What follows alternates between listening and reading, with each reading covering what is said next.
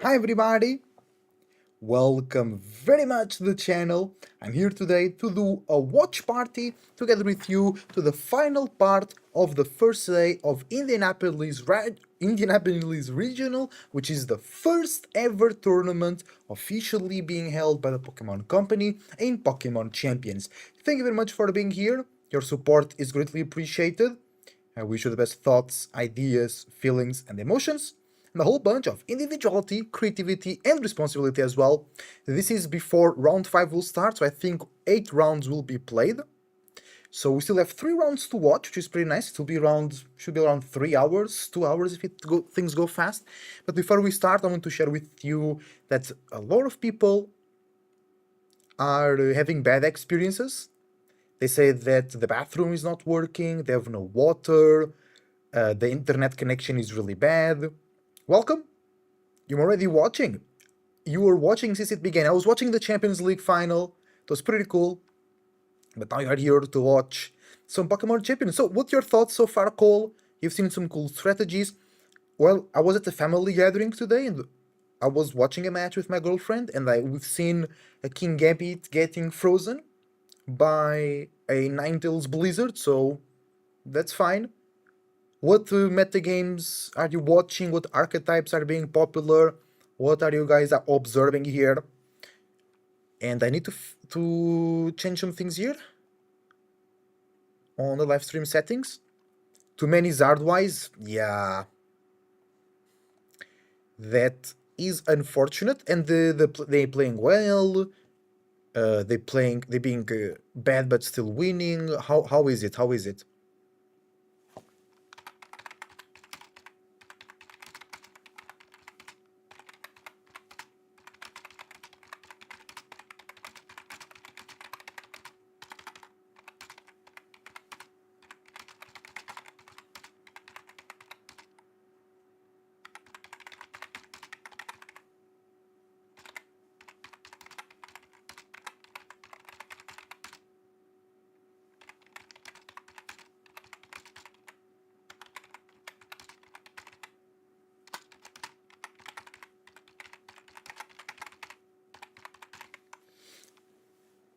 Zardwise everywhere. The Delphox teams are a good sight to see. Yeah, I've seen a Delphox team with the Clefable.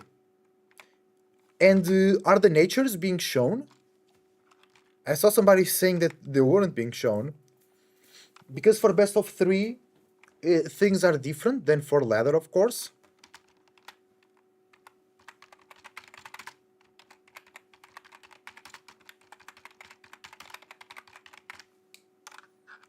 And the Rain Skull villain team was like being pulled back from a pool after 2 hours of being underwater. But it worked. Did it work or nah? Oh, great thumbnail. Better thumbnail. Thank you, thank you.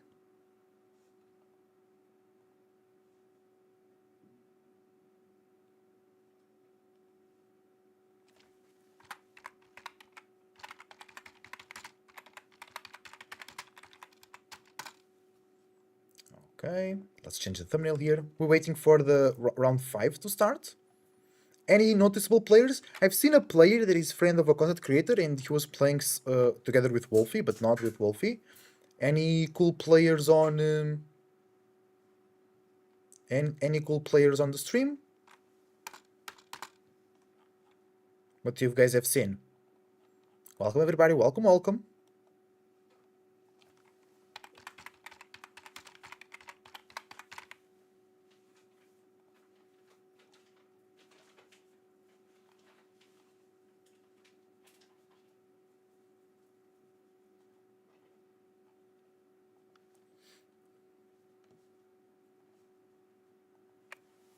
It didn't work. Okay.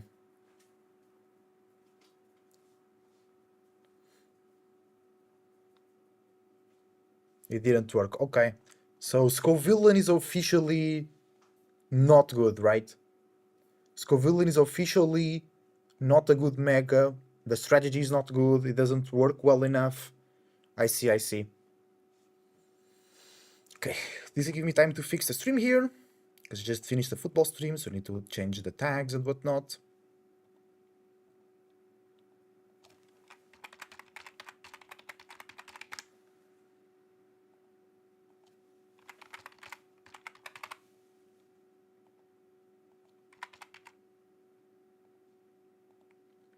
Okay, 11 people watching on Twitch is not bad, because these tournaments usually don't have a lot of viewership, or they didn't have in the past.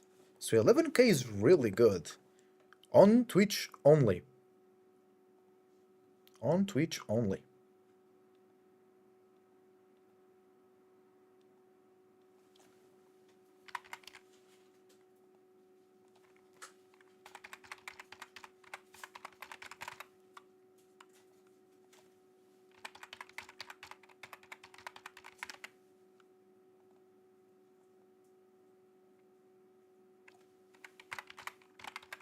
Okay, I should be ready now. Perfect, perfect, perfect. Can close this. Focus on this. All right.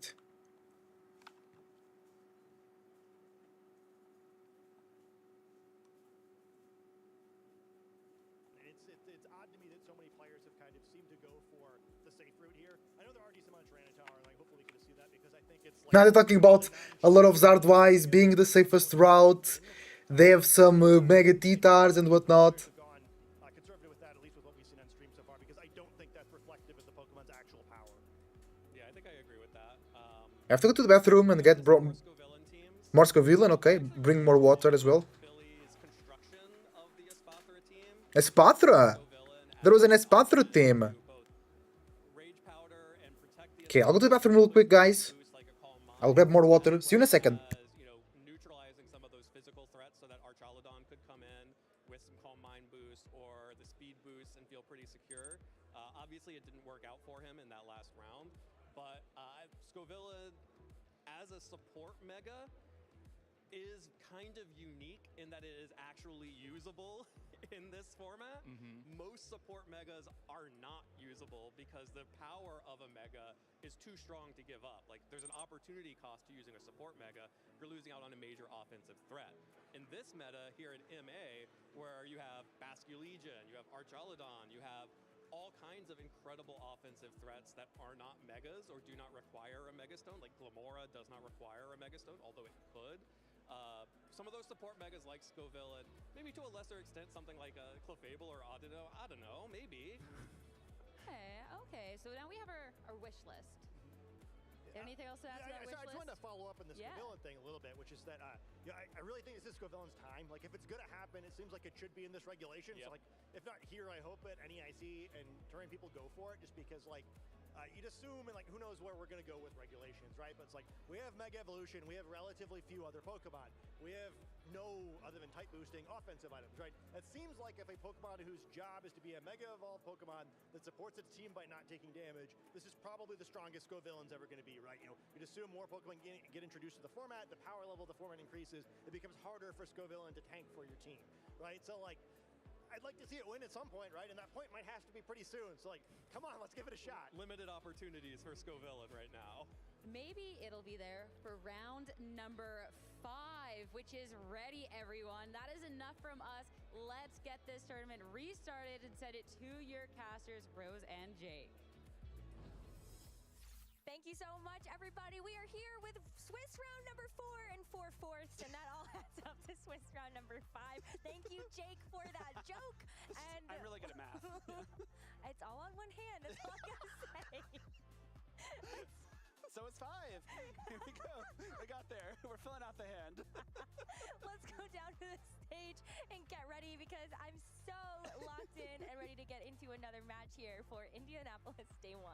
And we're in round number 5, so we're halfway through Swiss Phase 1. These trainers we're about to show you are 4-0. They've had a really great start to the tournament.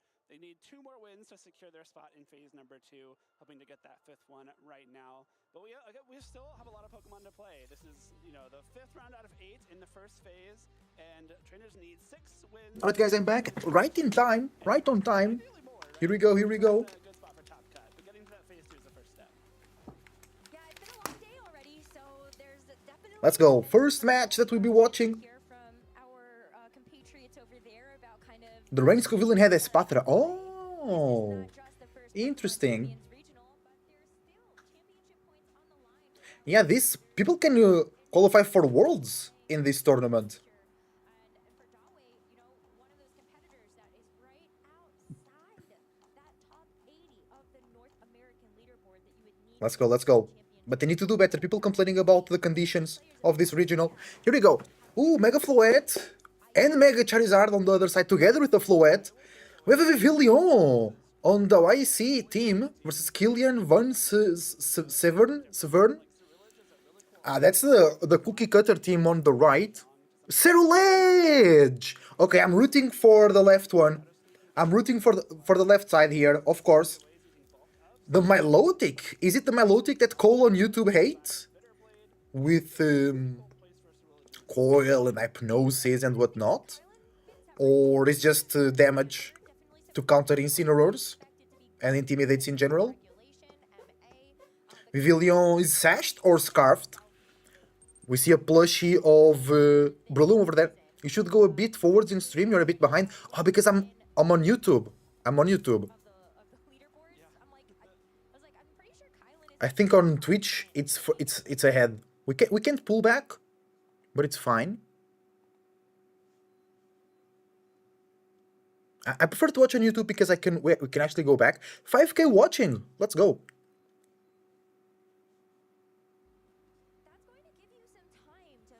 So it's lefties. It's Hypnosis Coil is the set that Cole hates. Welcome, welcome.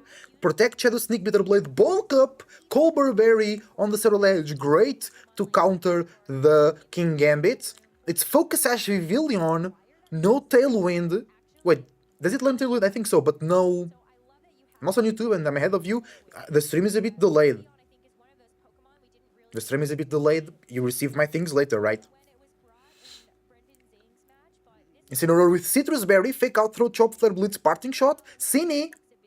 Classical with a Life Dew. Okay, no Shadow Ball. Rage Powder on the Vivillon. Sleep Powder. Hurricane Protect. Ooh, it's the Calm Mind Draining Key set. No Life of Ruin on the Floette.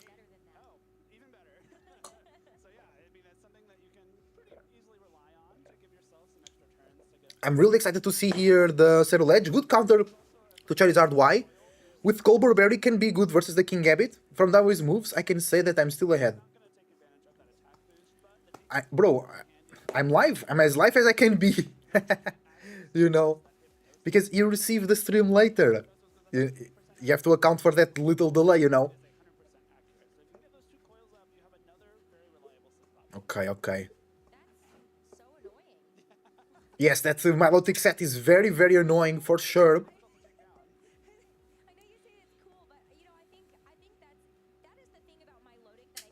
Okay, let's check the moves on the more cookie cutter team. Nothing against it, but there are a lot of the same teams around. Light of Ruin on the Floette over there. The classical Charizard, Heatwave, Solar Beam, Weather Ball, Basket Legion, Focus Sash. I like that. Liquidation, of course, to not break the Focus Sash with Wave Crash. It's Bulky Chomp with Citrus Berry, Earthquake, Dragon Claw, Rock Slide, Protect. King Gambit with Protect as well, so no for attacks King Gambit. Kowtow, Cleave, Sucker Punch, Low Kick, Protect.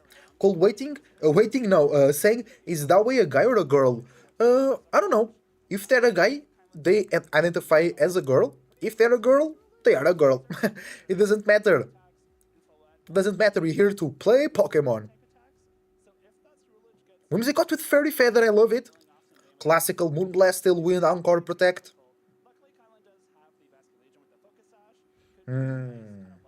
Cerulege also a good wall to Floette, still takes insane damage from Light of Ruin. The Garchomp is a problem, but the Garchomp only has Earthquake. So realistically, they can only spam it when they are together, when it is together with a Charizard. Everybody has Protect, so you can every 2 turns you can press Earthquake Protect. So Cerulege, easier to position here because no Stomping Tantrum. Cerulege might be the key here. Milotic struggles with the Solar Beam, right? How do you counter Charizard here? with the team of Dawei.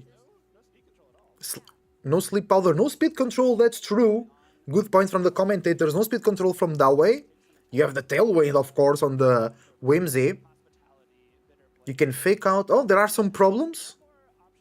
There are some problems on the game. I swear their name up the second result was the YC gender.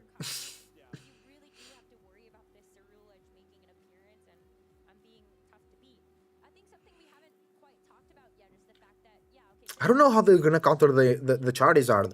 Insane is a good wall. You can fake out, attack into it. The Dark type attacks of Incineroar will still do some good damage into the Charizard. Key here is that Charizard can boost the Incineroar's Flare Blitz. So they're having some issues in the game.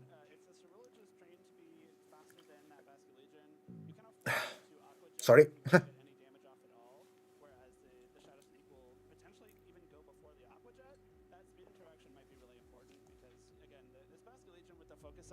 Is probably Kylan's best option to take out this Ceruledge, unless it gets a couple bulk. Yeah, Ceruledge being a problem. I mean, Garchomp can take care of it, but the problem is the Earthquake, right? Also look at something like the Whimsicott of the King Gambit. You know, with something like the Tailwind, you can probably guarantee that the King Gambit will be faster than the Ceruledge, so you could just hit it with Kowtow Cleave. Don't even have to try to play that Sucker Punch mind game. Of course, if you miss the opportunity, then that is just a Ceruledge that can walk over the King Gambit. Yeah, and Dawei has two redirectors too. There's two Rage Powders ready to move those attacks away from the True, two Rage Powder users. The Vivillon and the Cine.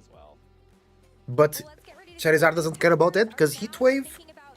Because then the only Mega for Dawei is the Mega Floette. So they don't really have a way to hit the Charizard with insane damage. It has to be the Milotic, but then in the Sun does less damage. There is the threat of Solar Beam, but you can redirect Solar Beam with Sinistcha, so maybe we go Sinistcha.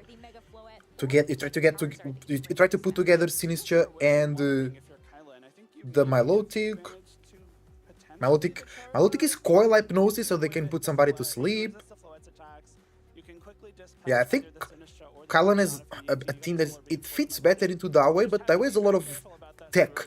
Dawei has a lot of Dawei has a lot of ways to play around here, while Kylan is a bit more straight lined. I think that's why the Basque Legion actually ends up being a pretty big piece here, because I think about it, even if the Sun is active, those liquidations are going to hurt. You know, like that's still going to be super effective damage into the Ceruledge if you are also able to put yourself into a position. Are we going to game one? An Aquajet, or at least in the very back. Here we go, game one. Last respects, I think that that's a way that Kylan can really work around something like that Ceruledge. Megazard, why just kind of rolls over Dawei's team? Yeah, it's kind of true. Oh, I love that Vivillon. Here we go. Okay. Yeah, Ceruledge walls the lead of Killian for sure. And they can start. Dawei can start bulking up here the Ceruledge. Awesome design, the Ceruledge. It's Mega Floette. They can also start setting up with Calm Mind. Then they can do a lot of damage. Maybe just double up into the Ceruledge. Tailwind. Killian has Light of Ruin. That can do a lot of damage here. Let's see. Just a Dazzle. Okay.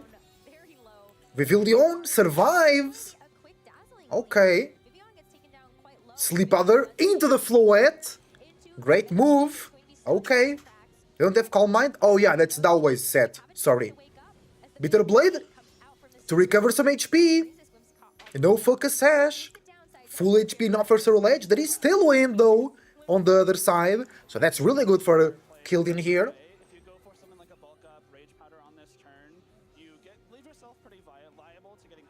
Garchomp. We can see Earthquake Protect. Vivillon will be immune because they bug flying. They have Light of Ruin, Moon Blast, Dazzling Gleam, and Protect. Yeah, that's right. Vivillon comes back. Insane! Dropping the attack of the Garchomp. I like that. Earthquake shouldn't hurt much here. No protect. It's a rock slide. And you can't protect because they're gonna be asleep, right? Ceruledge can flinch. No flinch! Bulk up! Good strat. Because Garchomp got weaker, the Ceruledge got stronger on the defensive side, so Garchomp is doing even less damage. Floette might wake up right now. The mandatory turn of sleep was taken in this turn. Now on this next turn, it will be the second turn of sleep, so there is a chance to wake up. Before it can do any more super effective damage to Ceruledge, and either get another bulk up off or just start going on the offense with that bitter blade. Incineroar was a great switch there. Fake out on the Garchomp. And Floette wakes up. No! Bitter Blade doing more damage and recovering the HP. Beautiful. Damn. And now it's gonna take less damage from the Rock Slide. Yeah. And now imagine the parting shot will be so good into the Garchomp. People on YouTube saying either fake out or parting shot will just break Chomp's kneecaps. Yeah, it's already pretty broken.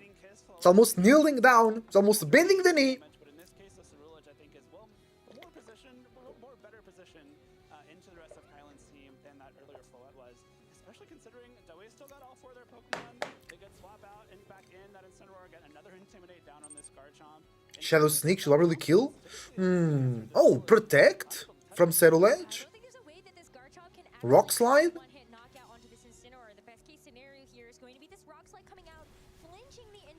Flinch the parting shot. Oh, Floette should take the kill if they target it with Light of Ruin, but they don't want to do that. Ah, no. Citrus. So Dazzling will not take the knockout. Woke up. Ah, Moonblast. Here we go. Ooh, Citrus Barrier is important. Survivability there. Parting shot. Here we go. The Garchomp struggling. Now this Ceruledge looking even tougher to take down as this match progresses. Smart by Kylan to go for that damage into the Incineroar there. So in the back it should be the Basque Legion. Floetchi. That's the Mega of Dawei. So Mega Evolution. It depends on the speed. Dazzling Gleam could be an option. Do Calm Mind? I guess you could Calm Mind, because Garchomp is not doing a lot of damage. Floette can do a lot of damage though. But you also have to respect the Ceruledge.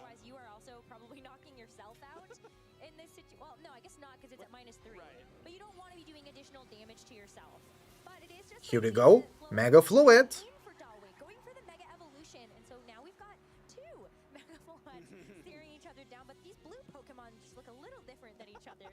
Rock Slide.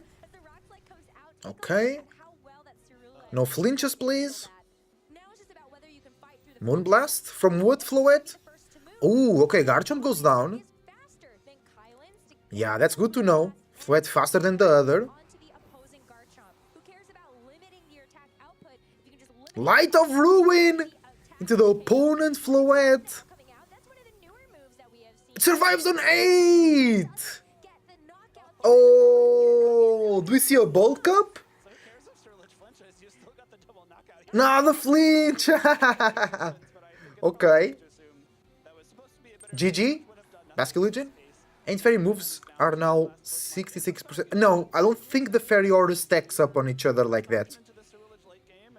GG. Game 1 for Dawei. Well played. Ceruledge very hard to knock out because of the Intimidates and the bulk up. Well done, well done. Even if you go for something like the last respects, since even if it's fully powered, you have a Shadow Sneak from the Ceruledge. Also, yeah, the Shadow Sneak was an option there for sure. Out this Basque Legion, or at least brings you down to the Pokesash, I have to imagine. Comes really close, and if not, the Floette just picks it up at the very end there. Yeah. So that was probably not going to be winnable for Kylan from that position. So Kylan really needs the Tailwind, because his Floette is slower than the opponent Floette. He could bring Charizard to wall the Floette, but then Charizard is walled by the Ceruledge. Always go for some type of sleep powder, but it's rough because what do you have that will be faster than that can afford to actually try to get the knockout? I do think the Pokemon that Kylan led with were fine. It's just that Dawei had a game plan for that lead already. Whimsicott does prevent you from going for that turn 1 bulk up, which can be very useful, but if Whimsicott's gone, you get the bulk up off afterwards anyway, especially with a little help from that Intimidate to lower that physical damage before you can get that defense boost. The way that Kylan approached that game, I think, fell apart a little bit after that first bulk up went off, and Kylan wasn't really able to safely swap in that Basket Legion until the very end when it was too late. They'll probably bring Zard on game 2, I agree. Yeah, I think maybe I would consider Zard Chomp? consider leading it, maybe just seeing what kind of mileage you can actually get out of the Basket Legion, but it's also tough to do that because you think about wanting to have the power of the last And the Shadow Sneak really places the Basket Legion in danger as well. Cerulege revealed same lead for the, that way. And now the time it's different because Sucker Punch. Oh, you can always Rage Powder the Sucker Punch. Garchomp can't Earthquake here. I mean, maybe protect Earthquake? Could. Yeah. He can't. The Incineroar can't really be switched here because of the King Gambit. Protect. Rock Slide. That will be a lot of damage into the Vivillon. There is no Sucker Punch. So, oh, maybe Killian Kowtow cleave the Vivillon and will pick the knockout this turn. Sleep Powder on the King Gambit, maybe? I love that we have that new verbiage in the game to show that a move is Nice. super effective. Oh, on the Garchomp. Keeps his Vivillon around to get a sleep Not on the King Gambit. Because the Gambit is slower. Kowtow into the Protect. Okay. to hit its mark. Rock Slide is better here, yeah, for sure. Because of the Vivillon. I think you would have liked And you don't need to protect the King Gambit if you click Rock Slide. If you click Earthquake, you have to protect the King Gambit. Sleep Powder on the King Gambit! Ooh, that's rough. Bulk up? Bulk up! Oh, that's so good! Vivillon Cerulege bullying the Charizard White team. I'm sure you are happy, Cole, to see this. I'm sure you are happy. Compound Eyes is gonna be a little more accurate, right? But Oh, because Cerulege has Flash Fire, so it's literally immune to the fire type attacks of Charizard. Get out of Vivillon in this game, I think, is extra. The +1 Bitter Blade is going to threaten a lot of damage into his King Gambit, if not just plainly knock it out. What a snooze fest. It's literally everybody's sleeping. Rage Powder. Going to be able to do as much as you might like it to as well. Rage Powder is one way that you can for sure keep it safe. Garchomp likely not Bitter Blade. go for an earthquake when you know that That's a knockout. it's sitting right next to you. But the Bitter Blade is going to finish it off instead. That is an easy one-hit knockout. This Cerulege Well done, well done. And so Kylan's gonna at least be able to bring in something else, but what's faster than this Vivillon to deny a Sleep Powder? Chomp will wake up next turn. Chomp is faster. Doing a little bit of training in that speed stat. It should be able The Chomp is faster than the Vivillon. to now even more like You are. I'm happy that you are enjoying. Basket Legion comes in. 50 shot. If it doesn't wake up on this turn, Aqua Jet. the following turn. Basket Legion does come in here. But then there is Shadow Sneak. The Garchomp does wake up and be able to knock out this. A great move of another bulk up would have been funnier. Yeah, for sure. But then you kind of lose tempo because King Gambit might wake up and Sucker Punch next turn. Oh, but you can always Rage Powder to avoid that. You still have the Culver Insane! Nice. Dark type moves. Never mind. Last Respects is a ghost type attack. My bad. Shadow Sneak. Sneak is going to at least break the focus. Ooh, big damage. That actually would need a +2 to take it all Garchomp the way wakes to up. Focus Sash. Rock Slide. Garchomp gets to go Hits for both. steal Pitiful damage. Incineroar, but can we actually see this really That Intimidate is really good from the Insane. Liquidation on the Insane. choice here from the back? Good. We're doing the switching of the Incineroar, so that's quite nice. being Insane is still alive. the damage, but now what? Because Now you have Fake Out. Fake Out Shadow Sneak. So double. Bro, now it will be a good turn to bulk up. Beyond if Garchomp didn't wake up. But by Because the double protect is very likely from Killian's side. this turn where you basically had a chance to swing into it, you had the chance to go for that last respects on this turn. You've now lost that chance. So bulk up feels kind of free. But I think if you that way, like you don't need to risk. Bulk up wouldn't have Trigger Sucker and Zero wins the priority war. Yeah, oh, true. stays in, then you're going Fake out liquidation because of the Shadow Sneak. Rock Slide should knock out the Vivillon. Otherwise, you Shadow just Sneak take damage and into the Protect. ends up switching in, but for now, you just see the Basket Legion protecting, and the Garchomp got faked out by the So no double protect actually. Correct fake out target there. You can't fake out the Basket Legion. You're threatening You enough. could try. I mean, you can try. Maybe it'll Terra. But the speed interaction yet, so Cerulege is faster. This Basculegion's a little bit doomed, and then you still just have this -1 Garchomp against the Yeah, -1's Garchomp is really hurting Killian's team. from game number 1. Incineroar comes back, sacking the Vivillon. Yeah, sack the Vivillon.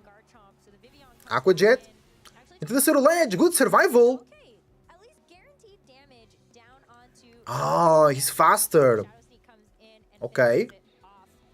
Yeah, that's kind of the thing, right? Like, you get the damage, but Okay, who's in the back for Killian? Floette or Charizard? Earthquake? Vivillon is alive. and you have that Is it enough to pick up the knockout? intimidate drop. It is! Really? It was a crit! No way! Okay, that changes things. Last game, Killian was not able to knock out the Cerulege. Now he is. Slower than Basculegion, so that's really important for both these trainers to know if there is a third game in this set. But the Floette on Dewey's side is still going to be really scary if that is the fourth Pokemon they brought to this game. I think with the Garchomp already having to Floette comes out. Beautiful. to attack, or maybe at -1 now. Floette versus Floette.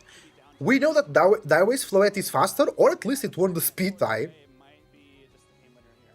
Yeah, because we saw in game 1 that Dawei's Floette moved first, so you can guarantee, you can probably guarantee, like, Moonblast into the Garchomp and sleep. It's not a total guarantee. No. Because I think we've seen that the Garchomp is faster than the Vivillon, so you could try to get the Call of Protect, get the Moonblast into Kylan's Garchomp, knock it out, and then Sleep Powder is free. Floette on Floette, violence again, yes. Connect into the Floette. Yeah, there are a few avenues to Same species violence. more options than Kylan does. Both Mega? Yeah, so I think Daiwei's is faster because it Mega's first. Or it won the speed tie twice. Maybe one, not perfectly optimal turn. Well, you do have the, rock slides. Where there's a rock slide, there's a way. There sure We've already is. seen a way on making it on the stream before.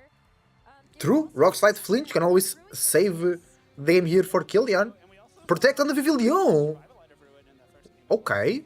Well, first things first, Vivillon is Rock Slide. from the rock. Let's see the flinch. Buy some time for Dawei's Floette to actually break through a flinch and get a KO with something. No flinch. Flinch here. We're gonna see the Moonblast go into the Garchomp. No flinch. Okay. KO. We see the smile on Killian's side. Mega Floette left. It looks like it will be a clean 2-0. Even if there's a Light of Ruin into the Moonblast, yeah, the Floette. What we saw there wasn't really enough, and you don't want to take the recoil. Big either. damage. Still a lot of damage, but should be a clean. So he didn't bring the Charizard. Blast. Is the Vivillon I think the than Kylan's Floette? I don't know if we've seen that. I think the Vivillon is fast. Cerulege is too much of a wall, you know. In Kylan's mind, it totally was. Because Dawei's Vivillon is faster than Dawei's Floette. Yeah, then you're right. Yeah. Then you're right. Yeah. Okay. So yeah, Sleep Powder. There you go. Comes through here. We'll put Kylan's Floette to sleep, and there might not be knocked out on this turn, but at this point, it might be very, very difficult for Kylan to survive the next couple turns. Yeah, because at this point you can just kind of threaten Hurricane and Moonblast Yeah. as you take your first mandatory turn of sleep. And I just don't think there's a way to get through it. You do have Dazzling Gleam as an option for Kylan's Floette, but you're not faster. I think that's the thing, is you have to survive a second Moonblast, and it Yeah. just doesn't look like that roll is in your favor. If you happen to dodge the Hurricane and Oh, get a GG. roll on Moonblast, maybe, but it's not gonna happen. Hurricane is going to bring that Floette down low, and Dawei's Floette Good game, good game. with a Moonblast. That's going to be a 2-0 win for Dawei C in this round number 5. That's a really It looked easy. The Cerulege was so good. powerful physical attackers with super effective moves. Kylan's Floette has some HP special defense investment, yeah. It wasn't enough. Was able to Daiwei's Floette was doing so much damage because they have speed investment pretty much, or pretty obviously, because they were faster than the other Floette. I think that's So Cerulege that was the special defense investment was not worth it in this case, in this matchup. to actually deal with the Cerulege, but after it ends up getting a defense boost, think No about flinches as well from the Rock Slide. coming from. King Gambit, Unfortunate. physical attack. Garchomp is a physical attacker. Basculegion is a physical sure attacker. is. And then all the while, what? You have that defense boost that probably like just makes a lot of these It had 28 easier to HP handle, and then you have the bitter blade and to special defense in it. always correctly putting Really? the right How do you know Pokemon that? is something Not special defense, but we saw the speed. Garchomp get put to sleep before for the King Gambit, Oh, which means that you can go for that bulk up and sleep that's for interesting. the That's a lot of speed. King Gambit can't damage your Cerulege, and then you have that Colbur Berry in case the King Gambit gets that first turn wake up to protect you from a Sucker Punch. So just identifying the right targets that are threats to Cerulege and taking them out. So it had very little special attack investment. To make sure Cerulege can do what it needs to.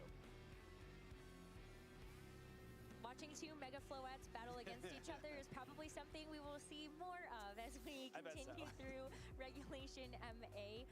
But I think you can see why they are so powerful and also built in two completely different ways. Not Some of them speed, have a SP. attack set with Moonblast, Dazzling Gleam, and instead of Calm Mind, which I feel like Yeah, is 28 SP. a more common choice when you're thinking about dealing with other Stat physical points? attackers, you do have Light of Stat Ruin, points? but that is Right? actually Stat points? has some serious Okay, so drawbacks to the 28 power that it provides. investment on HP. Okay. So you made the calc. That's a lot of investment, yeah. Of any attack in the game. Correct me if I'm wrong there, chat, but Light of Ruin, I want to say 50% of the damage you deal gets dealt right back to you, and that is huge, right? Yeah, If it you're is. The drawback is a huge. threat, that means you're like nearly one-killing yourself in the process, so you have to very carefully identify the right times to use Light of Ruin. Yeah. And when Kylan did 28 stat points in HP. I understand. I get it. I get it. Yeah, and I think that's where you have to at least try and kind of see what's going to happen with that. But Cool, maybe you have to use Cerulege to counter Charizard Y. You can use Cerulege and Serena plus Moonblast and on the same Dragon team. Kiss. That's a And cool big also kiss. a popular combination that we saw, especially on Sage Park's team that Brendan Zane was running. Yep. Not a calc, I just A great way to be able to also whipped out my own Fluette in the training screen. Oh, okay. You also kind of struggle not having something like that spread. Okay, okay. damage, or even like Light of Ruin to really hit hard. Yeah, you're definitely relying more on the kind of longevity factor that Draining Kiss gives you, because Draining Kiss does heal you, but it's less. Draining Kiss, yeah. Blade. I think it's maybe 50 versus 80 on those two attacks compared to Bitter Blade, so you need to be a little bit more careful with Floette. You're not healing yourself for as much every turn. And that's why I like the way that Floette, or the way kind of prioritize setting up Cerulege first and then use Floette to come in and clean up later. Yeah, for sure. On the field both games, it didn't need to Calm Mind at all. So Yeah, no Calm Mind needed. threatening mode That's that true. she has, but it's not the primary mode in a lot of her games. Super fantastic team. Really excited to see how Dawei is going to continue to play with it later on in this tournament. But first, let's hear from Dawei about how they're feeling after this match. Thank you so much, you two. I have Dawei here to talk all about the team, the All tournament, about. everything going on. But first, you get the win. How are you feeling? I'm feeling so good right now. I was sleepy before the round, but being on stream just waked me up. And nothing like a strong victory to wake you up as well. Let's talk a little bit about Oh, that cool match, Pikachu 'cause, jacket. Of course, going The into Groudon- Champions, Groudon we're so badge excited over to see there. all these teams, and we've gotten to see a lot of. Look at the Milotic on the We didn't back. see that from you. We get to see it there. It's so Like, we get to see funny. cool The things, Milotic like, plushie on the what was your back. team building going into the event? How did you decide on this team? Oh yeah, it's just a team originally from a Chinese friend whose name is Yu Yu, and I took his team and it has hypnosis and sleep powder. Yeah. and Ah, I true. love clicking those True. moves. Two that why you're sleepy? two sleep-inducing I am attacks. so That's true. awake right now, but I did put my opponent sleeps for so long.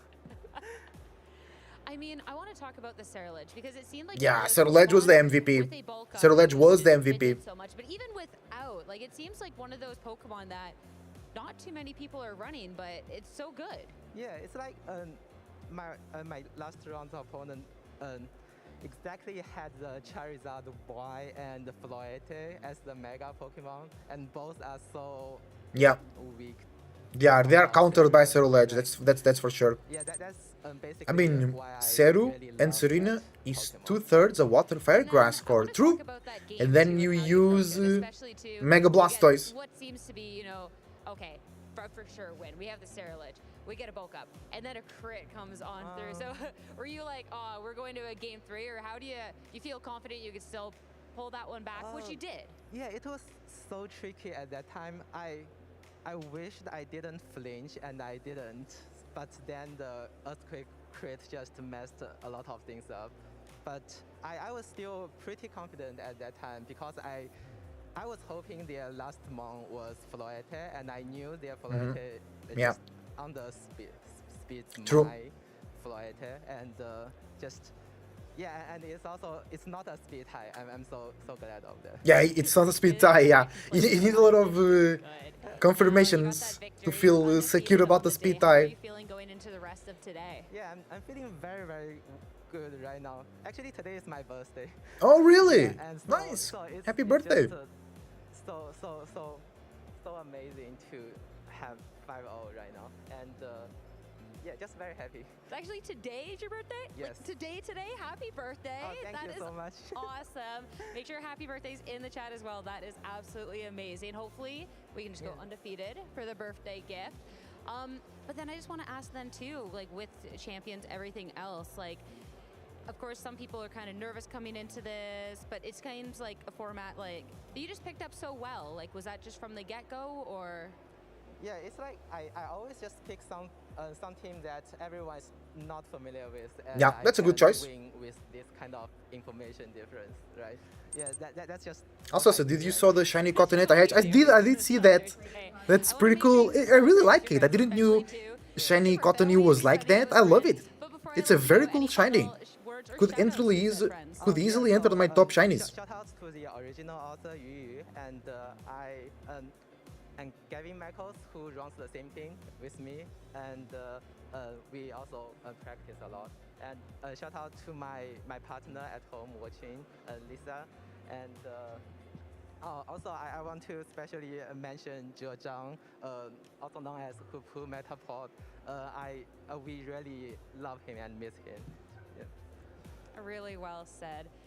I mean, at this point, thank you so much. Best of luck, and again, happy birthday. Thank you so much. Thank you so much. Let's go, GG. Good win. Well done. Such a cool team. One we need to talk I want Zero Edge to go to go far in the tournament. Well, a good birthday result for Galway. Fun to hear that. It was a really fun match to watch. What were your thoughts? Yeah, it was good vibes match. Fun. I think Dawei's team is super cool. I think they always have really cool teams, and this was no different. And I might DM them after this event and try to use their team at NAIC because I think it was really fun. Yeah, it was pretty fun to watch. I love these early format teams. Yeah. Sometimes Yeah, early format teams. Yeah, true. Pokemon that's getting almost no use. You go, is that the best Pokemon?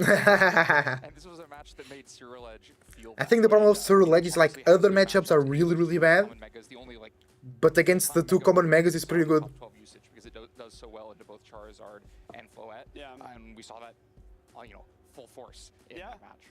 I mean, that's the perfect Ceruledge matchup is what Dawei just played against, right? You want to have it in front of that Charizard and that Floette just because they have such a hard time damaging it, and it gives you so much space to get those bulk off.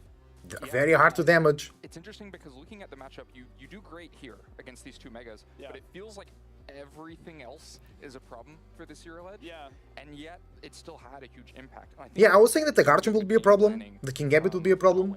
Because often if you see a boosting Pokemon with a very supportive team around it, the game plan becomes entirely, let's focus all this support here, and you would have brought like a set of Sinistcha and Vivian and Incineroar and just tried to make it work.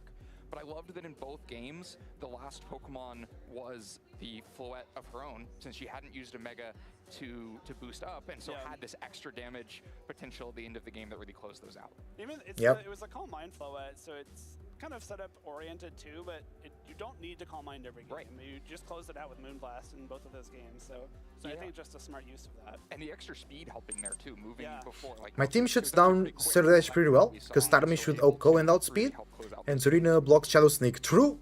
And then That's true. Has a lot of sleep on it. We saw Vivian earlier on stream, but all it did was come Very easy to control the Cyril Edge then. Here we've got, one accurate sleep move after a coil, second accurate sleep move here, and then, just some representation of other accurate sleep moves. On the side. Spore, yeah, from Brelu. That's funny, I didn't even know That's true. That's exactly Good how point. Game 1 started, was the sleep prioritization. Yeah, the sleep was too good there. But the sleep eventually... That's game 2, okay. And was a big factor, but to start off, it seemed like Kylan had the right game plan to disrupt the bulk. You see a boosting move, you go to Whimsicott, and you try to encore it. Yeah. But Cyril Edge, the rare boosting Pokemon that can just deal with Whimsicott on its own. Tropicos wishes it could, based on how we saw in those last few weeks of Regulation I. But because Cyril Edge has that potential, doesn't need to boost, can just swing into Whimsicott. True. It's a good counter to the Encore Whimsicott as well, because you just deal with it. For the drawing board for Game 2. That's exactly right. Like the Cyril Edge, you want to get those bulk ups off as quick as you can, but in this case, definitely the best thing to do is what Dawei did. You just Bitter Blade the Whimsicott, take it out. You know it doesn't have that focus sash, so you can just immediately one-hit KO it, remove the threat of those encores while also putting Floette to sleep. And then you have one thing next to the Floette that can come in and maybe threaten the Ceruledge. Great animation from the Bitter Blade. If it's something like the Garchomp that we saw from Kylan, that's just a really nice first couple turns to set up this. Yeah, the first turns of game 1 were super Yes, you gave up some decisive into Vivian, but you didn't give up any damage in the Ceruledge because you healed back and you got a KO and some sleep over here. So it just, you can't really ask for more than that out of a first turn. So maybe if Bitter Blade also raised your attack, you could maybe ask for that, but like that's getting a little greedy. And so a few turns later, Dawei's continued to capitalize on that lead, is able to get Incineroar in to intimidate Garchomp, really lower the attack stat, continue to first get a boost on the Ceruledge and find great damage.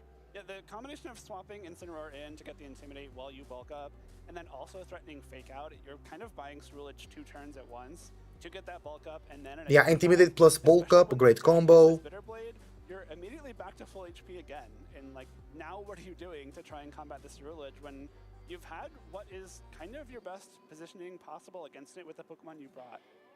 Yeah, it's really an uphill battle to find the spot. And this is the second time we've seen Incineroar doing classic Incineroar things. Classic Incineroar, for sure. We like that. A way to fight back in this if you just get the Incineroar KO right now, but Citrus Berry enough for it to hang on, parting shot off, and really set up the perfect position for Dawei in that next turn.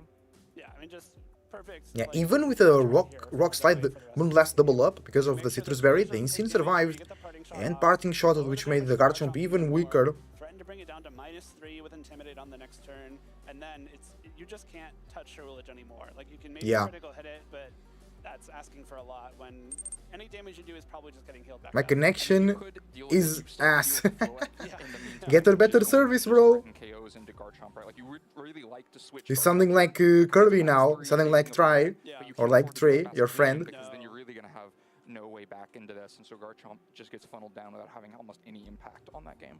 Yeah, just really smart way to bring in the Floette. Like you said, Floette also exerts a lot of pressure immediately. And if the Ceruledge has the bulk up boost, you probably don't need to Calm Minds on Floette to finish off this game. Especially knowing that you survived that Rock Slide plus Light of Ruin.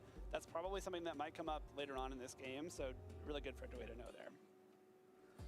So no Whimsicott now. You've seen that didn't work that well. And I think, like you called out in the broadcast, really smart use of Sleep Powder targeting here. Yeah. You have enough pressure in his Ceruledge to actually force a Protect on this first turn, but then the Sleep Powder is still so valuable that it turns back in Dawei's favor very quickly. Yeah, I think what Dawei did here, you put the Garchomp to sleep after it attacks, so it has to stay asleep on the following turn. As long as Dawei doesn't double target the Vivillon on this turn, which would have been really risky. True. Sorry, as long as Kylan doesn't double target the A Vivillon. counter into Vivillon could be a good play. You set up this following turn where you can then go for Sleep Powder to King Gambit. With the Colbur Berry, you're not really afraid of a potential Sleep Powder miss, and then you can get the bulk up off, and also just guarantee that... Yeah, the bulk up was really good there. Really good. Defense, you're threatening a one-hit KO into King Gambit now, especially with his Rage Powder not allowing the King Gambit to target this Ceruledge. It's a really, really strong position. Right, and it very quickly just ends up with a Bitter Blade that KOs King Gambit, and suddenly you have a sleeping Pokemon on the other side, and you're up a KO once again. This is just a run back of game 1 with Vion at low health and otherwise complete control for Dawei. I mean, what more could you ask for? We've kind of said that about the first couple turns of the game for Dawei, both of these games. It just shows what a command that they have over this team, over this Ceruledge, over the game plans that are involved with it. Especially considering, like you said, Ceruledge is getting like 0 usage going into this event. Yeah. They have Ceruledge game plans. They're having to figure it out on the fly. True, people are not ready for Ceruledge. This game feels so similar to the first one. You once again have a Vion escaping to the back to be a win condition later on, and then Incineroar bulky enough to still be a huge problem, able to take Liquidation and Rock Slide and really continue to seal this game up. I think the only thing that possibly could go wrong for Dawei is if this Ceruledge gets critical hit, which I forget if this is the turn that happens. No, it's not because of Fake Out. But even so, this Ceruledge is still exerting so much pressure, and you've created so much space for the rest of your Pokemon that this critical hit doesn't end up losing the game for you, which is great. But like we talked about before we get into the games, that the game plan being so smart to get what you can out of the Serial Edge, but then have the secondary damage threat in the end. True. That, yeah, even when this Earthquake happens, Because even with after the crit of the Earthquake, the Floette was able to clean the game. And a KO onto the King Gambit, and that's enough because Floette will easily clean up against a Garchomp that's going to be intimidated, and the Floette on the other side that you've already learned yours is faster than. I think that specifically is what makes this so fine for Dewey, is that you know Floette's faster, you know you have a little bit of help left from this Vivillon and the Incineroar. You can pretty reliably bank on winning the game with your Floette, even after this critical hit. If that crit doesn't happen, it's like obviously even better for Dewey at that point. So yeah, great game plans, great team construction to have this secondary option. We've seen other versions of, you know, boosting Floette with Vivillon and other partners, but I really like the fact that the Serial Edge gives you another threat that lets you have both, like, 2 attackers in the game instead of always being funneled into a single attacker. It's kind of similar to the Sagen comp with Delphox and Floette, except the Serial Edge is not a Mega Pokemon, so you can't have both True. Floette at once. You can have both. So yeah, great match. Looking forward to seeing more Pokemon like Serial Edge that we didn't really expect to see come out on top. It should be a fun next few rounds. And I think we're going to be ready to be back to it a little bit faster than last time. So we'll go to a break and then come back with some more Pokemon action. Oh, let's go for a break as well. See you soon, y'all.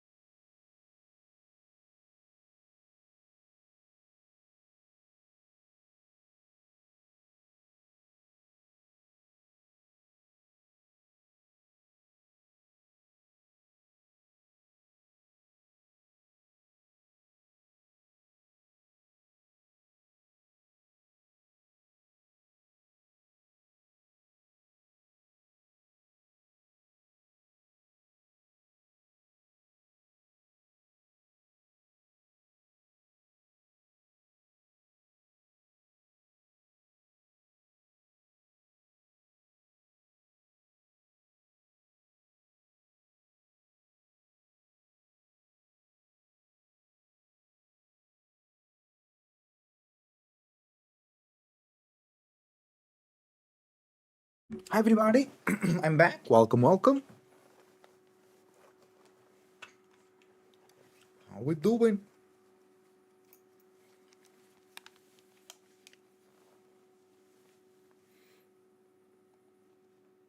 Everything is all right. Everything is okay. Okay, 2 minutes. And then we have round 6 of Swiss. Should be round 6, round 7, and round 8.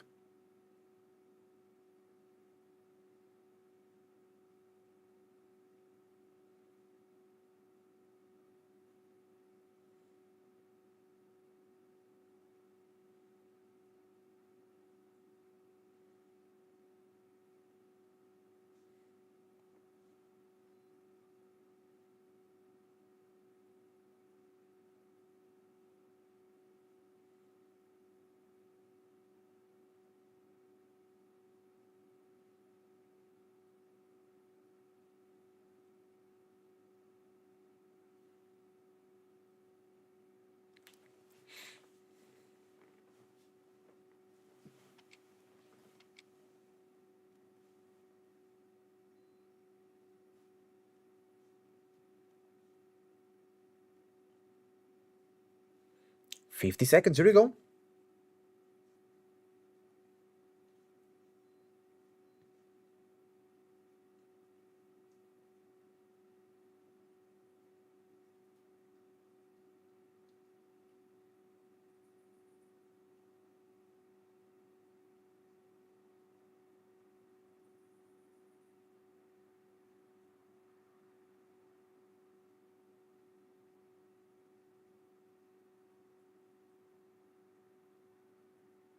Yeah, people complaining about the connection issues and how long the round 4 took because of connection issues. Okay, we're coming back, everybody.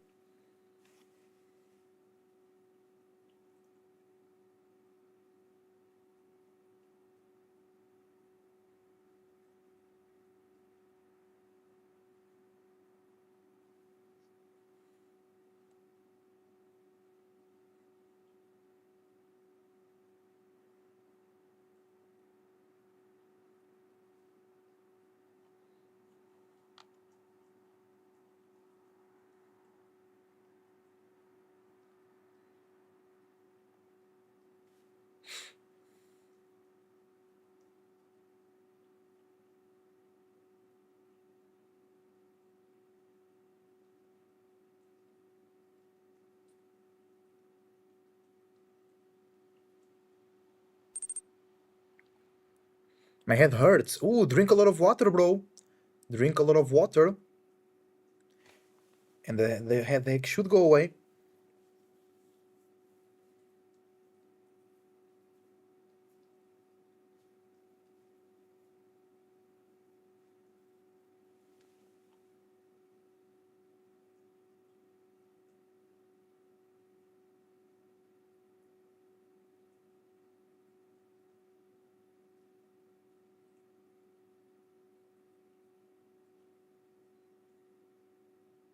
Oh, Vitinho's man of the match of the Champions League.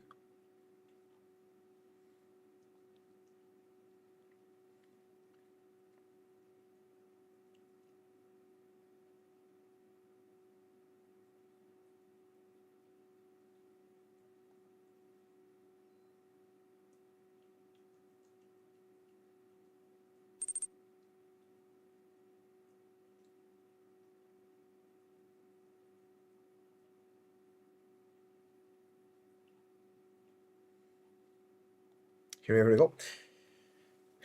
Bex is an unfortunate acronym for a team comp. Bax? Not gonna lie, S could also stand for Snizzler. True. What a Bax is Basculegion, Aerodactyl, King Gambit, Snizzler. Who's the C? Kerbabble?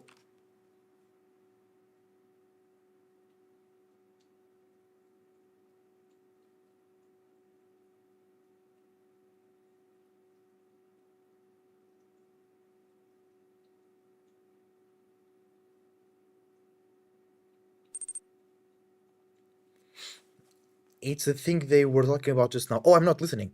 To be the most expected. And I feel like too with expectations, was there anything else that you guys kind of expected maybe we would get to see a little bit more of to be able to counter, or just something kind of Glamora. I think that's like, as soon as you said that, my mind went to Glamora, because it is actually in the top 12 of the usage graphic. Yeah. We saw What they said was Basque Legion Arrow. Oh, Charizard, of course. King Gambit. Oh, Sylveon. Yeah, we don't see a lot of Sylveons, are we? That I feel like quietly over the last couple of weeks, stocks have been rising. You know, people have known Glamora is less of an unknown quantity and something that you might want to invest into. Yeah. And that's just because it does match up super well into the other Pokemon that are a part of that top 12 graphic. With the coverage that it has. Yeah, similar to Cerulege, it gives you a really strong matchup into some of the more common Mega Pokemon without taking up a Mega slot of its own. So like Charizard, Floette, Aerodactyl, you hit all those super effectively, and that can be really valuable, especially when you have something like a Whimsicott for a Tailwind partner too. And like what we've seen from kind of a more spicy pick like Kleavor was Oh, you have Kleavor? debris ability on the Glamora, which is something that you get to keep if you don't Mega Evolve it. So what, you have I a think Focus Sash to have it hang Escape on, for you get to hit it farther twice, might have been attack 2, I 6 think. set up, and Yeah. then So far Sylveons? 2, okay. Poison. Oh no. All right, what about stocks that are down though? Anything that you kind of maybe thought would make a little bit bigger of a splash, or you seen you're like, maybe this just wasn't kind of. Don't count me on that though. Okay, no I problem. know, putting two on the spot. Floette? So Floette, I think, going into this event, I thought this was going to be a Charizard weekend, and then maybe Floette comes out a little bit later in the metagame. I think I expected Floette to be still a little bit higher than it is right now usage-wise. But we've also seen Floette do very well on stream, so it's not like Floette is in kind of unknown, missing quantity. Like, it's still going to do well this weekend, but I think I expected it to be maybe a little bit more used than it was here, but... I think I expected it to be used because, as everyone has called out at the beginning of the Pokemon Champions cycle, oh, you know, Mega Floette, it's so broken, like, oh, it's such a good Pokemon. And that's true, but I do feel like there have been certain instances where I feel like it has sort of underperformed in the ways that we might have expected the teams built around it would be able to kind of help with. Yeah. And I think a prime example of that is we have had, you know, Draining Kiss Floette a couple of times now on stream, but it feels like it's just more effective to attack with Floette with a Stronger higher, attack. yeah, like a stronger attacking option, and that has been successful. But and then Light of Ruin KOing itself. I thought of another one though. I expected more Aegislash going into this tournament. I think it's probably one of the best, well, not probably, it is one of the best steel types we have available in the format, and steel is always a very valuable defensive type. It just has to compete with King Gambit, which kind of unequivocally destroys Aegislash. So if you're competing with something for the same slot, but also losing to that Pokemon, it's going to be more difficult to bring out. I thought we would see a little bit more of it. Those Shadow Sneaks are very powerful. They can be really useful into something like Basque Legion or just finishing off some weakened Pokemon, but not a lot of Aegislash out there today. I think it's Not a lot of Aegislashes, no. It hasn't really quite been figured out because, you know, you're almost taking it and you're condensing a couple roles into Aegislash. You have King Gambit and Basque Legion. Kinda, they kind of get to do like a little crossover, a crossover together. But what do you actually put on it? I think there are a couple of different ways that you could play the Aegislash. Like, do you want to have Shadow Sneak and Poltergeist? What do you want as your coverage move? Do you actually want it to be Iron Head, or would you rather have Sacred Sword? Because I think that's another very viable option to just have a fighting type attack where you think about like. Scissors is a good steel type, but I do like Aegislash more. Weird how is it mentioning Arch. True, we haven't seen a lot of Archaludons. Wide guard, like there's a lot of things that you can do with Aegislash, but Why not is all that? at the same time. Because in best of 3 maybe it's harder to justify bringing the Archaludon. Exactly, right. That's the King Gambit is such a problem, especially the Chople Berry sets, because you can run Sacred Sword or Close Combat on Aegislash to try and take out those King Gambits, but then all of a sudden they just survive and you get knocked out, and oh no. I mean, I feel like King Gambit is such an interesting one because we got to see before. King Gambit's always been one of those Pokemon that's in a weird spot in the meta. Sometimes it is like the best Pokemon. You get a Sword Stand to get Black Glasses, and it just sucker punches everything. And then we kind of move on to the next regulation. Just too much stuff counters it. It's just not doing enough damage, and it's gone. Regulation comes back around. All of a sudden, it is King Gambit. And then with Champions, we got to see some Pokemon kind of fall off because of the items that are not available, or just. True, the item is a big. Bro, they said it will be back in 7 minutes. Now they just talking here. flourish under these conditions. Because everyone else is running either Zardwire or Balance. You've seen one Arch so far. That's crazy. Thank you very much. You have some food here. So yeah, so nobody's really running Dance. Or Dance, Rain. Rain Dance. So I think about Sableye. Kick has been pretty common. Iron Head has also been pretty common. Those are great offensive typings to have versus a lot of the format. And then Incineroar's popping back up, so like why not have a Defiant Pokemon on your team? Or I feel like there maybe if you were paying attention to the early days of Pokemon Champions, Incineroar stocks are down. Is this guy a fraud? Like what's going on? So there's Incineroar stocks. Or secretly hold them.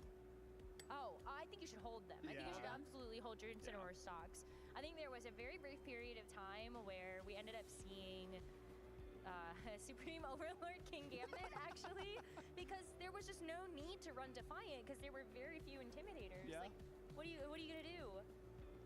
Not get that boost? I don't know. I like, okay, I'll just like, I'll use my Fallen Comrades instead and get a Supreme Overlord boost. Like my last respects on Basket Legion. I don't know, it's like good teammates right there. Let's enjoy the food here.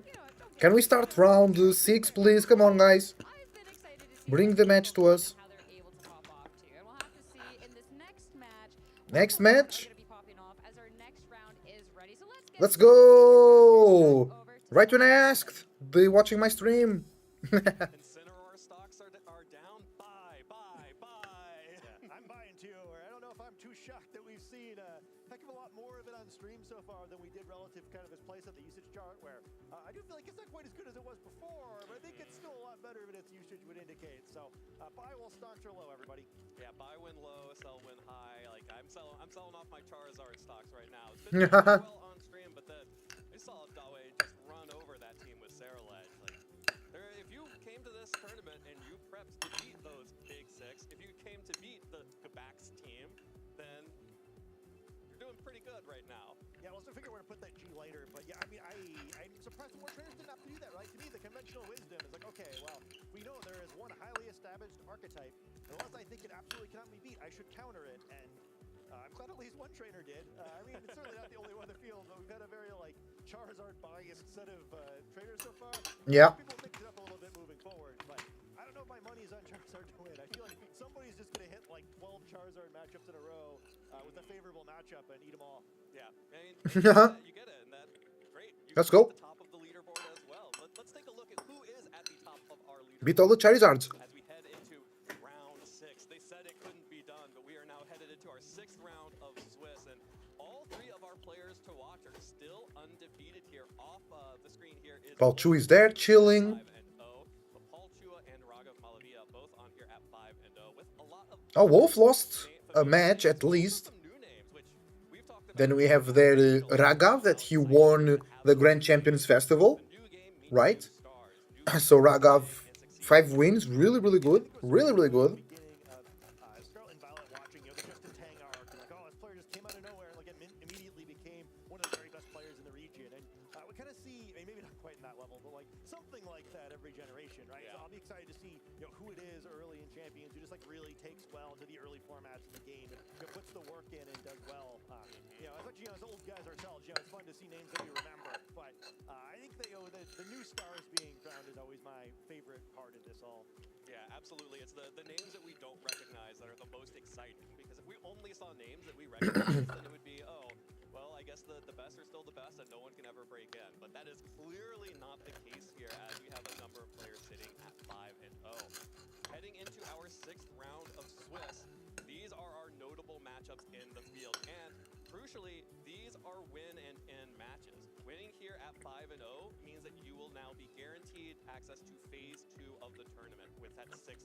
Oh, a win here guarantees you day 2. That's good. Our stream match here, Leonard Kraft III versus Brendan Dewar. Wolfie fell out of the tourney. No, he can still be 4-1. If he's 4-1, he's still okay. He needs to be 6-2 to pass. I have not seen on stream before. Yeah, I think it's gonna be a lot of fun. There's a number of elements to their team that should be pretty neat. Shout out to all the players at 5-0 already. Of course, as you noted, playing to make it to phase 2 now, with which will have 8 rounds in phase 2. And he can be 4-2 right now and still go through. Round 4. And we got some fun stuff here, right? Where see Leonard showing off the Wabafit that he's known for his username, but his team a little bit different here. Leonard Didn't Jesus was a Pokemon fan? What?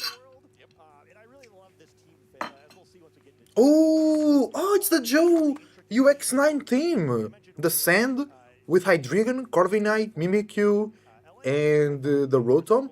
And we have, bro, no Charizard Y, no Floette, Mega Gengar, Mega Dragonite team with, bro, with a Samurott. Nice.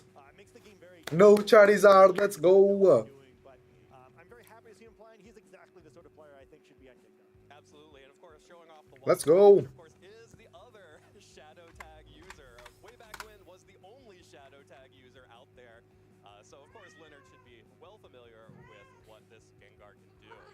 So this is a combination we've seen quite a bit, the Gengar and the Alolan Ninetales.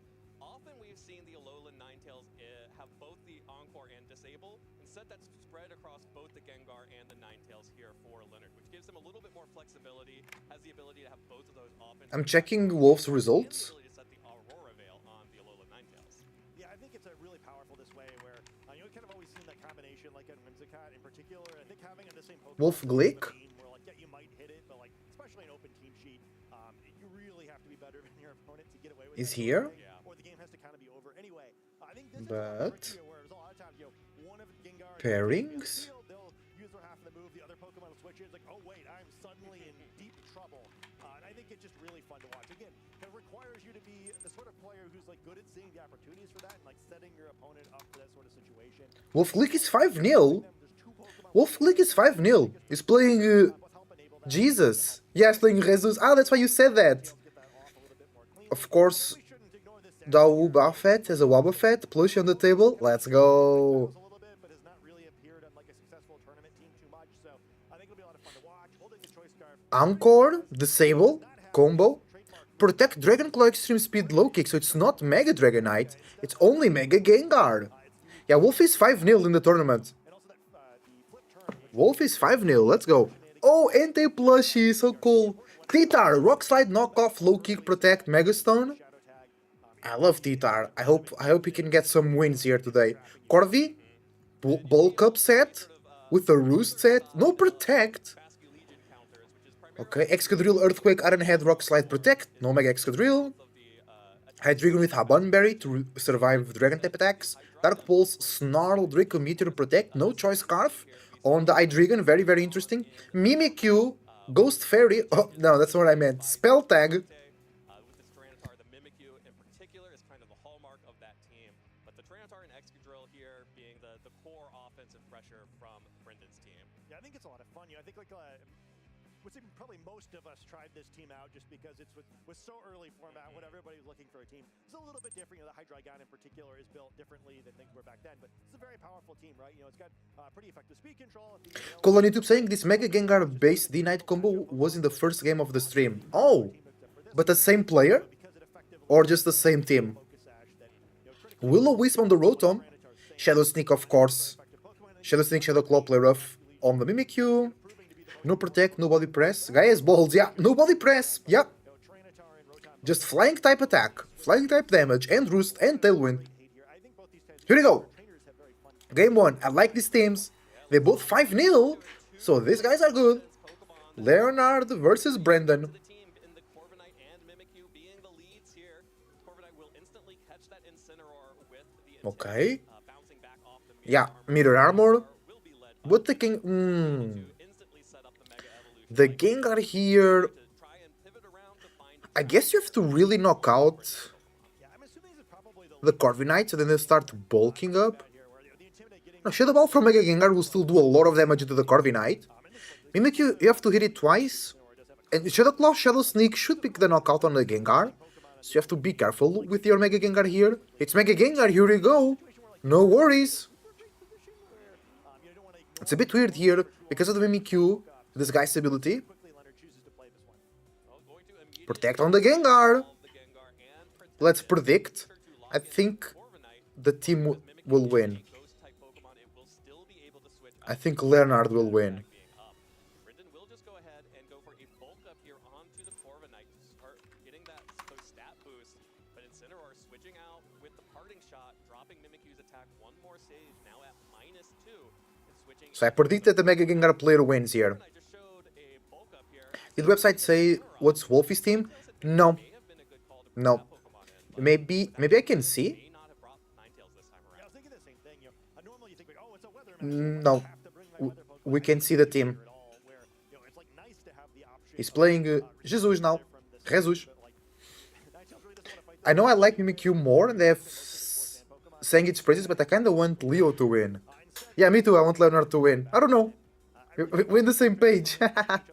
That's funny. Samurott joined the field and switches quickly into Incineroar. To drop the attack of the Mimikyu, so you're not really afraid of it. Okay.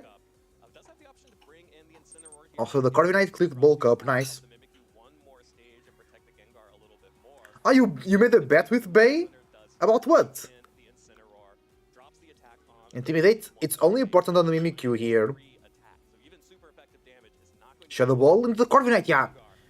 That's exactly what I was saying. Big damage. It's not Citrus. Play off into the Incin. -2 Mimikyu. Laughable damage. Tailwind. But it's like, this is good to bring the T-Tar under Tailwind. But the Samurott is hard to deal with by the T-Tar. How do you deal with the Samurott? You know? It's difficult.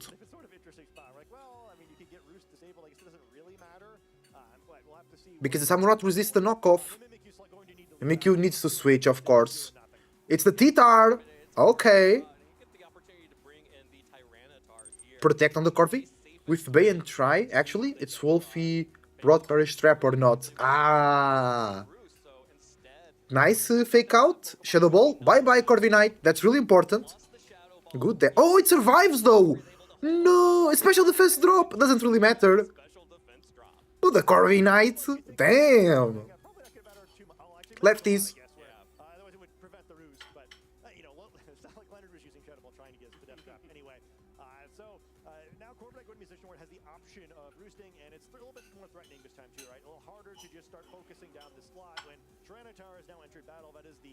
Mega evolving Pokemon and right inside the field, threatening a ton of damage to both these Pokemon. Incineroar doesn't have like a Will-O-Wisp or anything also to keep in mind, so Trencher not feeling very threatened by either of these Pokemon. Gengar switches? Yeah, it's dangerous to have it in front of the T-Tar for sure. Oh, imagine if Branded Brave Birded into the Gengar slot because he knew it had to switch, otherwise it goes down to the T-Tar. Roost! Nice. He's a faster Pokemon, he's faster than T-Tar. I mean, because of Rotom and Hydreigon, such as the drop does matter. Big damage! Flinch? Citrus? Flinch! Oh, because the player of the parting shot would drop the attack of the T-Tar, but it didn't because of the flinch. The Corviknight has so much HP. It's looking bad for Leonard, bro. The Corviknight! The Corviknight is a problem.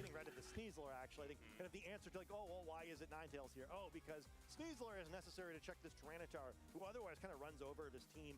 Samurott running a lot of damage, but you know that kind of becomes like one last option where getting rid of Sneasler and Samurott means Tyranitar wins, and Sneasler's kind of in a tough spot now where Corviknight trading itself for it would allow the other Pokemon to okay, here we go. Now Leonard needs a way to deal with the Corvi. The Corviknight is a problem. He still has 2 games to bounce back, exactly. Rock Slide! Sneasler survives, but Incin goes down. So Leonard wants a free switch in here into Samurott. Yeah, because no body press on the Corviknight, so Samurott could be a good play to take care of the T-Tar, because once the T-Tar is taken care of, the Gengar can run away with the game. No, Hydreigon is still in the back to wall the T-Tar. Hydreigon is... Oh, I should have thought a bit more, because Hydreigon is a great counter to both Gengar and Dragonite, and Incin and Samurott. You know? The Hydreigon walls everybody but the Ninetales. I mean, no, not the Sneasler, of course, because close combat. Shadow Ball into the Corviknight. Okay. And close combat. Ooh, what? Oh, wait, into the Corviknight. Double up. No damage on the T-Tar. He was reading a Protect. That's a knockoff into the Gengar. For sure. Yeah, bye-bye, Gengar. Wait! What? Oh, because no item, quote-unquote, but it goes down to sand. The knockoff is not enough. So both sides losing sort of an important piece of that, sort of a very important piece there. The Mega Okay. Pokemon on one side, that bulk up from that Corviknight going to waste, sort of, although really doing a great job of kind of being visible, follow me there, protecting Tyranitar. But yeah, now you remove the Corviknight and you kind of chill. Ooh, the Excadrill is faster. Scarf Samurai, but there are some pretty good options. You know, he does have the Sacred Sword, which would be devastating. Both these Pokemon could go for a water type attack. Critically, we know that final Pokemon on Brendan's side of the field is the Mimikyu, so you maybe don't want to lock into a fighting type move with only a weakened Sneasler next. They're probably going to be forced to go for a water type move instead. Yep, there is the retreat. Mimi. The Tyranitar preserving that Pokemon so that Protezione. can benefit from the sand later on. Mimikyu now out on the field. Sneasler Rock Tomb. will connect into the Protect. To break the Focus Sash. Speed of that Excadrill. Oh, double up into the Protect. What? Pick up a KO and instead gets Yeah. none of it. Hey, you see what he's I forgot the Sneasel was faster because of Unburden. This is a Sand Rush Excadrill. It's so safe. It's got Focus Sash, but yeah, it would have broken the Sash had Rock Tomb connected it, then made it slower than But now Sneasler is faster than everything. backup before it moves. Is it in range of a Shadow Sneak Gets Tyranitar from the Mimikyu? matters because it's going to be able to reactivate that It's looking hard for Leonard. Excadrill doesn't fall to that same combination of attacks because now that that slot is committed, it's Protect. It is still Because the Sneasler needs to survive. No, but the Samurott can KO the T-Tar. So they just need to defeat... Oh, but Playrough is super effective into Samurott as well. Even a Shadow Sneak coming out from that Mimikyu may be able to deal enough damage to Shadow Sneak? Sneasler. Let's find out. It's enough. GG. Down to the Shadow Sneak. Because Playrough next turn. Off the field, Mimikyu picking up that KO. Samurott forced to go for the Aqua Cutter, connects onto Mimikyu, but it's just going to bust the disguise on Mimikyu. Okay, game 1 goes to Brandon. Vulnerable, taking a little bit of damage because of it, but this Earthquake coming out from Excadrill will deal plenty of damage, and with only single target attacks, Samurott just does not have the power here to clean this up. Yeah, GG. anyway. This is going to go Leonard's way. It's a really impressive game by Brendan. Yeah, Brandon played really well. Seemed like he was in control of this one. And a whole lot going on Leonard's way. Like I mentioned, the very first turn that came, giving a bulk up for nothing is terrible, but there's just not really a whole lot Leonard could have done about it. You know, just like going for a blind Shadow Ball that turn would have been very risky. Well, Mimikyu will just protect itself this turn. Oh. Samurott gets an Aqua Ah, Cutter off on because, yeah. the Excadrill. So Because of Focus Sash. amount of damage back, but again, single target attacks, that means that Brendan gets to swing with the Excadrill, the Mimikyu, and or the Tyranitar multiple times. So Leonard will go down here, Brendan will take game 1. And let's Okay, see if okay. something happen here in game 2. That plan does not work. Yeah, exactly. You know, I love Leonard. Yeah, Leonard needs change of plans. There a little bit, right? Where it just seems like Brendan got exactly the lead he was expecting the other side of the field. Leonard, I think the Incineroar lead wasn't threatening much the Corviknight. Do safely what he did the first turn. He can only really do safely what he did the second turn, and then by the third turn, the game kind of felt over, where there just wasn't a whole lot of options for him to get back in. I think team preview is going to be the key here, right? There's a lot of dangerous Pokemon on Brendan's side of the field for Gengar here, and it's going to be a difficult matchup for Leonard because of that. Yeah, Corviknight surviving there Gengar was pretty bad. pretty high percentage of the time, but hey, he's a smart player. If anyone's going to figure a way through this one, it's him. Yeah, absolutely. A couple of big survivals here. The Corviknight just barely hanging on to that Shadow Ball, allowing it to get back up and roost and continue to be a presence on the field, drawing Gengar Tank to Sand is also pretty bad. a number of turns. He can Shadow Sneak picks the Sneasler. be able to pick off the Sneasler with Shadow Sneak, and then Brendan was just way too far ahead in game 1. Nothing Leonard could do there, so gonna have to go back to the drawing board here in team preview. Pick out a new selection of 4 Pokemon that matches up much better in Here we go. that lead. So let's take a look, see what the Beedrill Professor has in store. The Beedrill Professor. Oh man, they made a tarot card about me. It's the Fool. What? Why you think you a fool? This time, so same lead. I think unsurprisingly. Because you still think that Caesar is better than Skarmory? Option this time.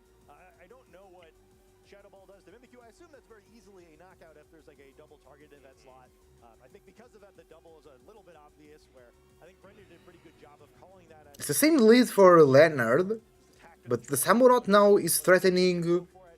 Because Samurott is scarfed, so it's faster. So, could be attack into Mimikyu, break this guy's, Shadow Ball into it. Nice protect from Brendan. Double up into Corvi.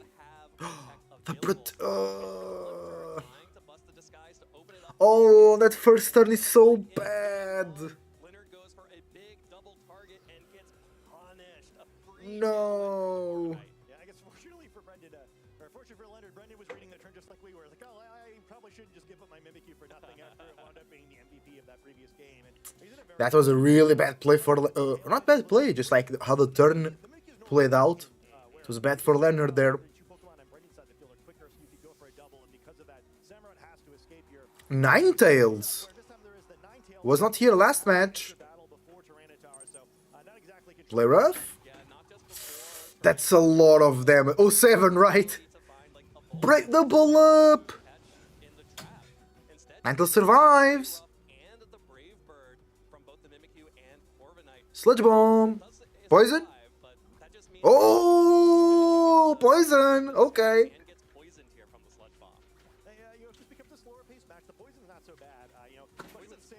Probably later playing out. I think there's a real world this makes a big difference. However, for now, not such a great spot for Ninetales. It takes those attacks pretty nicely, though. It's got to be like right at the point where you're concerned about whether it can take a Shadow Sneak or not, just like in the previous game. However, a critical difference is now at least Gengar is threatening a knockout in that slot, and while I think a double the other direction probably knocks out Gengar too, you're now in that position where, okay, well, we both have danger being threatened in either direction, so there's some level of read to be made where previously Leonard is kind of just pinned. Yeah, well, with the okay, and the Ninetales here we go. Ninetales comes back to recycle the weather later. Samurott comes in. Shadow Claw. Ooh, big damage. Brave Bird. Samurott's chilling. Now Gengar will go down to a Shadow Claw. He didn't target the Mimikyu because he was afraid of a Protect. Mimikyu going down with the poison quickly. Yeah, Gengar will go down to Shadow Sneak. Leonard needs to work a way around it. Brendan's played an excellent set so far, and that's a lot of damage in the board. There's a bunch of weakened Pokemon. We've already seen the Shadow Sneak for the Mimikyu currently pinning the Gengar, but even beyond, actually both Pokemon probably pinning. And then even beyond that, you assume Tyranitar's in the back. The sand damage alone is pretty Protectione. Well done. But that's very... yeah, it was very obvious. Yeah, it was very obvious.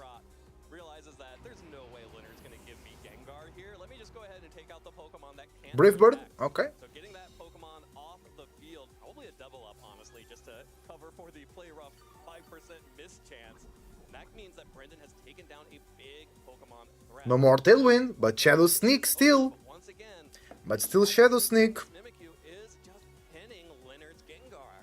Yeah, it's really awkward too, because I think you'd love to bring in Ninetales here to help try to deal with this problem. You kind of can't because, you know, it would... Sneasler is good though.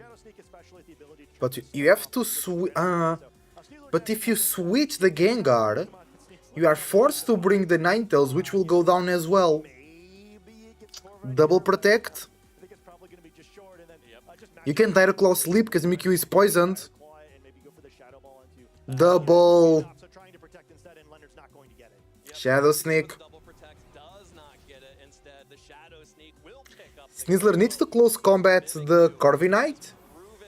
Is it enough? No bulk up, so should be enough. Ooh, big damage! No, there was no bulk up, so it's inevitable. It's not over. Not gonna lie, I kinda want a shiny Frostlass. I ain't opening up Pokémon Legends Arceus for that though. Bro, just do it. Mimikyu, ooh, he's going down. And now, oh, but we still have the T-Tar. Because T-Tar will come after the Ninetales, pretty sure, and we'll have weather control. Yeah. You can even switch T-Tar now and give speed to Excadrill. But Sneasler is gonna be faster, but Excadrill has the Focus Sash. Yeah, it's GG. It's GG. Because of the Focus Sash. You just Earthquake. Where at least Sneasler now is sort of pinning the Excadrill slot. Like, are you really gonna switch? You need to bring the sand. The weather and risk getting close combated, but like the answer that might be maybe. Yeah, you need to bring the sand and Earthquake. Otherwise, you can just get a double. Ah, no, because Shadow Sneak. Ninetales will go down to Shadow Sneak for sure. Oh! Do we see the read? Do we see the read? Close combat? Into the T-Tar? It is! Oh no! No! Because now... The Earthquake... No, they can't Earthquake because of T-Tar. If Ninetales survives and Blizzard hits, it's a big damage. No, it's just the Earthquake, GG. Yeah. GG, well done. 2-0. We bet on the wrong guy. No. Easy. Bro, that was easy for Brandon. What? Dude is aura farming. Dude is aura farming.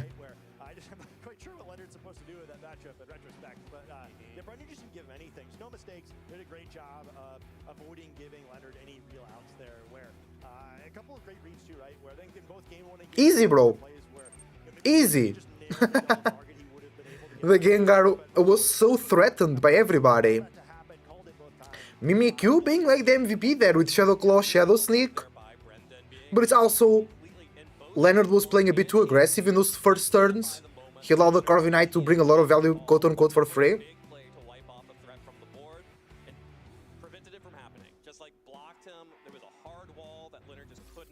Yeah. Yeah, it's amazing in retrospect just kind of how close or how not close this set felt. Where you know, it just always Brendan seemed to have control. Tyranitar never needed to come in before. Like it absolutely had to. I just felt so. The Mimikyu in particular, I thought was just like devastating this set. Even though like it seemed like it wasn't doing anything in that first game, it just the presence. Big knockout there from the Sneasler. Landed from doing any of these things. Of course, we didn't really talk about it in the set, but as a ghost type, also immune to shadow tag, so has that advantage too. And yeah, hitting Corviknight really just drove this set where Excadrill and Tyranitar cleaned up, but there wasn't a whole lot for them to do by the time they entered the battle. Just really seeing the power of those two Pokemon. And hey, you know, we were talking about whatever that crazy acronym was before, but they're not the only powerful Pokemon in this format. Some less heralded Pokemon really looking great there. Absolutely, and advancing to 6-0, which means we will be seeing Brendan in phase 2 of True. the tournament. Brendan goes to day 2. Let's see how Wolfie did. I feel pretty good about that. I just beat a Gengar player who is one of the most mechanically in-depth. Wolf set is not over yet. In our sport, and I'm feeling good about my matchup into all the Charizard that's out there. Heck yeah. Yeah, Wolf still playing. Same thing, right? Where it's like, well, I mean, like, you know, presumably you're not On really table saying, well, 6. you think you really have that matchup, right? It's like, well, you're beating what is clearly by volume the most important matchup. That's a big win. Well, good play, good play. One of the Roger Megas, one of the better players piloting it, so you're probably not so scared of that either. Sand's looking real good right now. Yeah. Sand is looking good. Yeah. You know, you've got Charizard, you've got Floette as the top, you know, big dog megas right now. We've seen a lot of Frostlass as well. This team would be fine into the Frostlass teams. It just proved that it can go toe-to-toe against some of these Gengar teams. So, Yeah. you know, I haven't checked out Brendan's strength of schedule for the previous rounds or what teams that they played previously, but against those ones that we've seen on stream so far, looks good. Good call. Yeah, I think so too. Where I mean, you'd assume like, okay, well, like the very standard team probably has to pick Floette against this. You know, it has some Pokemon it does well against. You know, still, Excadrill awesome in that matchup, obviously. Where Yeah, Excadrill very good into Floette, obviously. What Floette doesn't want to play against. So, easy to imagine a lot of ways that plays out well. Also, the Snarl Hydreigon kind of nice. Where I think if there's any special attacker-based cheesy teams that you're not expecting for, I think that just covers a lot of them. There's some great tools on this team, and yeah, I mean, I think again, it is interesting too to watch kind of the other stuff on the Sand team do well. Where I think everybody knows, like, okay, Tyranitar Excadrill is a strong thing, but the puzzle really seems like, well, how do you finish the team, right? Where it doesn't synergize super well with like the most frequently used Pokemon in the format. But interesting that it was a team that's just using what people were literally using the first week of the format that looked pretty good there. And we've kind of been poking fun at folks not seeming to want to like explore too much outside of the Charizard archetype, but I don't know, it looked pretty good to me. Yeah, it was pretty good. There are a few other gems out there for players who are watching this and going to be watching the special event and heading into the North American International Championships as well. I'm still selling my Charizard socks. Yeah. Hey, I think I'm definitely not buying. Yeah. I can see I would not be shocked if it was the tournament. So, maybe a hold, but buying Incineroar, buying Corviknight, buying Mimikyu. Yeah, absolutely. Well, let's go ahead and hear how Brendan thought that match went. He's down on stage with Sierra.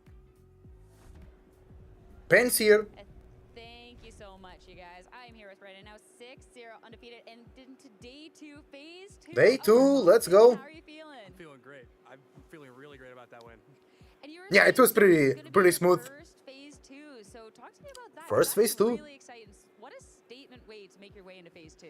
Yeah, so my first ever regional was Portland, back when Reg I first started. I took Koraidon Lunala team to that, and at that time, Koraidon Lunala was not that good unless you're Giovanni Siski, so I didn't do that great.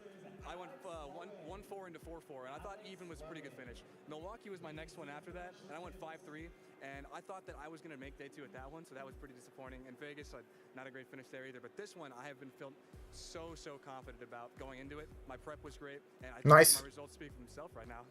They certainly do. Let's talk about that prep in this team you brought, because going into this event, we have understandably seen a lot of Charizard. We've seen a lot of Sun, etc. Whereas coming from you, we're getting to see not just the Sand team, but this was a really classic Sand team. Yeah. When I'm looking at these pieces and what it's built of. Did you look at older teams for inspiration? Did these teams just mesh in your Yeah, because this team is really early format. Originally, when Champions first came out in April, I made a Sand team myself that was very similar to this, but with different pieces. Like I had Dragapult and Basculegion and Sneasler on that instead.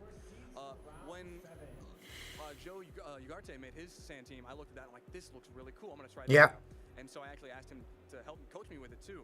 So I've been having a lot of practice with that, and I played a couple tournaments with it, and cups, challenges, and I decided that some of the techs on it, like I used to have Scarf on Hydreigon, which I thought at the time was really good, but moving forward, like Garchomps were getting a lot faster, bulkier, and stronger, and I needed something to resist that, so I switched to Habanberry, and I didn't think that Heat Wave was as useful as it was.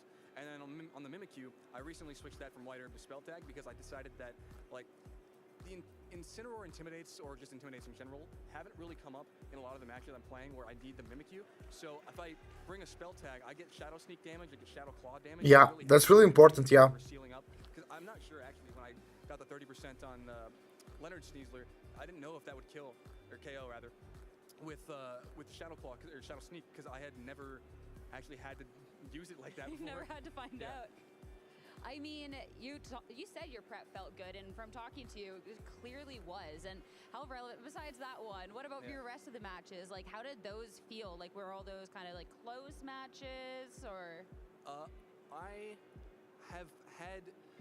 So the match before this was actually Mega Gengar also, so I had a lot Okay, 2 Mega Gengars in a row. I played a wide variety of teams so far. I played Mega Nice. Charizard Y, Variety team.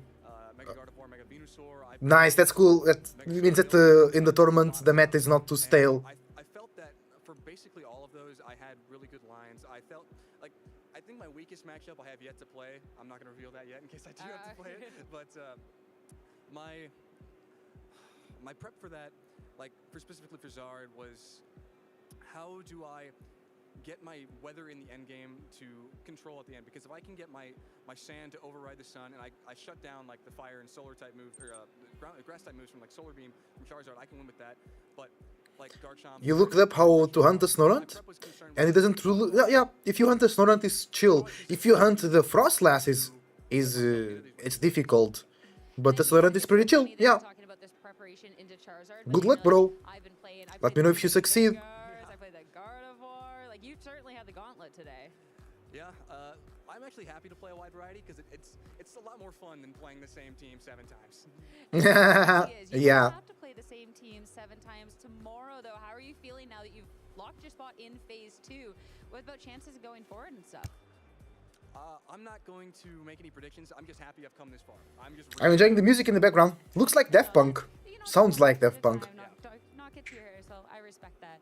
I mean, looking back to, you talked about those events that you've gone to and your results of them. What are kind of your goals within competitive Pokemon? Are you looking Good question, Sierra. And just getting stronger, becoming one of those top trainers? Is it when I can, I go to a Pokemon event and have fun. If I win, I can do that too. What are your goals within this game?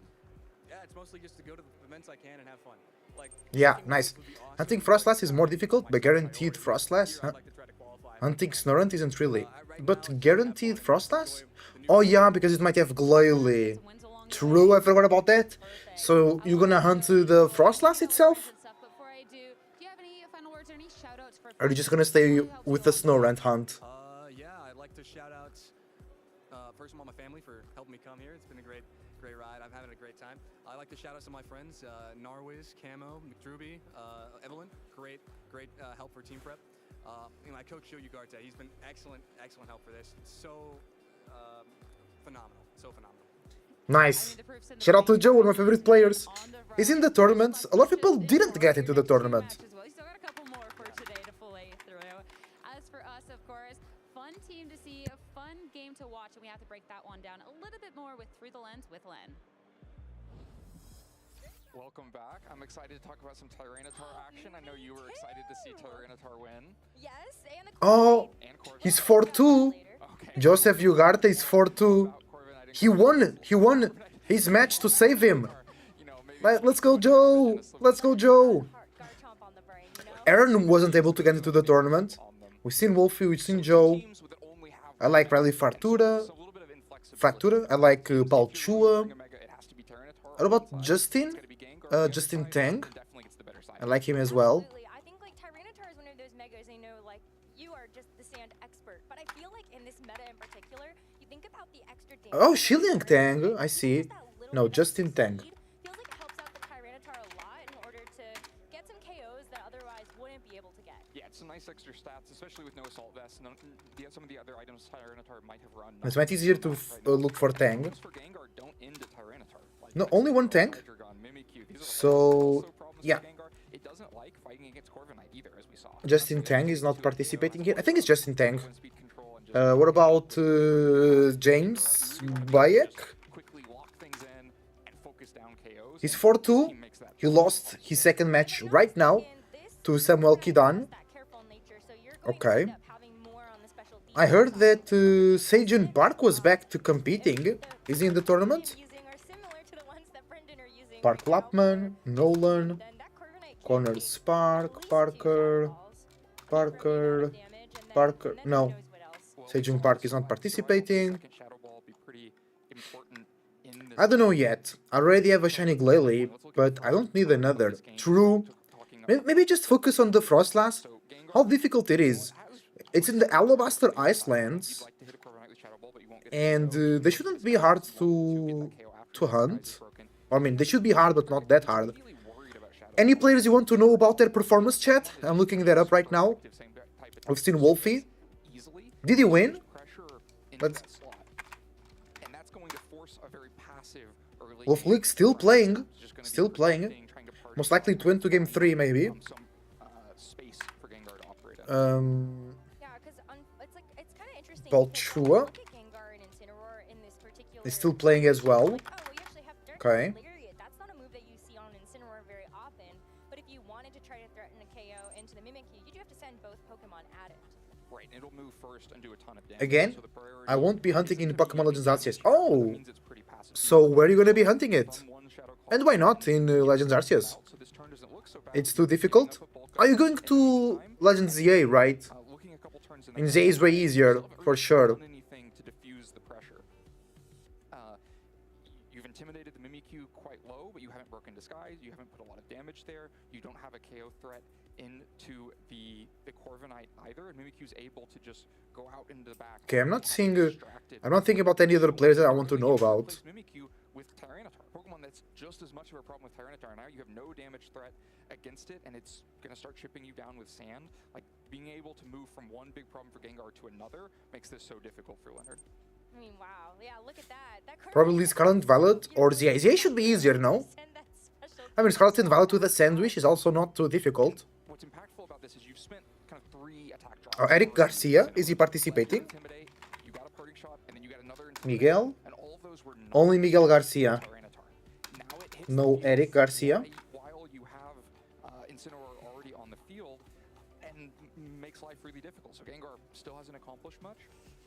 And Alexander Hill, I know him, is also 5-0. Into the back again. So it switches out. And I think you can imagine the play that Leonard wanted here. If you can get Gengar out into the back. Ragav also 5-0, still playing. Oh, Ragav is playing Dalway. That's interesting. Combat on the other side, but Rock Slide disrupts all those Yeah, plays. this game you just watched was pretty smooth Moves in the format for the right now. T-Tar It's player. one that a lot of people Pretty chill, pretty are chill. Also not super excited to have to play against, and it's because it still has that 30% chance to flinch. But there's also just so much power behind Tyranitar since you're also getting that same type of attack bonus. So I feel like, you know, who better to drop those rocks than Tyranitar? Yeah, it's a lot of damage. You're not normally faster than things on the other side, but Incineroar are one of those things slow enough that you still can flinch it. In the meantime, the board position just continues to improve for Brendan. Gets damage onto Sneasler, some sand chip down, gets leftovers recovery back into Corviknight. These small, slow things are moving the game in his favor, and it continues that way until eventually, you know, Incineroar has been sacrificed, and you're able to get a big double target off, but you have to pick your target. So let's look back at the beginning of this turn. So if we can get a good freeze frame in here, you have the threat of the double target here, which is the play that Leonard makes, but then you're just ignoring... Also, it's kinda inconsistent how VGC players can't use handles. Bro, that's so true! Because Pokemon Go players can change their names. And I've seen it so much, people complain about it. Because in VGC, TCG, and in... And at this point, if you let a close combat... Okay, so VGC, yeah, VGC, TGC, you have to use your real name. But then in Pokemon Go, you can be like Starman XXXX. You know? That Sneasler gets knocked out by Brave Bird. Right. If 100%. Sneasler KOs Brave Bird, then how do you deal with the Excadrill and the Mimikyu in the late game? If the Corviknight says, but another Tailwind, can you actually beat the Garchomp, either the Sneasler on the other side? And so if you recognize that either place my opponent can put damage is not a problem for me as long as I don't protect next to it, you can really get a lot of advantage out of this. Where if this Tyranitar does just protect itself and allow this double target into Corviknight, things immediately look so much worse for Brendan. Absolutely. The only thing that I could think of is like if this Sneasler actually does it get through? No, does it get through this? Because was that the white herb? Did it activate there? Yeah, so it survives this turn because the damage prioritization is knockoff instead. So you're just getting rid of Tyranitar. Hasn't had its attack mitigated at all. So this is just a free KO. You do slightly hang on, but there's enough sand damage left, and so either way, you were getting something positive out of this. And then let's look at the Shadow Sneak KO. All Sneasler has taken is a couple of rock slides, like resisted moves. But you've had so much sand chip in the meantime and those resisted rock slides that you've gotten Sneasler all the way into Shadow Sneak KO range. It could be a big extra advantage of Tyranitar that you're getting those little bits of chip into the things you aren't actually trying to attack. And that Shadow Sneak really sealed up this game. At that point, you know, just single targeting Samurott that has to deal with a Focus Sash and the Disguise and the Mega Tyranitar, like it is not happening. You need like either let me be Cole and not my legal name, or don't allow Go players either. I want consistency here. That's you're very correct. I think Pokemon Go players shouldn't be allowed to have weird names as well. It's a bit weird. I don't understand the inconsistency.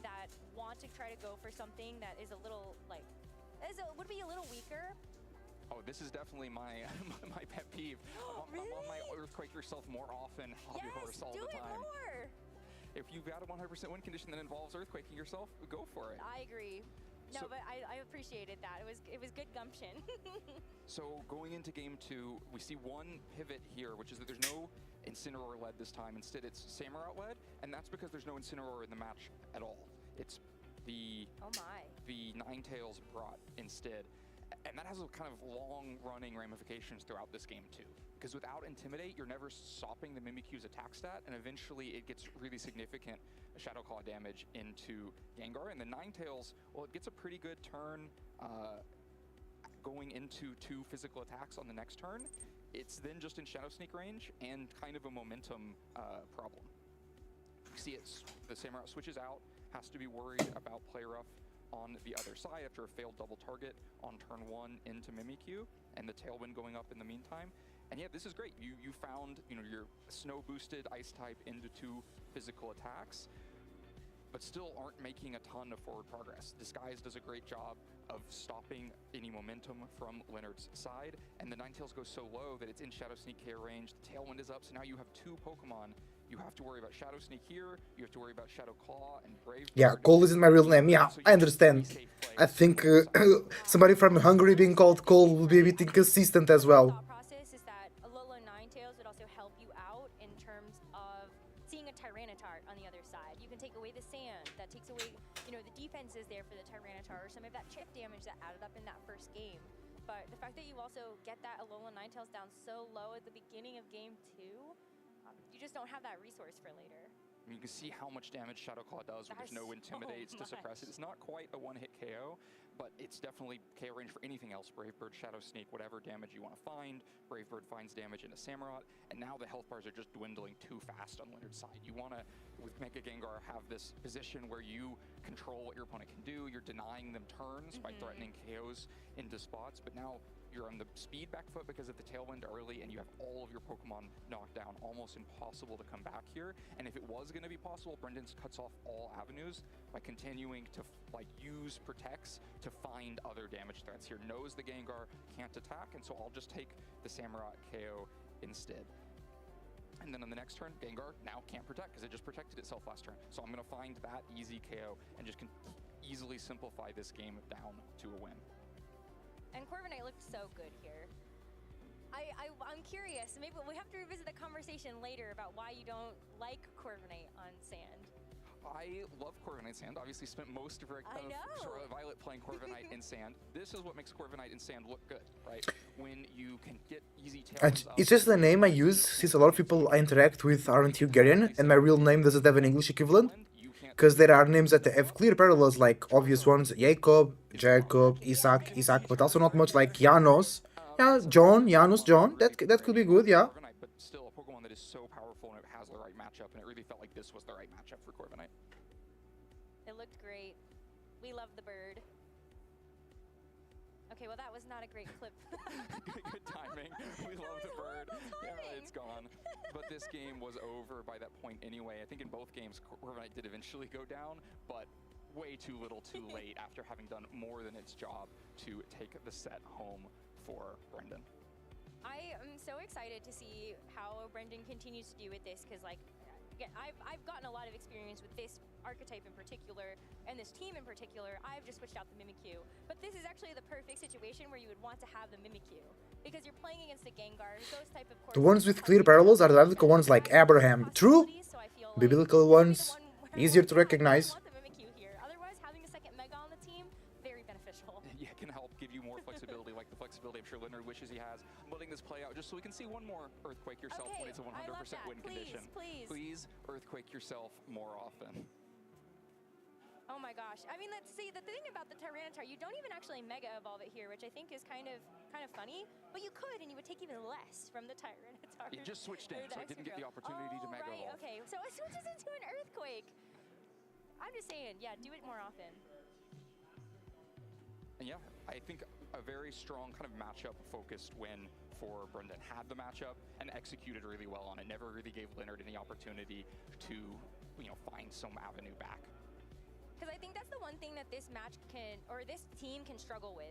One of the things that, about the Gengar, I think that can be a little bit of a problem is if you do get the calls right, or Parasong doesn't necessarily, you get trapped. I don't know. I think I have definitely struggled in some occasions. This team has different pieces that are supporting the Gengar with the, if you had something like Parasong, but this one doesn't even have that. No, this is all damage threat. Yeah, this is not Perish Trap. So you're just trying to use Shadow Tag to lock things in, but oh, well, then that's different. To accomplish that, you need to not have big. The John is also kind of biblical. Yeah, John is very biblical, yes. Was just completely very full true. Never mind. Parasong, though, different story. I think that one still would give a little bit of trouble to this. All right, well, no Parasong this round. Maybe Parasong in a future round. For now, we'll take a break. And let's go for the break, guys. See you soon. Okay, wait, let me just see how much time we're gonna be waiting. 8 minutes, okay. See you in a second.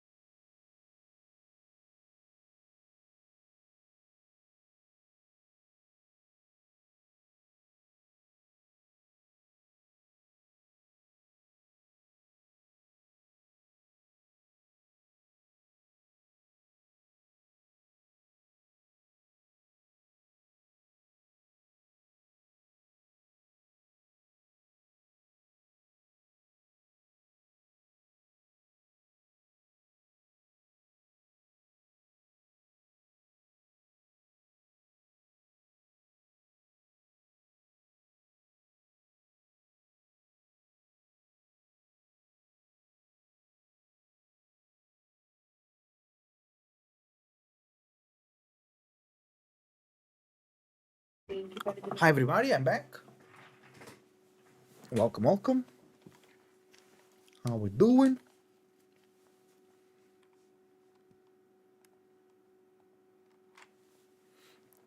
Call on YouTube saying Attila as a name is in Hungary, which it exists common too, but like it comes from Attila the Hun, and well, it's a misnomer. The Huns have nothing to do with Hungary.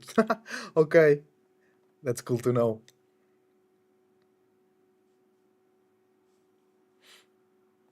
Let's check here Twitch, I mean. Let's see who's streaming Pokémon Champions.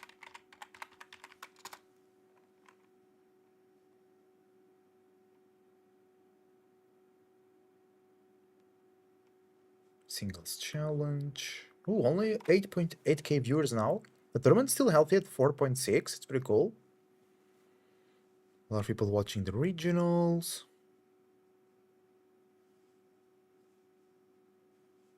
Michael Best is also streaming the regionals. Oh, Garchomp Torkoal, interesting.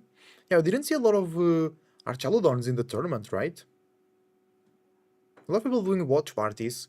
Cool. The community coming together.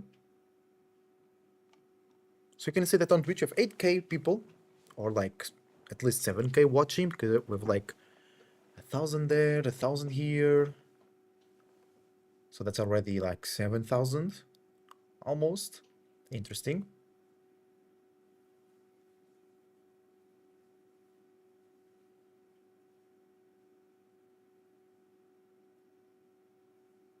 Another restream of the regional. Okay, okay. Interesting, interesting. Can we see the match of Wolf? Maybe it's already ended. Let me check.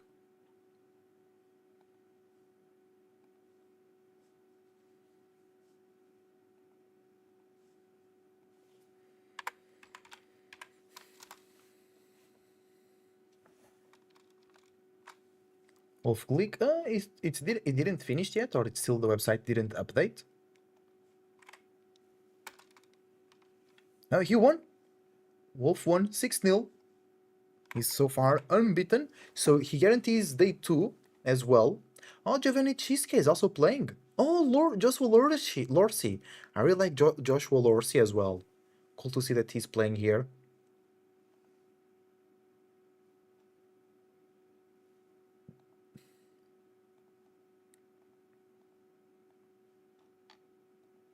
So as you can see here, welcome to stream everybody, welcome.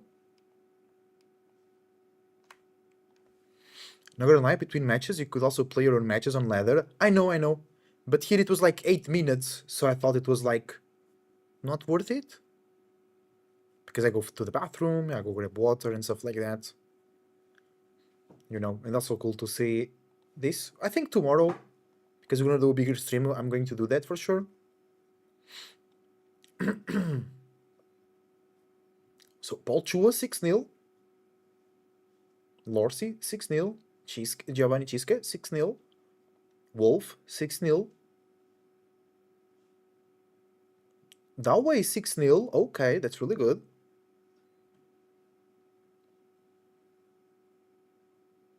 Oh, Leonard won. The Mega Gengar player won. I know he lost the match that we watch, of course.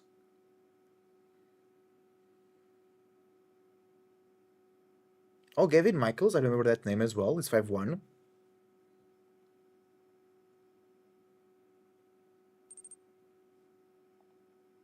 It's starting again. Let's go. Making the Metapod origami. Please. Well, that sounds like that might be a real challenge, but you know, I'm sure there's an origamologist out there that's just what you need. Well, if it happens, it'll happen in the lounge. Probably tomorrow. It's been a long day here as we are heading into round 7. Round 7. There we go. Here in Indianapolis, Indiana, and look at all these beautiful 6-0 players here. Of course, some of the players are players to watch. Oh, Raghav is 5-1. Sorry, not Joshua Lorsi was not a player to watch, but we saw him on stream earlier. Taller Web, I remember his name as well. Also at 6-0, we saw earlier on. Paul Shailing Tang is 5-1. At 6-0. Dawei also still at 6-0, and really strong showings here at the top tables. Yeah, a lot of really impressive players.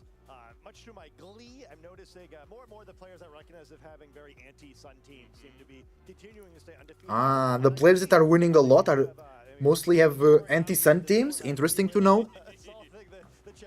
Yeah, you can see Wolf League there on the screen now. Good music, bro.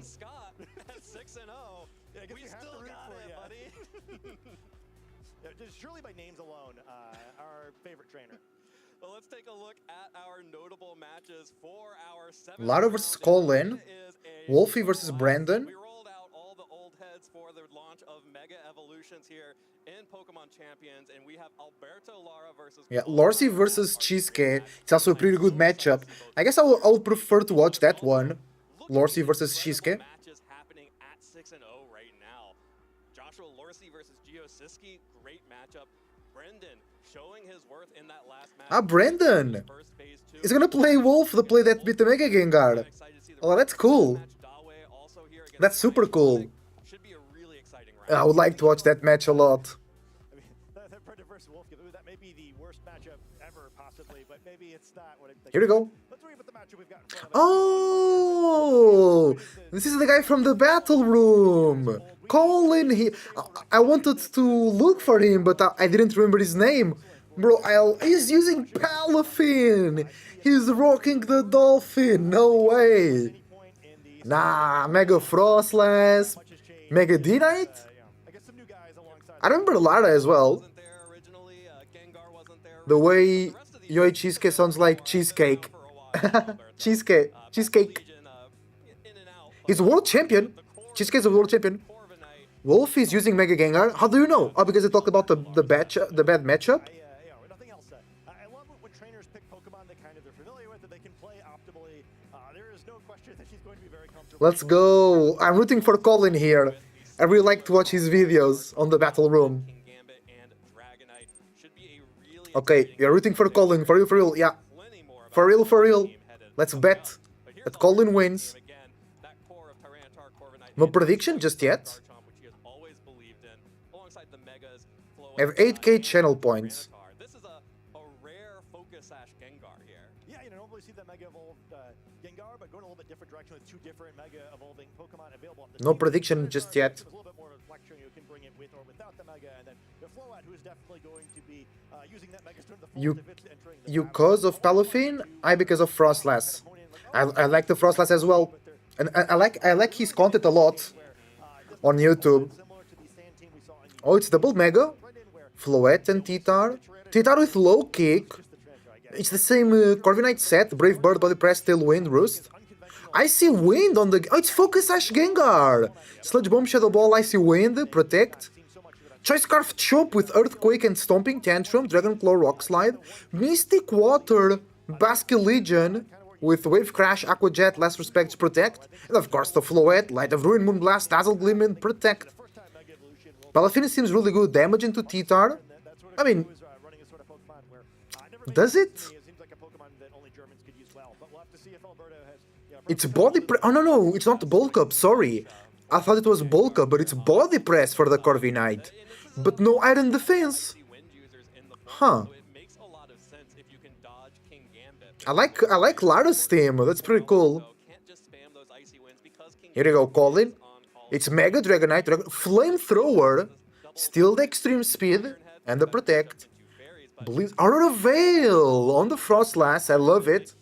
Bulky Chomp, Dragon Claw, Earthquake, Rock Slide, Protect. Chople King Gambit, of course. Sucker, Kowtow, Iron Head, and Protect. Palafin Leftovers, Jet Punch, Wave Crash, Bulk Up, and Bulk Up. Bulk Up. Sneasler with Coaching the Palafin. Fake Out, Dire Claw, Close Combat Coaching, no Protected, Focus Sash Sneasler. What? Focus Sash. I want to see the Coaching Sneasler, bro. I want to see the Coaching Sneasler in action. there's a coach in that as well, and you know, we're and there is a dragon to slay on the other side, and Palafin here to support. Yeah, and with the double battles at VGC, hopefully Let's go. The double duos twist this time around. Should be a lot of fun. This Aurora Veil, I think, also gonna be very. Let's go, Colin. A bunch of Pokemon on Colin's side of the field are difficult to knock out. Another team that I suspect is doing very well in those. Battle Room is his name. That's so funny. Okay, Palafin, Sneasler. Okay. T-Tar, Corviknight. Corviknight threatens the Sneasler. Palafin might be afraid because of a knockoff. Oh, there is no safe switch here. I mean, you can go Garchomp, right? You have Bulky Chomp. You can switch the Palafin out for the Garchomp. Because you don't want to bring the Dragonite to not break multiscale with Sand or an attack. You don't want to bring King-Pt into a potential Body Press. Body Press into Frostas will be okay, but then you're afraid of a knockoff from the T-Tar. Let's go, Colin. Oh, my camera is covering one of the players' camera.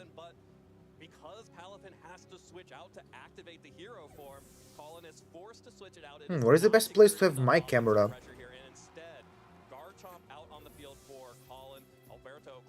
Here. There. Then it's covering here, but here covers the text. Coaching on the Garchomp, I love it! For the defense boost, he tanks that, bro! He tanks that easy. Wow, that's a heck of a play there by Colin. Perhaps on Alberto's side of the field, maybe fishing for King Gambit instead, catching the wrong Pokemon to switch. Maybe does it. Bro, the coaching was really good from Colin. We saw the coaching. I'm happy. We saw the coaching. Don't think that is without resizing it. Yeah. I changed a bit the size now. I think this should be okay.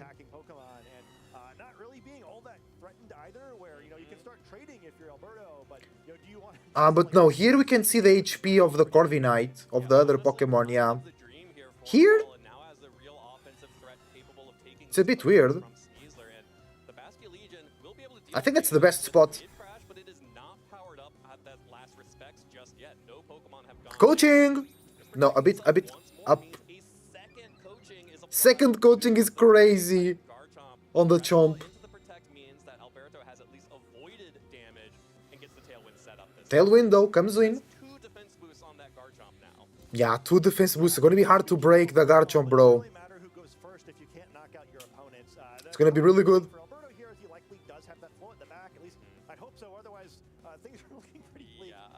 Maybe you hope Icy Wind does a lot if Gengar is there for some reason, though you'd assume not in the situation with the awkwardness of Tyranitar potentially breaking your own Focus Sash, which is kind of information for Colin as well, right? Where surely he has not selected this combination of Sneasler comes out, no more coaching. Palafin! Palafino. Wave Crash! Oh, a lot of damage. That was still a lot of damage. What? Oh yeah, it's neutral. Nice, no problem for the Palafin. Dragon Claw. That's a +2 attack as well. Not just +2 defense, also +2 attack. Big damage. Kind of just makes it look useless the whole way through there, right? Where it doesn't get too much done, does burn a turn of Tailwind without it mattering too much. And at this point, even if that Pokemon is Floette and it comes in here, seeming viable-ish for Colin to be able to... But that's Scarfed Chomp from Colin. So, Dragon... oh no, but it's T-Tar, not Floette, because Dragon Claw will not affect the Floette. You know. So... But I don't think Floette is here. Yeah, it's the T-Tar coming back. Is it Mega? Yeah, I think there is no Floette on the back. Physical attacking Pokemon against a Garchomp that has +2/+2 in attack and defense, and a Palafin that can get its own buffs to its defense. Yeah, I'm surprised to see Tyranitar coming in. It can only super feasibly be Garchomp or Floette in the back. Maybe it's Garchomp instead, which would be pretty disastrous here. Yeah, things are looking bleak. True, because it's Gengar or Garchomp in the back. Yeah, that Caesar was hanging out with Corviknight on the field for an awful long time. Protect on the T-Tar. The right time. And we'll have to see what Alberto goes for here, but the protect is not exactly taking... Palafin also protects. Tailwind. Yeah, at least gets the protect out of the Palafin. Brave Bird into the protect, that's nice. Going to be a whiffed Brave Bird into the Palafin. Earthquake! Doesn't work. Would have dealt big damage to both of these Oh, wait, it's not scarfed? Oh no, the other Garchomp is the scarfed one. This one is not scarfed, so it's pretty chill.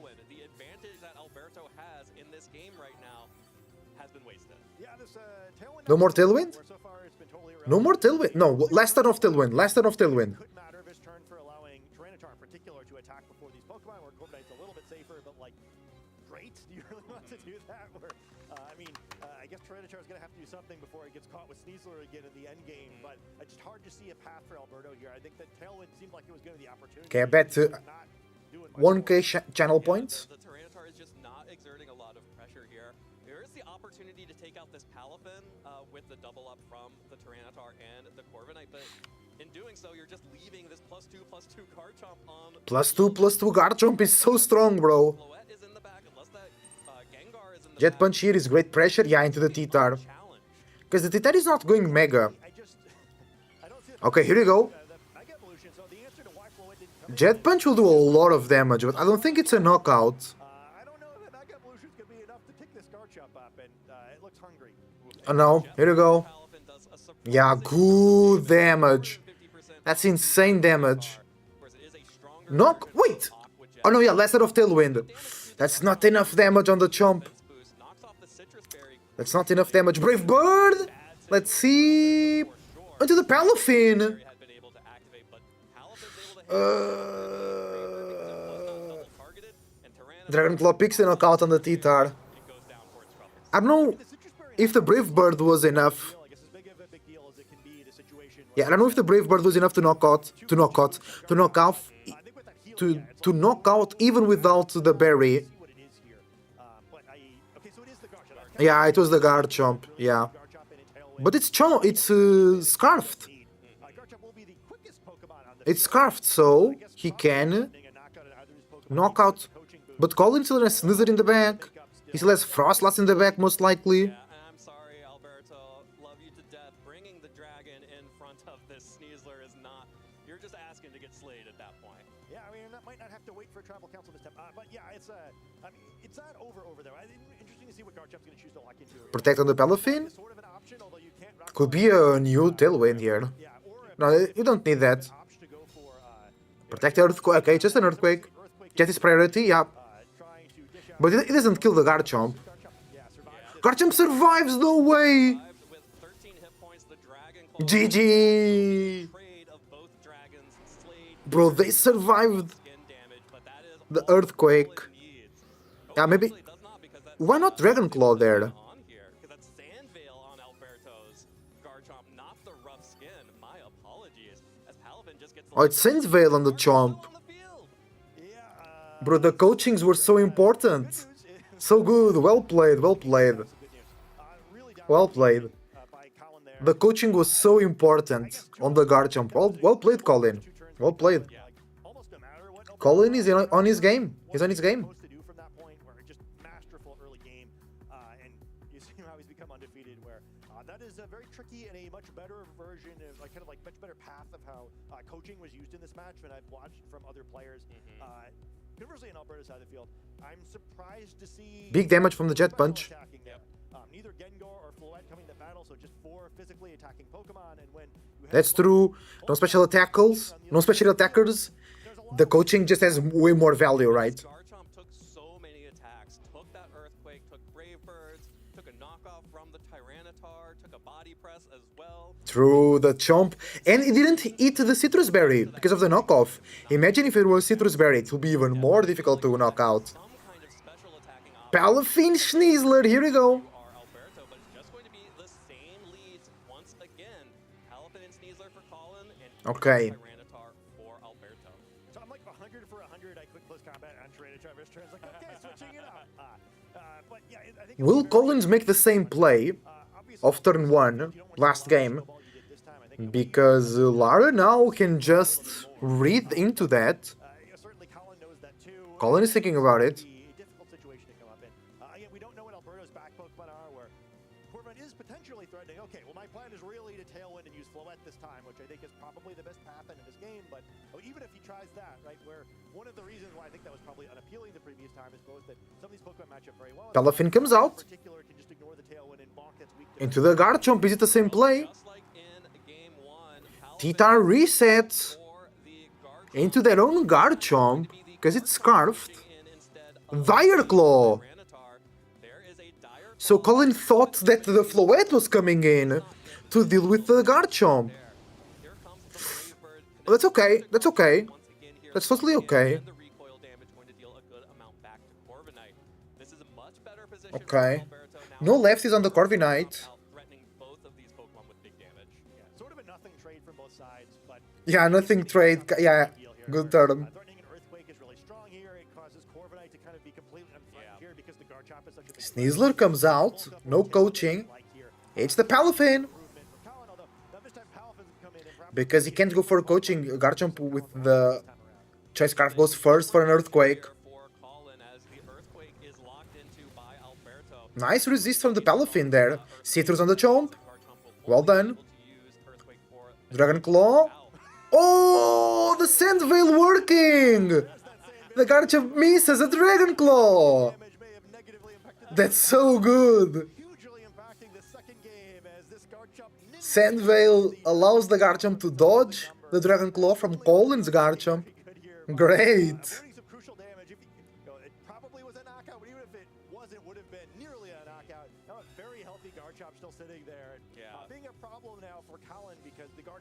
Palafin will not do much damage into the Corviknight. Protect! Earthquake? A double up into the Garchomp will pick the knockout.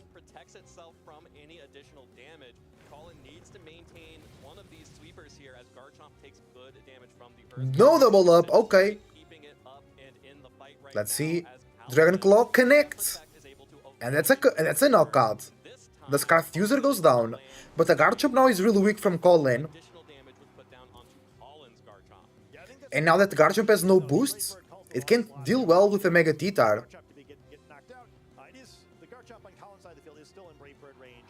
Floette! It is the Floette! It's really good for Colin because he has the Sneasler in the back. He needs to knock out this Corviknight so Corviknight cannot set up a second Tailwind.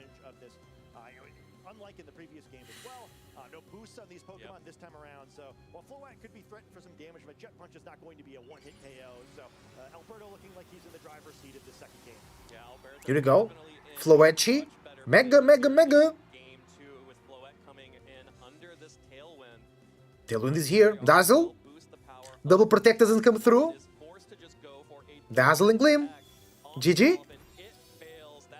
Palafin survives. Colin thought it didn't. I know, because Brave Bird will just pick up the knockout. That's why he wanted the double protect there. So in the back it's Sneasler plus Sneasler plus Frosty.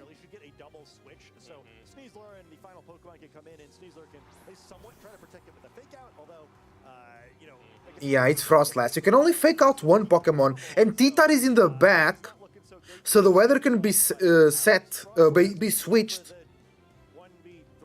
Yeah, what went wrong here for Colin was turn 1, the Direct Claw into the Titar, but his thinking is correct. You have to assume that Lara is bringing Floette, because your plan with Garchomp was so strong game 1, the opponent needs to bring a counter to it, right?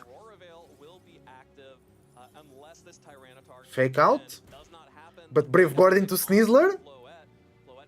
Brave Bird into Sneasler, yeah. GG.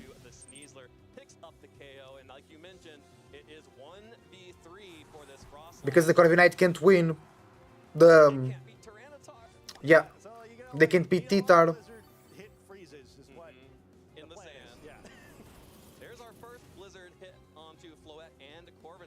Nice crit. Because there is no Tailwind now. So the Frosty is faster. But now Corviknight just switches for Titar. Or even the Floette switches for Titar. Oh! Protect. He wants a Tailwind. Long enough in Pokémon Champions for it to actually work. I do think this is 100%. But hey, you know, why not click some blizzards? Corviknight Knight resists. Okay, Tailwind, yeah. Well played, well played. You know, both players probably thinking about that third game. I think both players played very impressively in the games that they've won so far in this set. This is the best match so far that we watched. Victories, and as we've seen, I think. Really, really good. the early game is just so important, where both these games snowballed really quickly. Yeah, really awesome adjustments from Alberto as well to see what Moonblast. in that game one. Let's see the damage. It's good information. Allowing that Sneasler to just sit around and give buffs to the Garchomp, and not being able to pressure Pokemon like Palafin on the switch in. All of that changed in game 2. Being able to go aggressive. Well against done, well Sneasler done. Early, bringing the Floette under Tailwind, delaying the Tailwind a little bit as well to get those extra turns. Great adjustments from Alberto. Yeah, I think that was really interesting. Right? I think game 1, I've seen a lot of teams that look similar to Collins, but like he really played it with his big boy pants on, right? Where it's just a little different coming from him than just some random person on the ladder. Conversely, I think Alberto like just didn't seem to understand what Collins' game plan was going to be in that first game and like really mispicked. Yeah. Once he saw what Collins going for, I was like, okay, like I get his side of the field now. The turn one, the turn one was really important here. Really, really important. Second game, he wasn't able to adjust, so I'll be kind of excited for this third game where does Colin have the ability to go with something like fairly different? I'm not so sure he does. I think this is actually a situation where, despite how dominant the first game is, I like Alberto here, which is because I think the other two Pokemon in Colin's team are kind of hard to pick. Where, you know, especially Dragonite's not ever always going to be as strong into the sort of sand matchup, just because of multi-skill being able to be broken by the Sandstorm, and then a lot of Pokemon who have type advantages against it here. King Gambit, similar issues where most of the Oh, thanks for the raid, the Ghost Gym Leader. Thanks for the raid. Your support is greatly appreciated. Thank you, thank you, thank you. I hope you had a great stream. What were you watching? Some adjustments here again.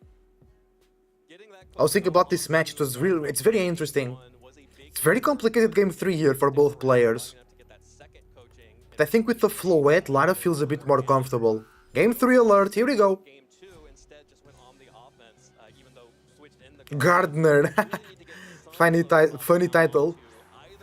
Oh, it's the same lead for Colin. Corviknight Chomp. Ooh. Of course, man. How the game so far? I took a break on it and ranked a bit in singles. The games are being great. I only watched 3 matches. I came in later today. But this match has been the best so far.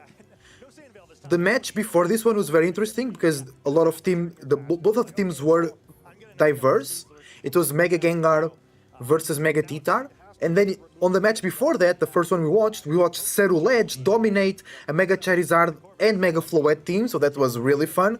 And this match here is very interesting as well. Sand plus Floette. We see a Palafin, we see Mega Frostlass. Yeah, very interesting matches over here today. And I really like Colin on the right, because he's a very good content creator on YouTube, on the Battle Room, check him out. I also have a YouTube channel dedicated to Pokemon Champions called as also Pokemon Trainer.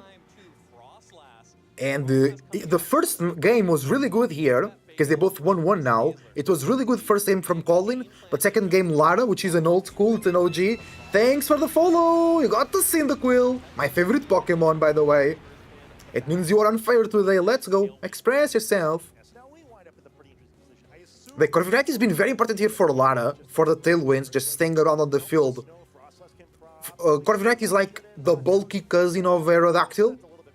Hell yeah! You like Sableye! Have you been using Sableye or Chaludon in Pokémon Champions? Or are you using Mega Sableye in singles? I don't really like any of Alberto's plays that much. And like again, Sneasler's being threatened, but I also really like the option of Colin with Mega Dragonite, but it's very matchup specific. In general, we should use the Frostlass. I love Mega Frostlass. It didn't Mega because of the risk of Titar coming in. Sneasler comes out. King Gambit! I was looking at the King Gambit slot, I swear, chat. I was thinking, King Gambit didn't show up in the 2 first games. But it could be a bit of help. I only use, yeah, okay, that really fits your name. I only use ghost types actually. My teams are a bit unorthodox, I like that. You'll be good for my Gym Leader challenge. I organized earlier, like 2 weeks ago, a Gym Leader challenge with my community. My community members pick a type and then they make a team, they play each other to make the league, and then I played against them. You could be the Ghost Gym Leader, it's pretty cool. Big damn, Frostlass survives because of the snow! Hold on! That's really good! Blizzard! Bye bye Garchomp! Bro, Carvin, I think this game is freeze! Unbelievable! Let's go! Survive on 8, picks a knockout and gets a freeze. I look at Cardinite frozen, that's so funny. Let's go Colin! Let's go Frostlass! My second favorite Mega Evolution after Mega Meganium. I have a Sableye in my doubles. Oh, wait, it's Floette! I have a Sableye in my doubles, I hit Master Ball and working on singles now, working Mega Sableye built for that. Kofragis is the star of the team though. Kofragis is pretty cool. Very slept on Pokemon. Bro, what a turn for Colin here. But the Floette is here. Mega Floette, of course. So, no T-Tar in this game.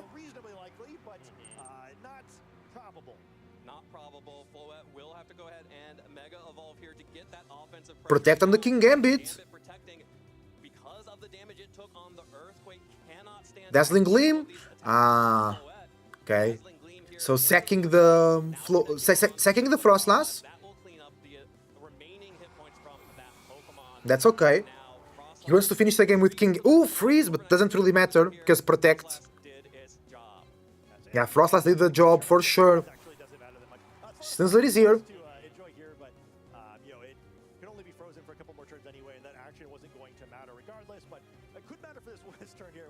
Still has potentially one more turn of freeze to burn, and Sneasler out in the field. While it's not maybe your ideal matchup into these Pokemon, threatening a fake out another slide, and I think more critically trying to get back to the point where this tailwind expires. I think my camera fits better there. So, I think yeah, that's perfect. Obviously, you know, just kind of banking on this Corviknight falling or not. Absolutely slept on. The Kofragis is a physical tank, and it can Will-O-Wisp, getting even more tanky. It can get rid of abilities. Imagine using priority and Serena attacks you. You take Queenly Majestic away and give them Mummy. T-Tar! Fake out. Nice switch. Nice switch. Brave Bird on the Sneasler.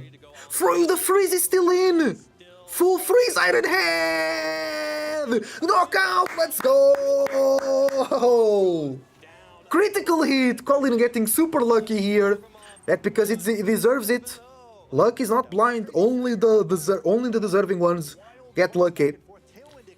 Thanks for the follow once again. Also, yeah, I'd love to join. I used to be a gym leader in multiple leagues and stream communities back in the day. Ooh, nice! You can join my Discord, Azasu Gaming. You can type in the chat exclamation Discord on Twitch. I'll be organizing the next one soon.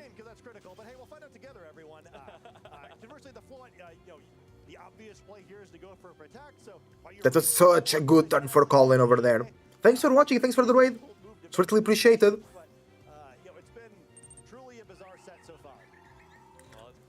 I use them to get rid of Scrappy. That's so cool, because then they can't hit your ghosts.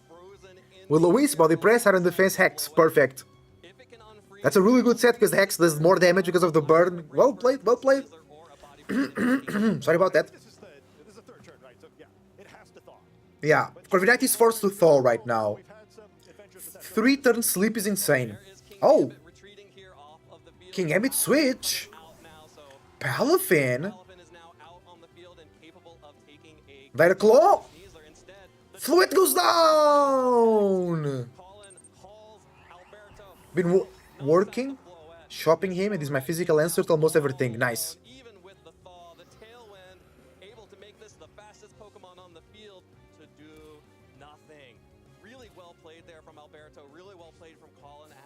Great match. Ultimately ended up just Colin was able to get a couple of good rolls and maintain a lot of advantage, capitalize on each one of those that he got. Yeah, I mean, it almost went the other way there, where I think that Frostlass is trained just slightly differently. It goes down to the critical hit, and we've already sent to the interview. So coaching. Really impressive right here. The coaching going to make this power fit even more devastating, but I don't know if it's going to matter too much. Brave Bird from Corviknight. That's going to be able to KO this Sneasler, but it's just going to have to take an attack from this now. And there's still the King Gambit in the back. And King Gambit still in the back. No real options here for Corviknight. It was a good coaching. A bulk up. +2/+2. Amazing. Amazing play for Colin here. We're memeing a little bit here, but hey, you know, why not? We've had a match, why not? You know, just enjoy the moment on stage a little bit more. As Palafin is very large and very angry. I really like how they're talking with each other. It's super cool. Because I think they can talk with each other through the thing. Getting ready for when it eventually decides to go on the offense.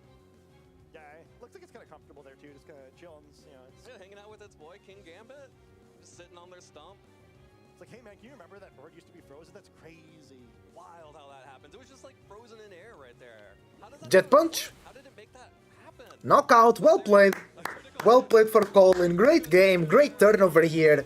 It was really, really good, Colin. Shout out to Colin. Check him out on YouTube. The Battle Room on YouTube. Great Pokemon Champions content. Really decisive game 1 and game 2. Is it a game 3? Great game, bro. W. Great game. Elephant flexing. Shout out to Paul as well. He looks like a vibes dude. Paul, no, Alberto, sorry. Very impressive turn. Alberto Lara. He seems like a vibes guy. That's pretty cool. Team, and I don't think Alberto's going to be too upset either at 6-1 as already Good game, good game. phase 2.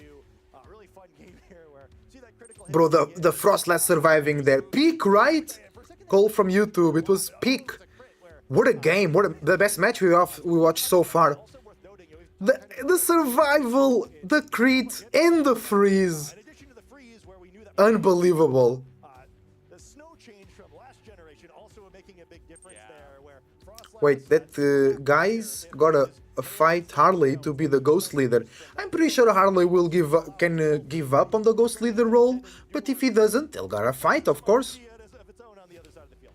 Yeah, No there problem you on that. see King Gambit just picking off the Tyranitar on the switch, and Corviknight has nothing to do, cannot do anything here as it just stayed frozen all the way through. And really well played from Colin. Really well played. I love this team on Colin's side. I think this coaching plus bulk up Palafin feels really strong to me. He's been posting on socials about how he's kind of just feasting on some of these Charizard teams out in the field. And hey, again, 30-something% of players. I'm down for it. Nice. That's what I like to hear. Because we already have a ghost leader, which is a member of our community, also from Twitch. And they're using Ghost. So if they don't want to give you the Ghost gym leader, you have to fight him and win on a best of 3. But I'm pretty sure he didn't. He wants to try other types. If he doesn't, that's fine. Attacks for their more valuable teammates, but that's what you gotta do sometimes, right? You know, think an other matchup, those are really excellent Pokemon. Some matchups, What a match. Pokemon aren't so good, but they're I want to watch this still interview. to your team, even if maybe you're not getting the opportunity to attack with them so frequently. Still a valuable resource and a very bulky Pokemon. So normally it's difficult to knock it out, and that's powerful because it allows it to continue attacking.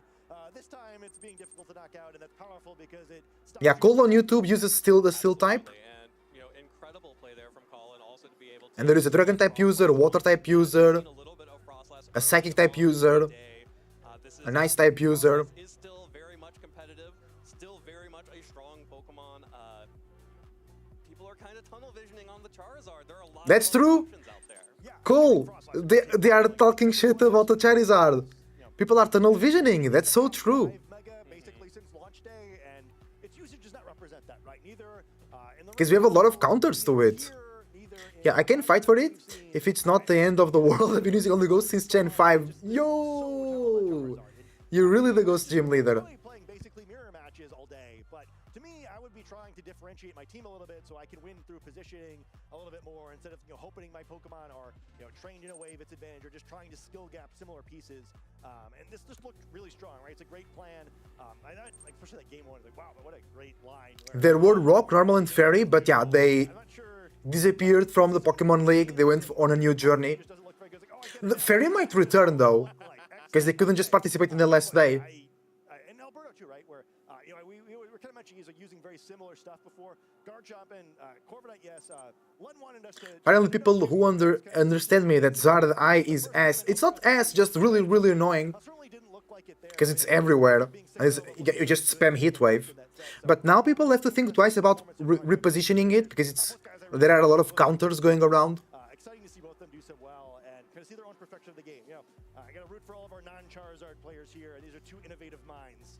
Absolutely, and I am really interested in picking one of those innovative minds. Sierra is down on the floor with Colin Heyer, our victor in Swiss round 7. Sierra, take it away. Let's go for the interview. Thanks so much, you two. I'm here with Colin. undefeated on the day, 7-0 to be kicking off Champions. That feels pretty good, huh? Yeah, it feels great. Like going into this one, I just wanted to like have fun and play really sick Pokemon. That was my goal. Like I want to do as best as I can, obviously, and like I would love to win, but I wanted to just kind of get my feet wet and play good Champions Pokemon. And do you feel like those were your goals? You feel like you accomplished that? Okay, I don't know. This set, I feel like I was a little sloppy. I got a little nervous. Especially in game 2, I just forgot that I protected. So I like, I should have switched out. I could have probably made it a little closer, but yeah, I feel like other than that game, I felt pretty solid with how I've been playing today. Just for the content. Nice. For the content. Let's talk about the day overall, because 7-0, I mean, heading into That's this great. Event, there's over on the 1,000 first players tournament. competing. We're on a brand new game. Like, how have you felt throughout your tournament run so far? Has it been relatively clean? Have they been close Shiny Mega matches? Metagross will feel I amazing. feel like I've been playing really well today. Like a lot of my matches. It's gonna be in the future, bro. It's gonna be in the future. But it will be amazing. Insane comfort with this team. I've been trying to figure out like if I wanted to use it. I was going back and forth, but it was like Tuesday of this week, and I was like, I don't have a choice. I gotta let it in. Yeah. I have the most games with it. We win I just need to points. perform on the day. Like even when I had a bad practice day, I was like, you know what? The team requires me to be a really good pilot. I have to meet the team halfway. So Nice. Makes a lot of sense. I want to talk a little bit about this team because we've He's seen loving his Pokemon. He's loving his team. a lot of Floette, and Frostlass is one of those newer megas, and it's also just so cool. So what was it It's that super made you cool, gravitate yeah. towards this Pokemon, thinking that it was maybe well positioned to go on a run like this? I really didn't want to use Charizard, so that was the criteria. I was like, I don't want to use this guy. He's so boring, and he's so fun for me to play. So I was like, you know what? I need to find something else. And I fell in love with. Cole, Dragonite. you listening to this guy? Brought me here. Our group thinks that Dragonite is very strong. Yeah. He just trades super well, but then I feel like Solo Mega doesn't feel great. No. Frostlass just makes everything on the team so bulky, and it lets you play like much more controlled and like sometimes longer, like slower paced games where you can just kind of bulk them down and just win with coaching, bulk up, or just good damage. I mean, we got to see the coaching, the bulking, and making things a little bit difficult to be. I mean, Ben, I agree. The next should be in MB. Yeah, Pokemon but you're not that the I ones wanted to organizing the event, Elephant, and that because will that's take too something long. that we've seen within Scarlet and Violet to be very strong, especially in the beginning. Yeah. But for Champions, we haven't necessarily gotten to see it take off as it has in its prime. So what made you kind of pick this Pokemon up? So Palafin's really interesting because I think Palafin. Basculegion is the best Pokemon in the whole game. Yeah, So yeah. it's really difficult to justify Palafin when Basculegion is right there. True. A lot of my friends actually ran the same 5 Pokemon, but they had Basculegion over Palafin. But I just think like he kind of transforms the team into kind of a priority spam where I don't have to worry about speed control. I just need to hit him like with the priority moves, and it doesn't matter. Yeah. Yeah, like what speed control they're setting up or how they're trying to approach it. We haven't seen a lot of Regraphs or Trick Room as well. That's interesting. I feel like Palafin is just Because he's talking about priority, and I thought about the Furrygraph. I think he's really cool. Like he's one of my favorite design Pokemon competitively. Like Zero to Hero is such a interesting ability, like in it from a competitive standpoint. So No, bro, I'm the one organizing. It's not Bay, of course not. It's me, it's my channel. It's our community, you know? He's a cool Pokemon. We need more like people to just go on and win with favorites. Yeah, and just yeah. cool Pokemon. Yeah, win with favorites, I of support course. this decision. Also, Basculegion 50%. I think we could put it in the boring category with Charizard, right? Let's talk about the set a little boring bit, because category, We get to see the no Basculegion. sun for either player. Instead, you're going up against Alberto. Instead, get to see some sand. We get to see some Pokemon that are very reminiscent of him Good when food. we're looking at things like the Corviknight. How do you feel kind of going into this matchup, especially with this Frostlass? I felt like it was going to be kind of tricky because he did have Mega Tyranitar, but I did think he would bring Floette. I was very surprised to see it, like not see it in game 1. So I kind of felt like as long as I put pressure on with my physical mons, with coaching, and also We have some Palafin looked guacamole with incredible. nachos. Let's There were go. very few Pokemon on his team that could deal with a bulked up Palafin. And I felt like in game 2, I didn't really get him set up how I wanted to. He took a little too much damage, and so I just prioritized keeping him as safe as possible. And I felt like Palafin was actually the really big like key to victory, and I could just trade willy-nilly with Frostlass. And then I want to talk about one Frostlass moment, because with how the crowd was going off, it'd be remiss not to talk about it, but the freeze as well. How much impact do you feel like it has on the match? And like, how clutch has Frostlass been throughout the day? Has that been like the only freeze? Are we getting freezes left, right, and center? That's my second freeze. Second. So, but like the thing is like once it hits, like it's just so hard. Like Alberto, he loves to rock slide. Don't get me wrong. He loves to press rock slide. But in that case, it's kind of the similar thing where it's hard to deal with a fast rock slide because they're just moving first. And in that case, Frostless was moving first, so it had a good chance. His opponent loves rock slide. I think it really just made it like easy mode. Like I mean, it actually got really, really close. I wouldn't say easy mode because I think that game came down to whether or not I call his flow to protect. And so I think I kind of needed it, and it did kind of bail me out of it. Hey, you know what? It's everyone gets one, as you said. There's rock slides on the opposing end. Yeah. There's people going for flinches. You're allowed to get a freezer too. Now you're 7-0. You still have one more on the day, but of course you're locked for phase 2 of the competition. Now that you've had an opportunity to kind of play through today, scope out the competition, how are you feeling heading into tomorrow? I feel like my team is way better than I thought it would be. Like I believed in it and I did want to use it, but it was kind of a comfort pick. But all day, it's been showing up for me in ways I didn't think it was going to. So I feel pretty confident, and whenever I am 7-1 going into day 2, I've only missed top cut once. So I'm feeling very confident. I love a good 7-1. It gives me a lot of confidence going into tomorrow, and I think it's a momentum-based game. So. All right, knock on wood. We're not jinxing it. We're not jinxing it over here. I'll let you go get ready for your last match, but before I do, any final words or shout-outs? I got to shout out my girlfriend, Allie, for sure. She's been supporting me all day. The boys for building Frostlast with me, Raghav, Alex, and Let's go. Justin, Let's mostly go. just pushing it forward and trying to make it as good as possible. And shout out to my parents watching as well. I'm glad they're able to watch you be able to take this yeah. win and everything else. Luck in your next one, of course, going on. So for wholesome, tomorrow. this conversation. As far I as love a it. little bit more breakdown, of course. You know what is up next? We have Through the Lens with Len. I am so happy to be back to talk about a little bit of Garchomp Corviknight Tyranitar action. Of course, didn't come out on top, unfortunately, but congratulations to Colin on winning the match. How did you feel about it?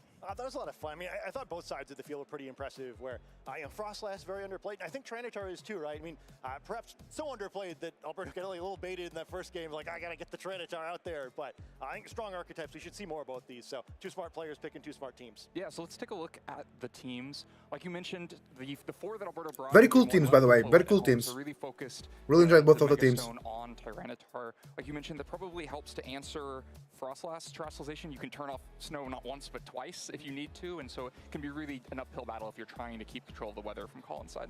Yeah, like I mean, I get the idea. It just it's like the problem is like, oh, there's 2 different ways to boost defense. Like, oops, I'm stuck. And I think some of it too is like maybe you just think, okay, well I can beat this with pressure, but as we'll see later in game 1, Colin made that real tough. Yeah, so let's get straight into the game 1, which feels like there were a lot of turns afterwards, but really game 1 was 2 turns long.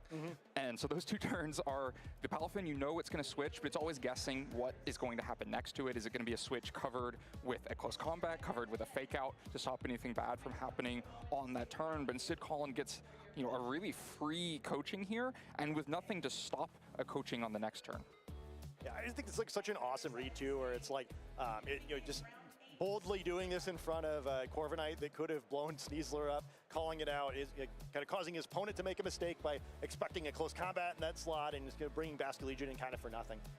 This body press, a really key element of it as well. If it had been Brave Bird into Sneasler, you relieve the pressure of coaching. If it had been Tailwind, you relieve the pressure of coaching by being able to Brave Bird on the next turn. But when instead it's just a body press into the Garchomp, probably hoping to find like King Gambit coming in to take a coaching instead, that would have been great. Would have worked out really well. Yeah, Harley most likely will lose the Ghost Team leader. Alberto so much on the back foot. I think it's cool too. It's such a physically oriented team, and because of that, there's a lot of coaching targets. It makes that sort of read so much harder to make correctly. Yeah, you don't know what is going to come into coaching. It can be Palafin in the future. It could have been the King Gambit right then, and so you can't just call out. I think that's a big weakness for Palafin. Yo! Stabilize in. Of what to do while the Palafin switches is really helpful. Better square it up now. Coaching goes down, it feels like it's a totally uphill battle, because we later learn that the 4 Pokemon for Alberto are the 4 physical attackers all in the middle of the team, and they're just not beating. Epilepsy. Yeah, I mean, I was like kind of blown away. I was like, oh man, like this game goes over. His icon, the Sableye icon, so many eyes players flashing, coaching it's and super looking at the cool. team sheet, like, oh, yeah, I guess that was in the team sheet once we get to this point where I just used so beautifully there. And I think great understanding too of like how Alberto was probably going to That was really funny. Thanks for that laugh, guys.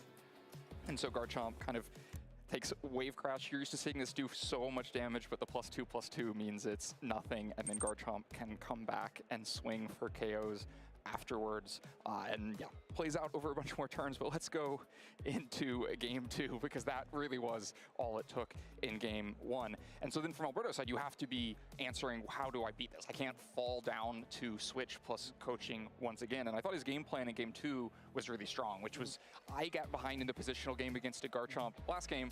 How about I get ahead in the positional game with a Garchomp this time? Yeah, I thought the progression of the set for Alberto in general was like just great. Where it's like, okay, I got to play faster. I can't give free turns to coaching. And that's kind of just the solution in general to coaching is you beat that by not allowing it to have free actions.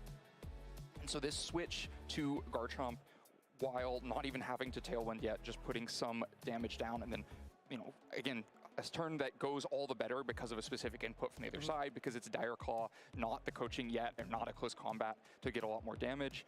It turns out to be a really strong turn. And then the Brave Bird helps to soften up the Garchomp in a pretty useful way. If you take the KO here, you don't have as much pressure with Earthquake because you're not outspeeding and getting a KO. And if you Tailwind, you're just losing a turn of it because it doesn't matter yet. And so the Brave Bird really nice into Garchomp there. Yeah, I think it's so important with Tailwind too, right? Where it just like, it's not long enough to just win the game by hitting the button, right? So I think when you hit it's really important, and does a great job of just getting value there. Let's go. So this plays out over a couple of Great turns food, where great the snack, Garchomp great energy itself for gets a lot of the damage last match of the on day. Field, but crucially, it also draws a ton of attention. You know, forces Dragon Claw twice because of Sandveil. Love to see it. But eventually has softened both the Palafin, which had to switch into the Sneasler slot, has softened the Garchomp on the other side, so that when then part 2 of the plan comes into play and the Floette hits the field, now you're in Tailwind with a couple turns of it left, and you have so much damage. Yeah, Klefki's just a knockoff Save Alive. Much like that first game, just like, oh man, this is so bad, where there's like not really any switches available on Ooh, Kalan's side of the field. so It's good. A wonderful pin. And It was a bit pretty much spicy. gets it in fully healthy I mean, too, it's which not a is, percent. I'm it's actually right here. terrible If at you mirror play matches. faster, you can't risk taking any chip because of Jet Punch. Yeah, it totally healthy, and then Corviknight totally I healthy might as well, which need means to- that Sneasler that's lurking in the back isn't nearly as much of a problem for Floette as it might have been otherwise. It comes in and is just as threatened as the rest of these Pokemon. Okay, I love great Kalan's game ability to here. Double protect there, by the way, even though like it doesn't work and he loses the game. Where it's like, well, you gotta at least try, right? Where I think he does anything else, he's gonna lose anyway. So why not? He said in the interview it was an accident. He thought he could protect safely that Oh, turn. no. Well. But, you know, I think, like you say, was so far down in the positional game that it was going to be difficult to fight back one way or another. So we've seen 2 ways that turn 1 can play out, and I think Colin had a really great adjustment back for game 3. We're staring down, you know, a very similar position now. The Garchomp, like you mentioned in the cast, already a half turn ahead by being on the field. But I think this Frostlass switch is really clever here to create a positional problem. Yeah, I thought so too. I wasn't expecting it to come in there. It's like, ooh, wait, no, that's exactly right. And you know, it almost gets burned by that critical hit, but I think eventually learning how bulky it is, I think makes it make even more sense. Like, oh, it's actually a fairly safe switch there where he had a lot of buffer. Like, I didn't check super closely on the training, but you know, that's the power of that Pokemon, right? You think it's big and frail because it's that powerful special attacker, and that's kind of like their shtick, but it's deceptively strong on the physical side. Yeah, the snow helps a lot, but that's what Yeah. makes this switch immediately look risky. Like, I saw it happening live, and it's like, oh my god, you're switching in Frostlass. It's not Mega yet. There's no snow for a defense boost, and it doesn't have all of its stats. But using the Fake Out to cover the switch, you know that if Corviknight is going out on the offensive, it's going to be a Brave Bird into the Sneasler most likely. Like, you can probably... Yeah, this is a great play here. Faking out to the Garchomp was really good. I think the Sneasler showing a lot of its diversity in what it can input when sitting next to Palafin. Over the course of the 3 games, went for coaching, damage, and fake out, and that gives a lot more flexibility than you often see led next to Palafin. Yeah, I think it's also why it just looks so strong here. I know we disagree on this one a little bit. I kind of come in the weekend thinking that Sneasler might be a little overrated, and it's because most players don't play it like this, right? Nah, Sneasler is very good. Maybe better as a supporting option. Pokemon, and the folks are like, well, this is fast Incineroar, you know? It's Fake Out and coach. It's fast Incineroar. Yeah, it's fast Incineroar. But here, when it creates a safe switch, that then quickly leads to the Garchomp being traded away. The Garchomp has a hard time affording to switch back out at this point. You just set up your Tailwind. You want to get the Earthquake value while you still can. You don't know for sure that you'll ever get an opportunity again at this point, and so it trades for an Earthquake. Still a lot of damage, but losing a crucial piece for Alberto. I think this position, one of the crazier turns that we've seen where I'm curious to, I kind of forgot how much damage he can get, but It's like thinking through. King-Pt took a lot of damage. Crit on the Frost! Oh, I didn't know the Frost was critted there. It's a wild turn. You get so much damage Hate. out of this, but just not quite enough. If it's a KO into Frostlass, this game is over probably pretty quickly afterwards. But don't get to either KO and then this freeze. It did feel like for a second, the Corviknight is so well positioned here. Like, Body Press is a KO, Brave Bird's faster in a KO. We know the Sneasler is in the back and you're faster in a KO. Like, Corviknight might just win this by itself, and instead it's going to sit there in a nice spot. Just, gonna chill in the freezer. Almost certainly a different result there, but I think it's a great position by Colin, where like, he'd been on the back foot after Alberto won team preview and had started out ahead, and like at that point, like, well, you need something to happen, right? And not only pick up a knockout there, at least he gives himself a chance to get lucky, which I think gets some of the game sometimes. And then one last piece I want to talk about in this game. You heard Colin mention it in the interview, which is that this was the last point of risk. He's already so far ahead at this point, but Alberto can still make it a little questionable for him. You mentioned in the cast that if you just choose to not protect here, you can create a lot of risk. If Colin has decided to just swing into the Corviknight, things could go really badly, but no, it just gets KO'd, and so that ends the game pretty quick. Yeah, honestly, I kind of wonder if like that plays out differently if we're not on Pokemon Champions, but assuming the players also remembered that Corviknight has to thaw there, it's an unthawed Corviknight if you're looking at the turn, right? Just like pretending with this weird anti-gravity thing, and like that makes it a little bit more predictable. We're like, well, if he knows he can act with that, I think he's much more likely to play a little risky there.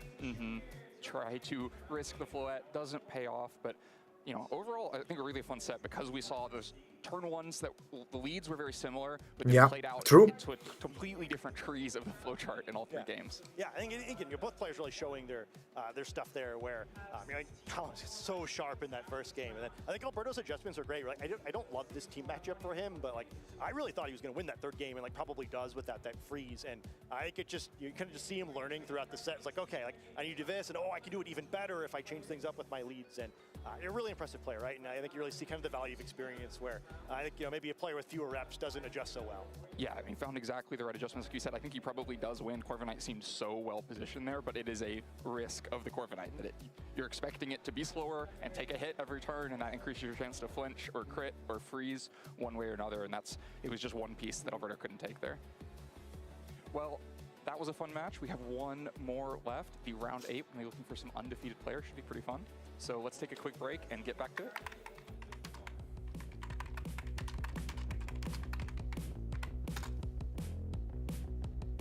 Okay, how many time here? How much time? How many? How much time to the next round? Big regional this weekend with Champions. 4 minutes. 2 more competitors to be breaking it down. 4 minutes, 4 minutes. Okay, let's check. Let's check the tournament pairing. The pairings. Do we have finished matches over here? Refresh. Go to top of the page. This was the 7th one, right?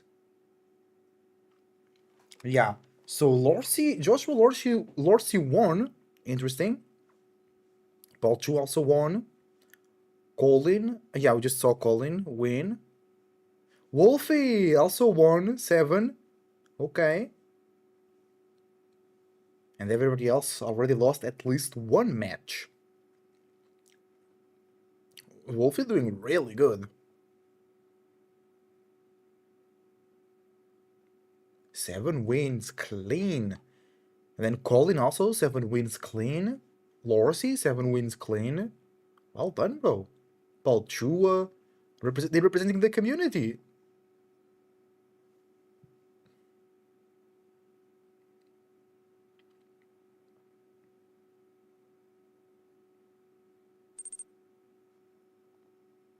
Well, I guess I pop a sandwich and I get a Frostlass. Yeah, that's maybe the fastest way to shiny hunt in Scarlet and Violet.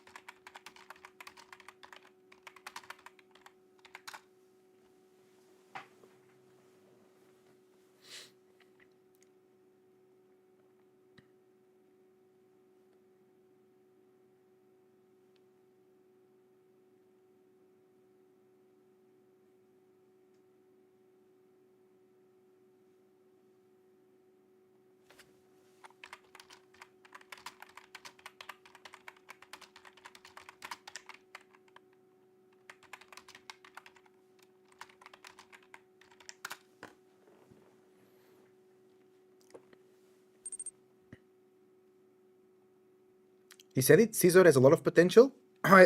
That's true. I'm not listening. I'm not listening. We could listen. That's true. Like the right way to go. So just those competing viewpoints are really, really interesting. Yeah, seconding what Nick said, I think the strongest Pokemon, it's pretty clear what they are. And so even the unusual teams are probably going to be using a lot of the same few Pokemon, Basculegion, Sneasler, Garchomp.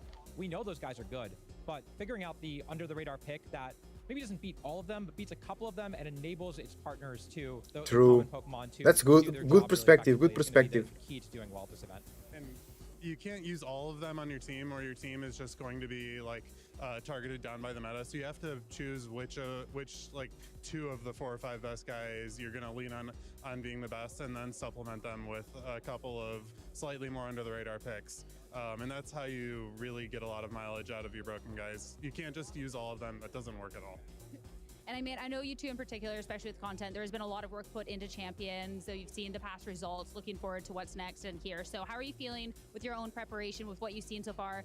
But your chances with the event, like who's taking down the Champions event? Is it going to be one of you two?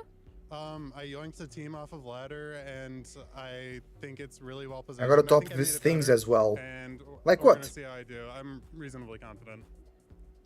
Like I said, I think a lot of the early format is exploring and trying to figure out the strong pieces, and that's what I've really focused on. So I might have built my team on the flight over here with a lot of the strong pieces that I've identified, and I'm really hoping they, come together. If they do, maybe we'll see a deep run, and if they don't, then I'm excited to see what does, and hopefully build off of, whatever we do see do really well.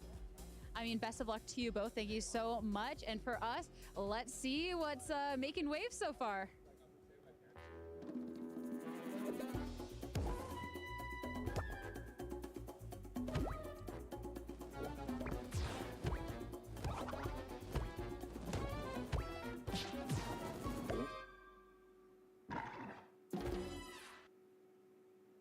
Well, we've certainly been seeing some of these newer Mega Evolutions from Pokemon Legends ZA making some waves here at the Here we go. Indianapolis Regional It should be back Championship. soon. But I'm excited to showcase some oldies but goodies coming back for this final Ah, the sandwich. round of Oh yeah, bro. You actually have to make them in Scarlet and Violet. That's true. I forgot about that. That's so funny. You actually have to make the sandwiches in Scarlet and Violet. Okay, here we go. Last round. Last round. Show it to me, brother.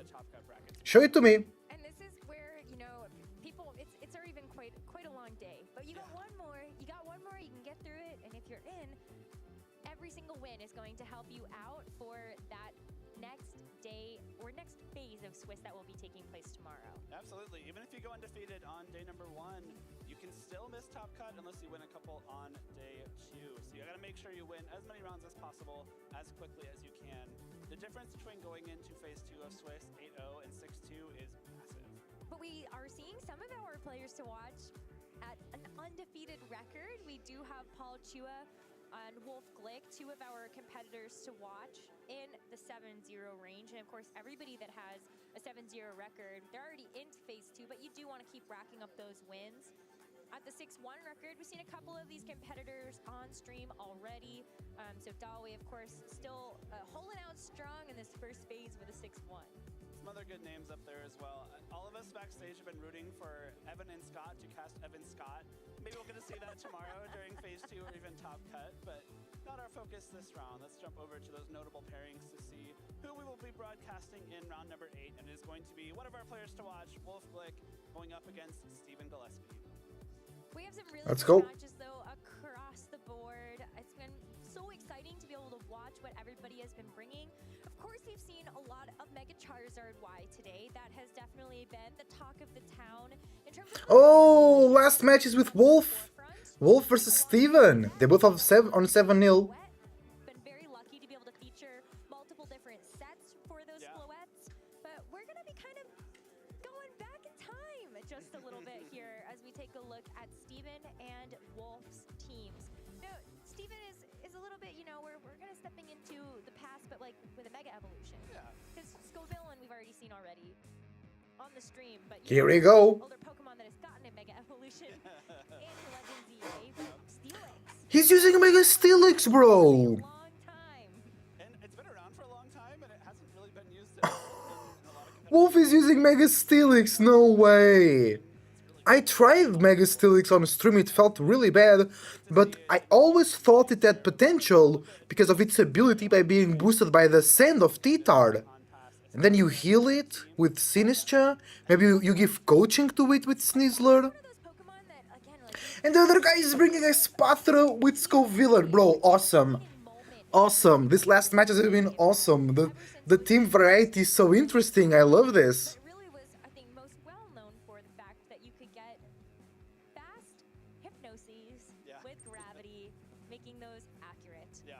But that's actually not something that's going to be on this team, and that's why I think the Espatra nowadays stands out as much as it does, because it's really here to do those combines, get the baton pass, but also, if you see a moment for it, those Lumina crashes hurt.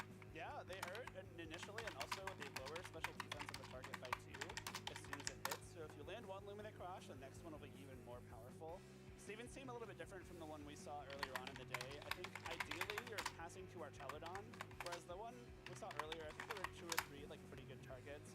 But right now you have the Archalodon with the protecting leftovers. It's got stamina. If you pass to the Archalodon, okay, a typical Archalodon set with leftovers. Charcoal Incineroar, I love it. Fairy Feather, Sylveon of course. Psych Up to copy. Bro, dude is using a ladder team on the tournament and this is going 7-0. Unbelievable. Flamethrower, Giga Drain, Rage. I love the Giga Drain on Scoville. No Leech Seed. Lumina Crash, Calm Mind, but on Pass Protect. Poly goes Choice Scarf, Weather Ball, Muddy Water, Ice Beam, Icy Wind.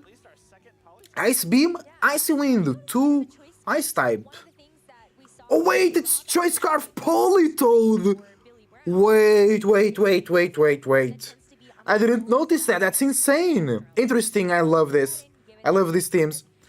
I want to see the Steelix set from Wolf. We 7-0 with Steelix. Now I feel a bit...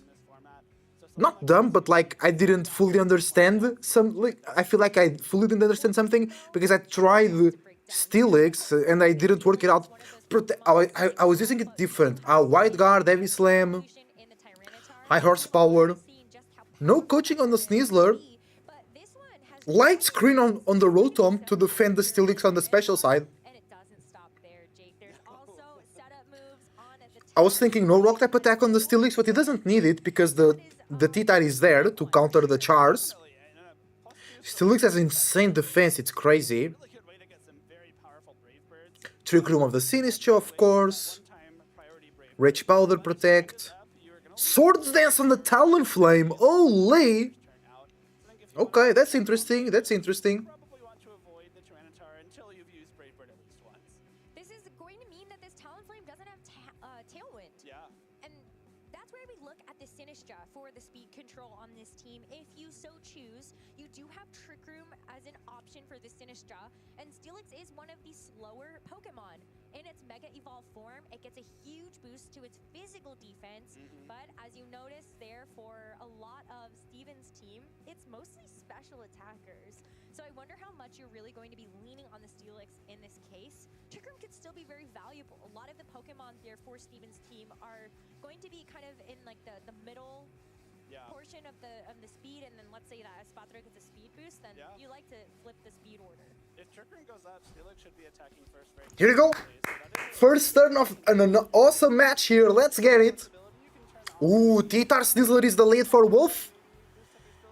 And Espath. Ooh, nice Intimidate. Nice Intimidate on the T-Tar.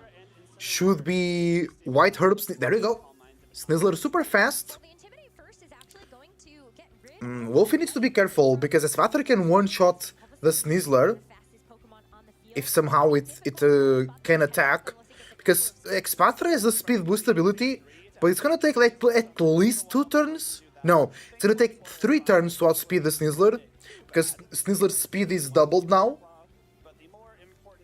So you need to double your own and then a bit more.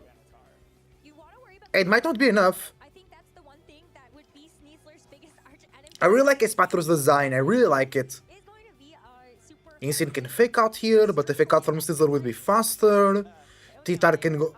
I think we just see 2 fake outs coming in across the street.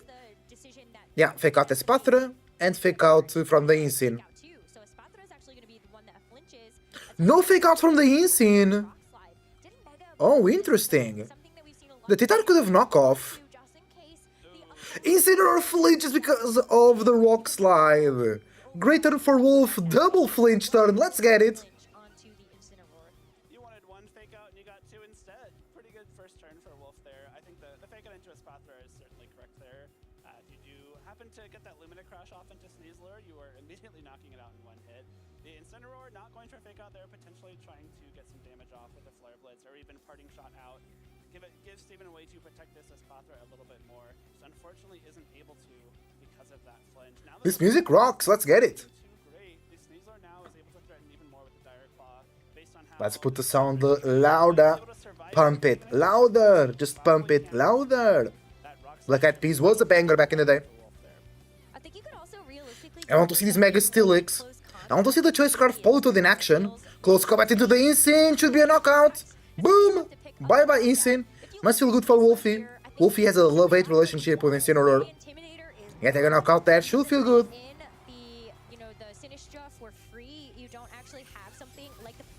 Ooh, knockout on the Sneasler from the Espathra. Damn. Knockoff? Knockoff?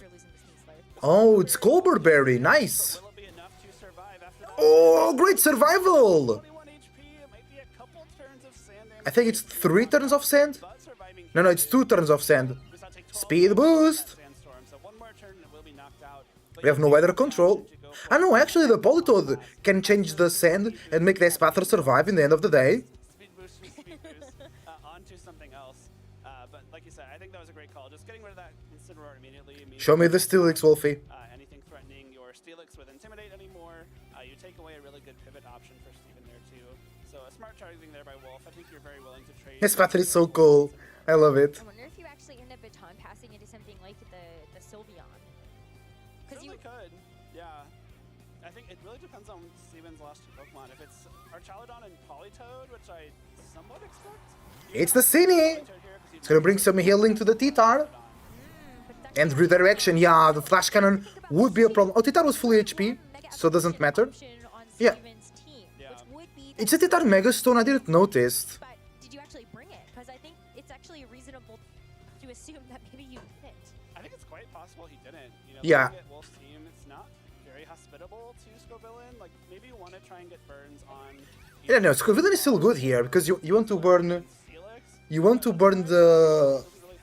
Steelix and the... Oh, there you go! It's shiny Steelix! Beautiful! Oh, but the switch of the Arch into the Poly. Espathra will not die in the end of the turn. And now you bring the Arch back. What a play from Steven! Yeah, the Archaludon now is going to get those 2 speed boosts, but I fear that Steelix swapping in with Sinistra on the field means that Wolf might have... Yeah, but still boost, speed boost will not give much to Archaludon though. Right. Trick Room! Yeah, great play from Wolf. Great play. Ability on this Archaludon, so you are going to be able to deal with...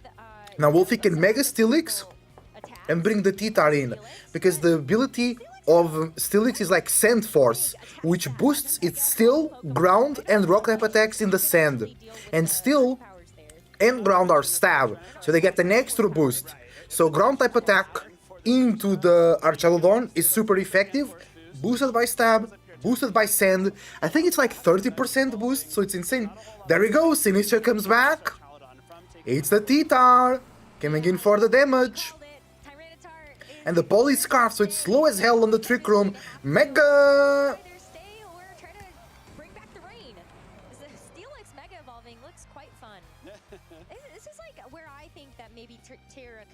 Mega Steelix so cool, high horsepower, doesn't pick the knockout. 15 HP, hold on. Look at Mega Steelix shiny, so cool. Muddy Water, that's big damage. That's big damage on both. Flash Cannon from the Arch. Bye bye Titar. Oh no, Titar survives because of the special defense boost in the sand. That's crazy. Okay, now we will bring Sinistra and heal the Steelix. it's not over. Wolfie can still lose this. Because his only way to deal damage to Polly consistently... I mean, high horsepower should do a lot of damage, but Polly is bulky. Polly is locked in into Muddy Water. You can play around that or with that. Cine can bring healing. Redirection wouldn't work. It's Rollet time. My cat loves to play with Rollet. And just throw it to the ground. I think you just want to heavy slam it, no? Potentially? You have to always protect Rollet. Rollet is a protect species in the house. But I'm thinking here, like, you still have the speed disadvantage if you are... Titar comes out for Cine. Cine, I love Cine's one of my favorite Pokemon to use in Champions. Healing. Okay, and now, no protect on the Arch. There is, okay. Did Wolfie read into that? Wide Guard! No Muddy Water! Perfect, because you know he's locked in into Muddy Water. So you just Wide Guard that protects from spread damage. And now Sinister can Matcha Gacha. So you Matcha Gacha and attack into the Poly? Or you Life Do? Wolf could Life Do here. Life Do Wide Guard seems super safe. Super safe. Because Arch is not threatening much. The Steelix at all, it's not threatening at all, but it's not really threatening the Sinistcha as well. Okay, he wants a weather reset. Steven wants a weather reset. Spatra, sacking it. Double protect! Insane! High horsepower into the protect. And the Spatra will get to the speed boost in the end of the turn, but it doesn't matter. The other two Pokemon are already slow. And Spatra goes down. So it will be the Poly again. No boost to the attacks of Steelix. Electro Shot coming in doesn't really matter because it's a grass type and the ground type. Ground resists electric, ground is immune to electric, grass resists it, so it's fine. It can give a special defense boost. The Poly will go back with Muddy Waters boosted by Rain. But Titar is still available on Wolf to switch the weather around. And this is the last Pokemon for Steven. So if Wolf brings the Titar, Poly cannot reset the weather. But I think more important than that is the fact that Poly is not locked into Muddy Water, so Wide Guard is not an option, or at least a guaranteed option for Wolfie anymore.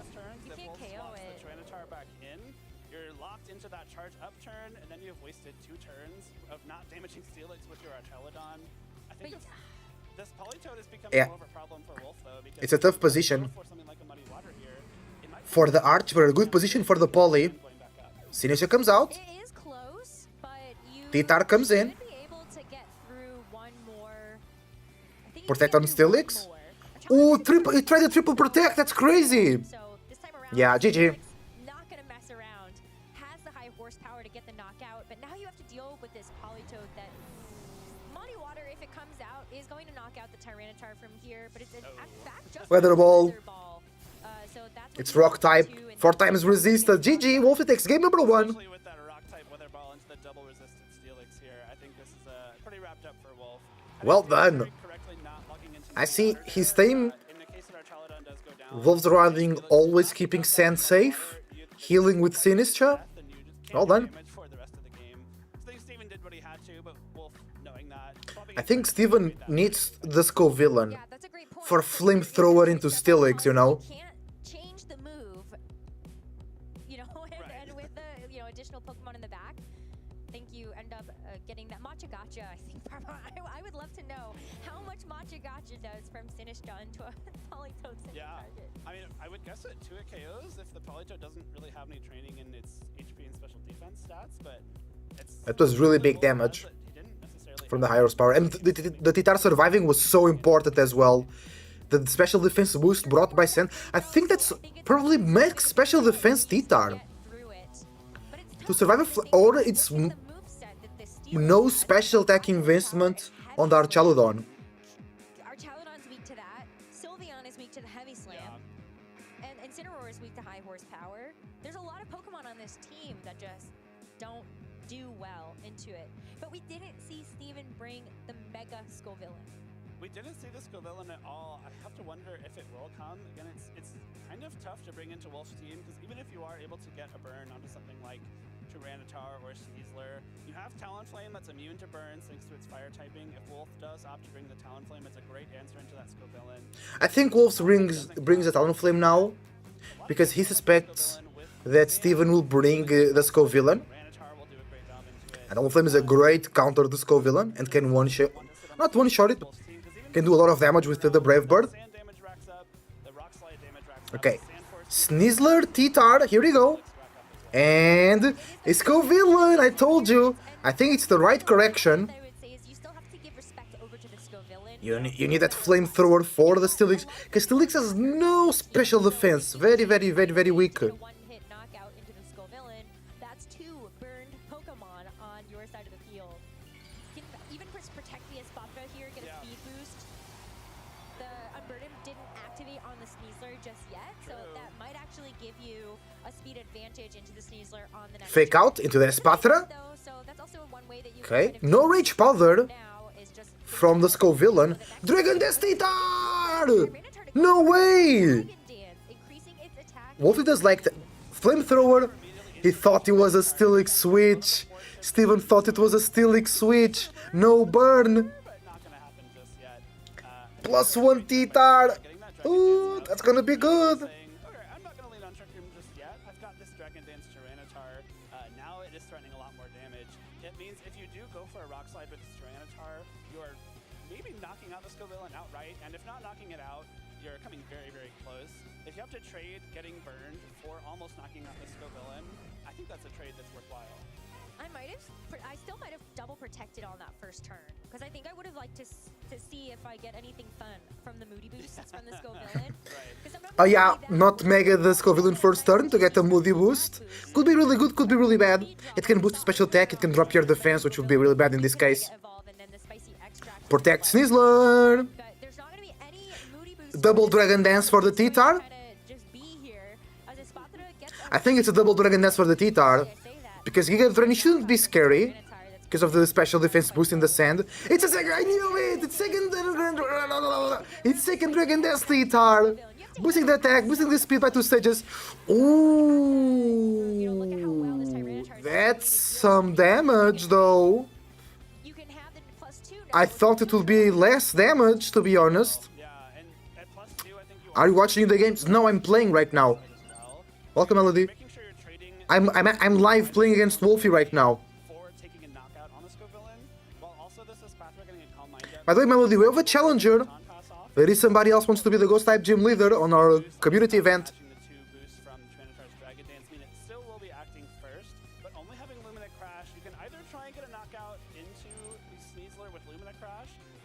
No, top left will cover the other player.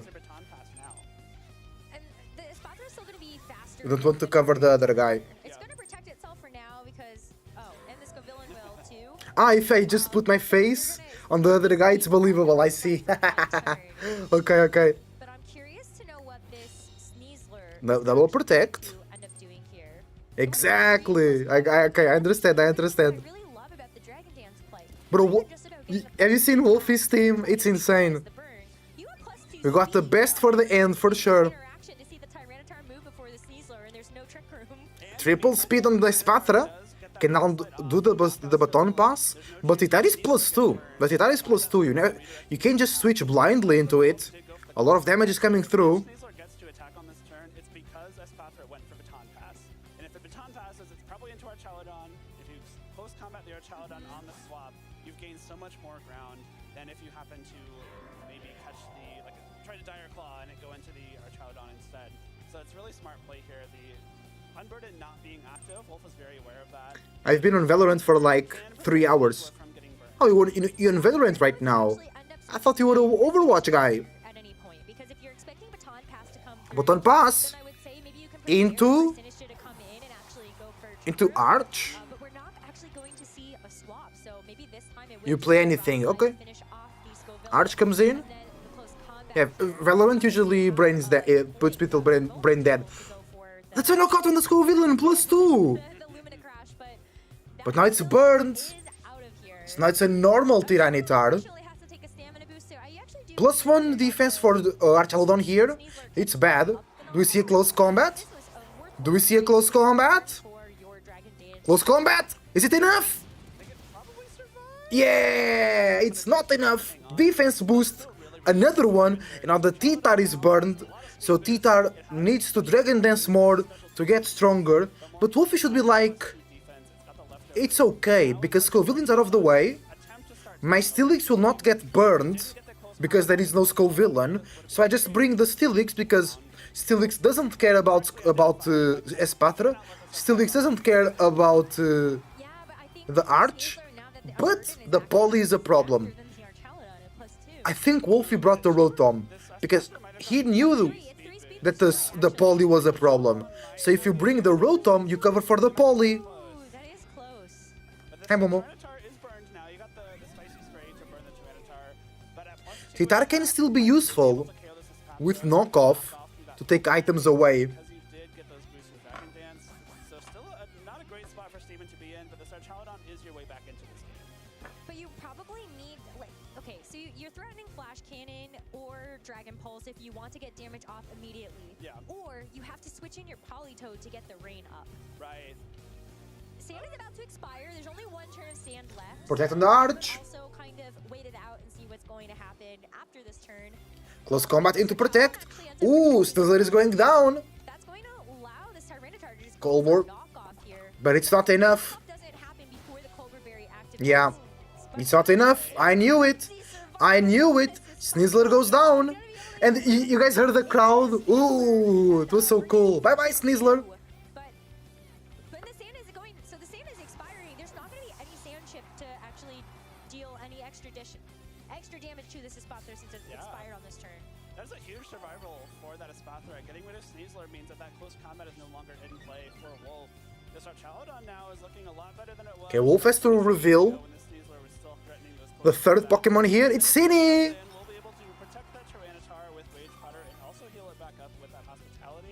So maybe T-Tar goes for a Dragon Dance here?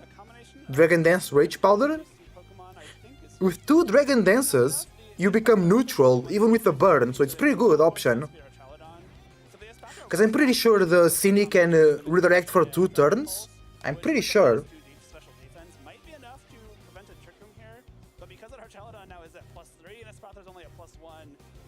Let's go, last match of the day.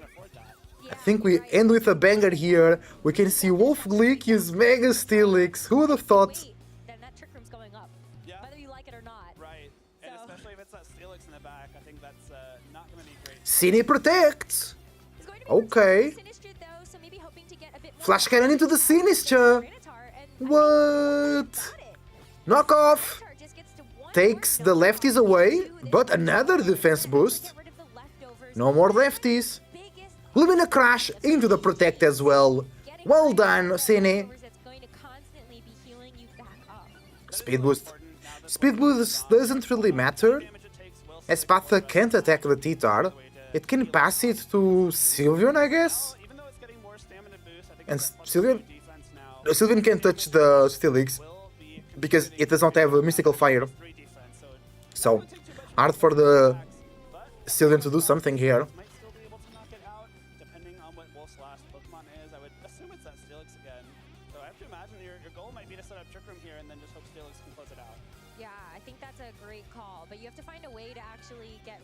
Sinistra comes out. Steelix is here. Dragon Pulse. Nah. Ooh.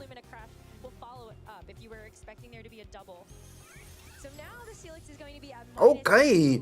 He took a double up. Miss the Espathra.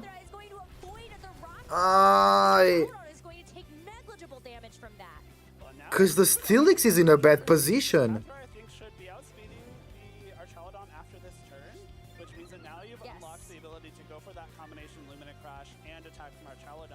Because Lumina Crash will reduce the special defense. It's GG for the Steelix. That switch was not great. We might go to game number 3, which I don't mind at all. T-Tar switch into Cine. I don't think it's enough. I don't think the healing is enough. I think we need Protect and then next turn Life do. Bro, Lumina Crash plus Dragon Pulse will be a knockout.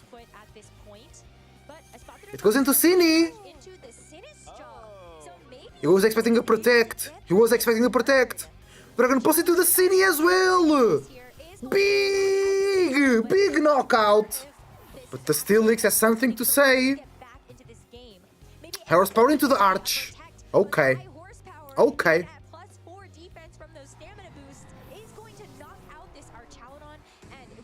Steelix has good attack.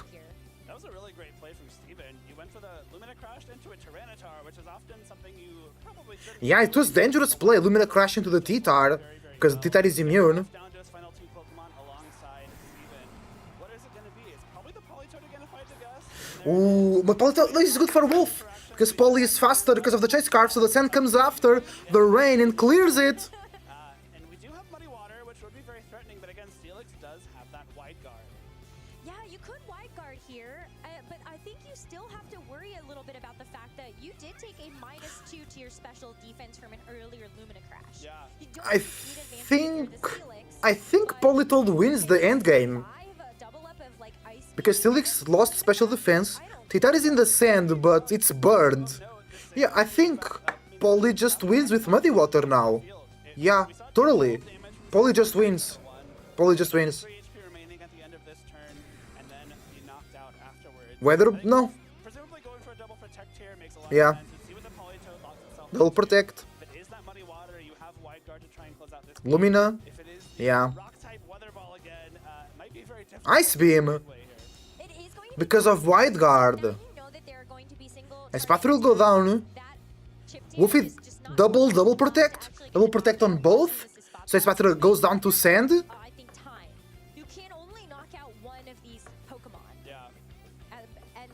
Ice Beam will take a long time to kill the T-Tar, and T-Tar can knock off the Choice Scarf, making Politoed slower, and T-Tar then will attack first. But T-Tar is burned. It's at neutral. No double protect. Steelix survives.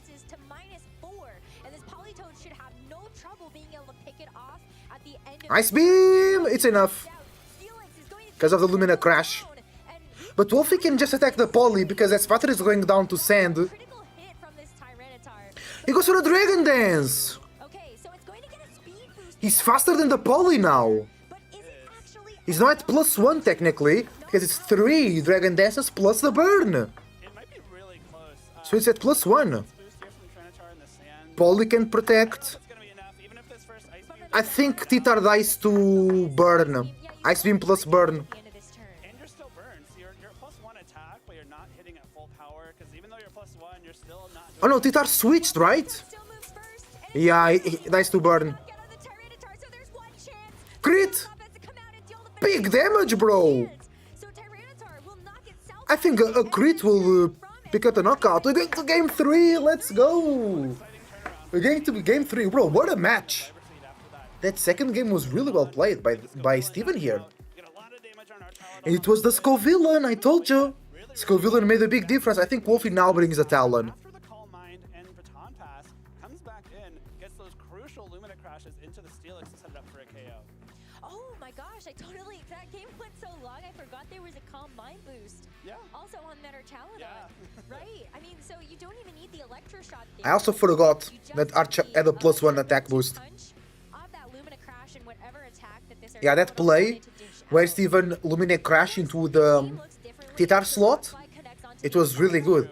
Because it's very risky. And then the T-Tar switched out for Cine, and he got the play. Correct. It was really good.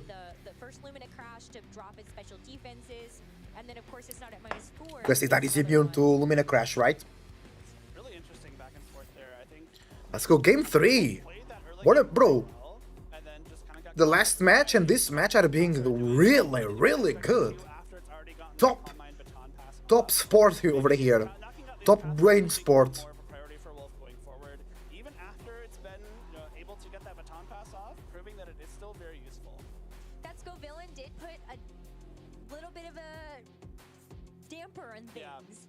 Having it at the very beginning of the game, tough because it kind of forced Wolf into a position where he had to Dragon Dance twice to feel like he was confident to be able to get through that and be okay with the burn that happened. Right. But I kind of wonder if you almost took too much time. Would you have actually rather you throw out the rock slide and even take the... No, you probably don't want the burn on the Sneasler. You could have knocked Game 3, here we go. something like Dire Claw plus Rock Slide, but then you get 2 burns. Wolfie finally changed the clothes of his trainer. He was rocking the default design for a very, very long time. Sneasler T-Tar. Esp in scene. This is game 1 leads, right? We're back to the Incineroar, which will immediately give Sneasler that White Herb Unburdened speed boost. Could still go for a fake out into either of these Pokemon. I feel like the first game we ended up seeing the fake out into the... Esp has been a menace. I guess Wolf needs to take it down quicker, because it's making that Archaludon very strong and very fast as well. It's tough. I think you kind of have to fake out the Espathra here, because if you don't, you are just giving up your Sneasler to a Lumina Crash most likely. And with the Intimidate in the Tyranitar and the Colbur Berry on the Espathra, there's no way you're knocking it out with that knockoff. Even with a critical hit, you're probably not taking it out because of that berry. So I think you might need to preserve that Sneasler a little bit. Either swap it out or go for the fake out into that Espathra. Well, it's going to be a switch out of the Tyranitar immediately. Steelix comes in immediately. Fake out of the Espathra. Okay. And Insane should... Okay, good turn for Wolfie. Really good for Wolf. Let's go. You now can Mega. You get the Sand boost to your attacks that are ground. Steel or Rock. In this case, Heavy Slam will be boosted. And Horsepower will be boosted. No Rock Slide on the Steelix. No, I mean, I think a much better position for Wolf here. This Steelix is so bulky, especially once it Mega Evolves. It has a sky-high defense stat. Incineroar is threatening with a Flare Blitz, but I think if you Flare Blitz... Yeah, no. Steelix will eat 2 Flare Blitzes at least. I mean, it's Charcoal Incineroar though. So if it's Max Attack Adamant plus Charcoal, that's another conversation. Protection from the Espathra. Close combat into Insane! Big damage, it's a knockout! That's Adamant. That's Adamant Sneasler, or it's Max Attack Adamant Incineroar. That's a lot of damage from the Sneasler, well done. And Steelix... Can't do much because Protect on the Espathra.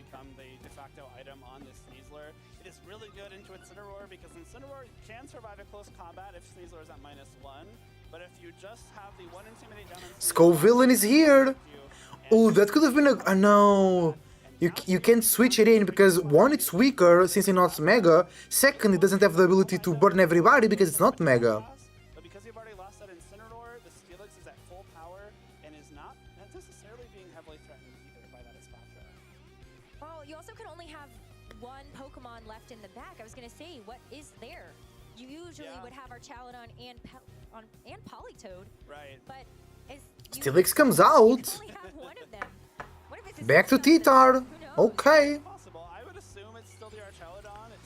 Mega. Do we see a flamethrower? Or the Reed with the Giga Drain into the T-Tar. Very close, super effective. But Sneasler gets burned. No poison. No sleep. No para. Lumina Crash into the T-Tar! Doesn't work! T-Tar is immune.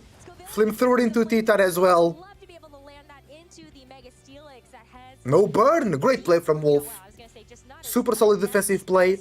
A lot of damage into the Scovillain as well. And he didn't burn the T-Tar.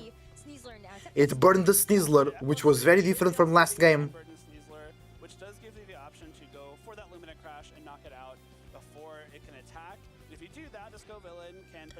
The thing is, Espathra is faster than the Sneasler.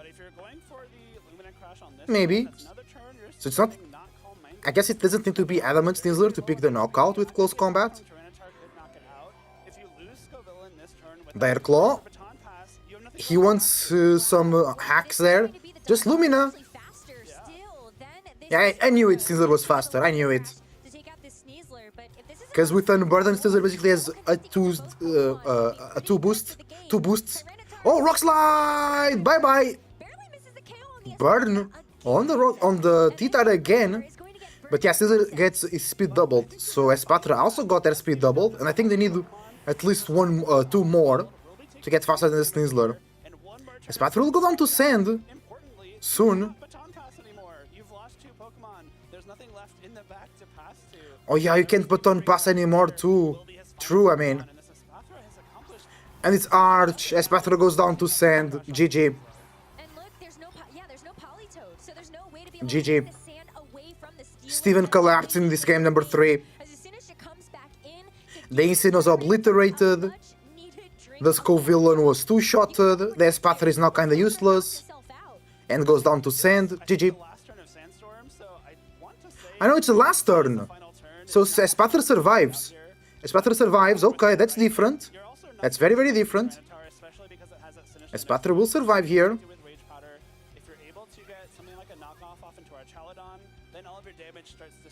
Lumina? Ah, T-Tide didn't switch. Knock off?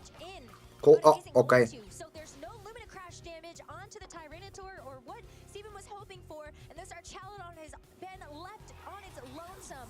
3 Pokemon left here for Wolf to take it down, but you've got to be GG. Wolf wins all games in day 1. This Pokemon, but you know Steelix is going to be close to finishing up. Trick Room, yeah.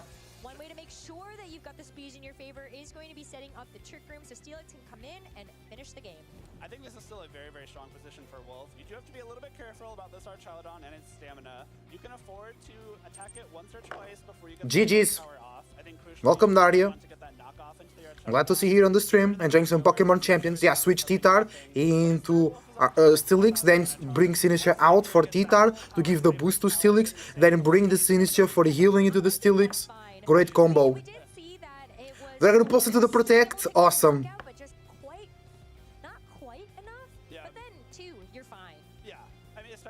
Archaludon again doesn't have a special attack boost. It really can't damage the Steelix at all. You can get a high horsepower Yeah, off here. the Sand comes in to give more damage to the Steelix. Sand Force ability of Mega Steelix. Protect on the Arch, that's fine. This game ends to appreciate the size difference between the Mega Steelix and Tyranitar. Yeah. Yeah, Steelix is like 2 T-Tires, maybe 3 T-Tires. Hide.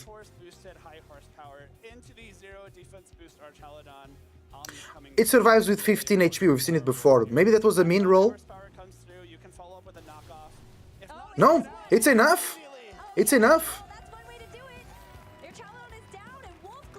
Wolf rocking the Steelix and gets 8 wins. GG. I want to hear the interview. But I feel a bit bad because I couldn't make Steelix work. But hey, I'm not the world champ. Wolf is the world champ.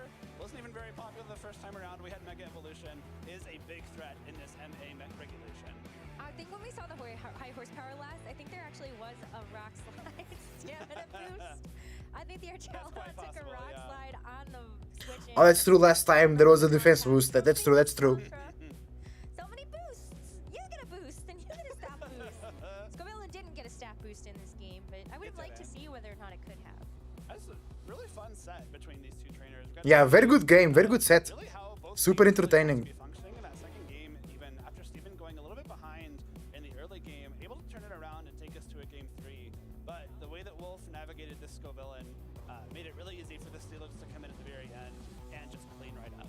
I do think that's one of the drawbacks to Scovillain, or I think one of the ways that I feel like I've seen Scovillain mess with people's game plans is you get so worried about spicy extract burning your Pokemon that you don't realize you actually have to knock it out at some point. So I do appreciate that it was just no, we're gonna knock it out. Yeah, that's what Wolfie did in game 3. Just took care of it. Oh, I forgot to go for the prediction. Identifying which Pokemon you can afford to be burned is what you have to do. I want to listen to Wolfie's interview. Especially if you have a team full of physical attackers like Wolf says. Sneasler, Tyranitar, Steelix. Let's go, let's go. Don't want to be burned, but by making sure Steelix isn't the one being burned, I have made something evil and F'd up to counter base my low tick. And now watch him not using it. There are very few things that I feel like I look at as really easy ways to deal with Archaludon, and that is certainly not number one on my, on my list. Yeah, I will admit, when I saw Wolf was using Steelix earlier on today, I was like, oh, he's just trying to have fun at this event. He got 8-0 with Steelix. Yeah, it's crazy. Because clearly it's 8-0, it's doing something right. I see the vision though, because when you think about these teams that we have seen on stream so far, there are really two different ways that you can kind of build it. Okay, I'm way oversimplifying this. But you could have a single Mega Evolution Pokemon on your team, or you can have two. Yeah. And I think that just provides you a lot of different types of flexibility. Tyranitar, not necessarily like the fastest of Pokemon, but you got Dragon Dance, and then, okay, I see your Charizard. I'm just gonna hit you with a Rock Slide. Yeah. It's cool too. There's some Pokemon that can function just fine, holding their Mega Stone but not Mega Evolving. Teams we saw that had Mega Charizard Y and Mega Floette, if you're not evolving one of those... I want to see the interview with Wolfie. Let's go. Welcome to stream, everybody. Welcome, welcome. We just had a great match here with Wolfie and Steven. It was really good. Very two interesting teams with weird Pokemon, would say. The Play Pokémon Champions official the Play Pokémon official page for this.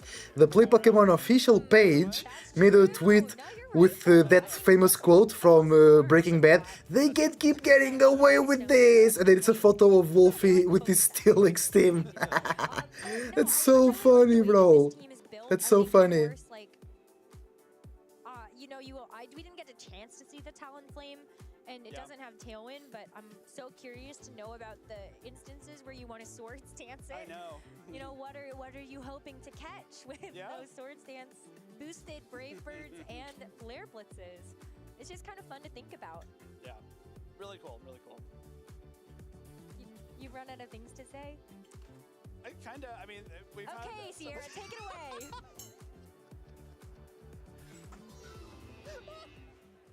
We are here out in the crowd with none other than Wolfglick, undefeated here, phase 1 of Indianapolis. How's it feel? It feels good. Whenever you use a strange team, especially a team with a strange Mega Evolution, you're never like really sure how it's gonna go. You're like, yeah, like I think the team is good. I think Steelix can keep up, but then you see like Charizard and Floette, and you're like, maybe I spoke too soon. So anyway, being here and being undefeated after the first day is a really good feeling. Let's talk about the Steelix. Bro, Wolfie won with Mega Steelix. It went 8-0. Obviously a crazy good Pokemon. Were you... Oh, finally Cole was gonna use Mega Skarmory. No, I was trying to build around Mega Gengar, but I was having so much trouble because how do you beat Kingambit? I don't know. And so I went online and I typed in Pokemon that learn Earth Power because I'm like, yeah, strong special ground move. And Steelix came up, and I was like, wait, okay, like I'm not using Earth Power Steelix, but isn't Steelix kind of good? Like all of the Pokemon right now are physical attackers, and like some of the big ones that are special attackers are like Floette and Arcaludon and Sylveon. Like, shouldn't it be good? Here's what I will tell you about Steelix. Mega Aggron, those people have propaganda. They are experts. Mega Steelix and Mega Aggron have the same defense stat.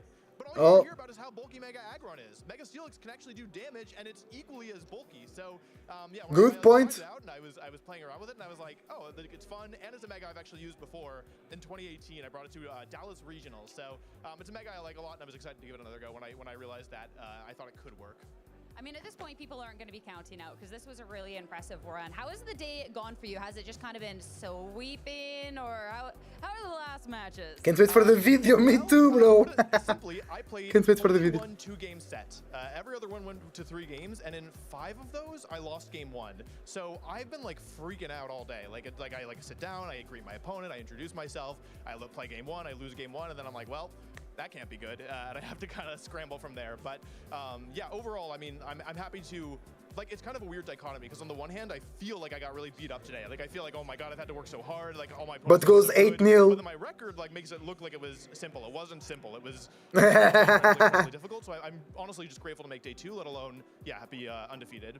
I mean, we definitely got to see that it wasn't a free ride at all within that last match, considering there's this Esp on the other end of the field. You kept kind of like, it couldn't get KO'd, it's so close, it's getting these speed boosts. Like, how are you feeling going into that and just like, I gotta take care of this thing? Yeah, I was pretty worried. Like, this is a team that I played against before, but my team is 4 physical attackers plus Rotom Wash plus Sinistcha, and so having Scovillain already on the other side is a big problem, and then also having to deal with Arcaludon's boost, like just those 2 on their own are scary, and then you also have to factor in the baton passing Espathra, also Espathra being the best Pokemon against by Sneasler, who's my only real good answer against the 2 like physical shutdown Pokemon. So I was pretty worried, and I was really happy to win game 1. And I definitely feel like I was in an advantage state in game 2, and I think I messed up there a couple turns in a row. It's more accurate to say my opponent played extremely well, and I think capitalized on some plays of mine that weren't perfectly safe. And so when we went to game 3, I was like, man, like, this is not a team I wanted to go to game 3 against. Like, I really would have liked to steal this up in 2. So yeah, they played really, really well. I think they like, honestly, middle of game 2 to the end, I think they played perfectly to kind of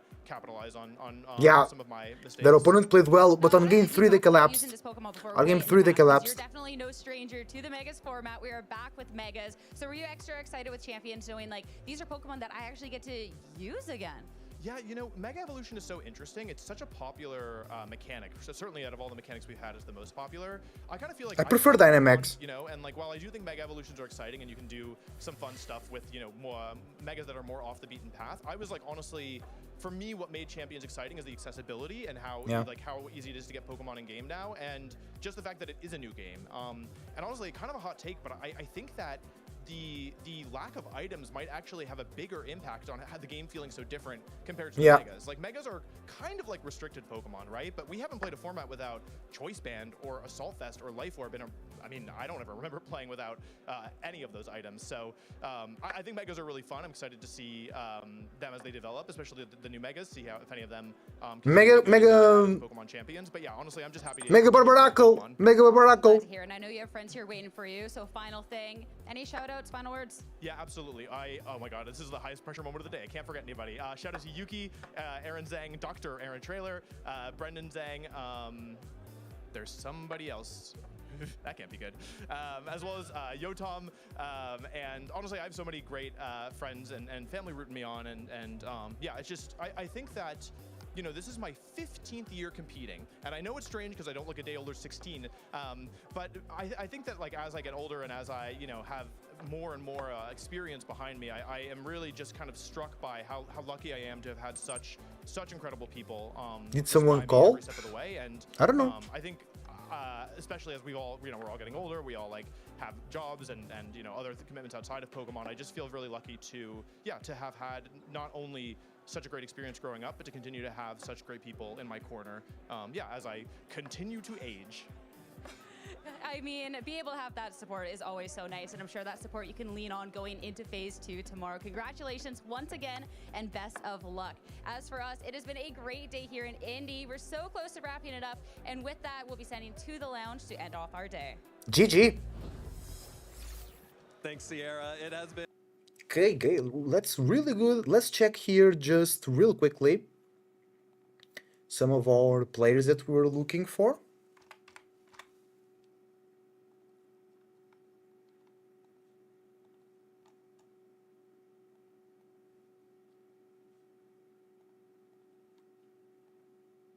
Pokemon events,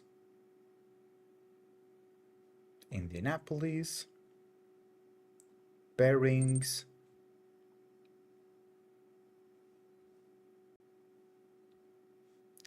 and we go here. Lorsi also goes 8-0. Oh, Colin lost to Lorsi. Okay, let's see how Joe is doing. Oh, he's 5-3. He's out.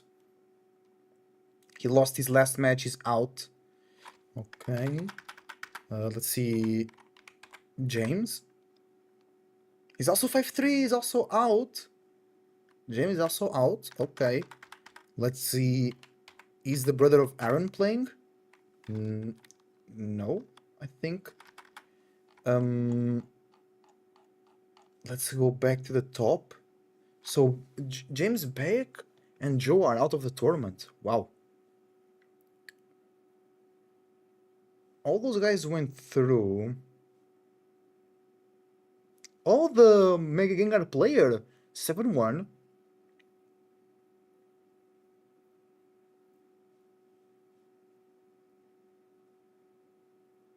Alexander Hill 7-1.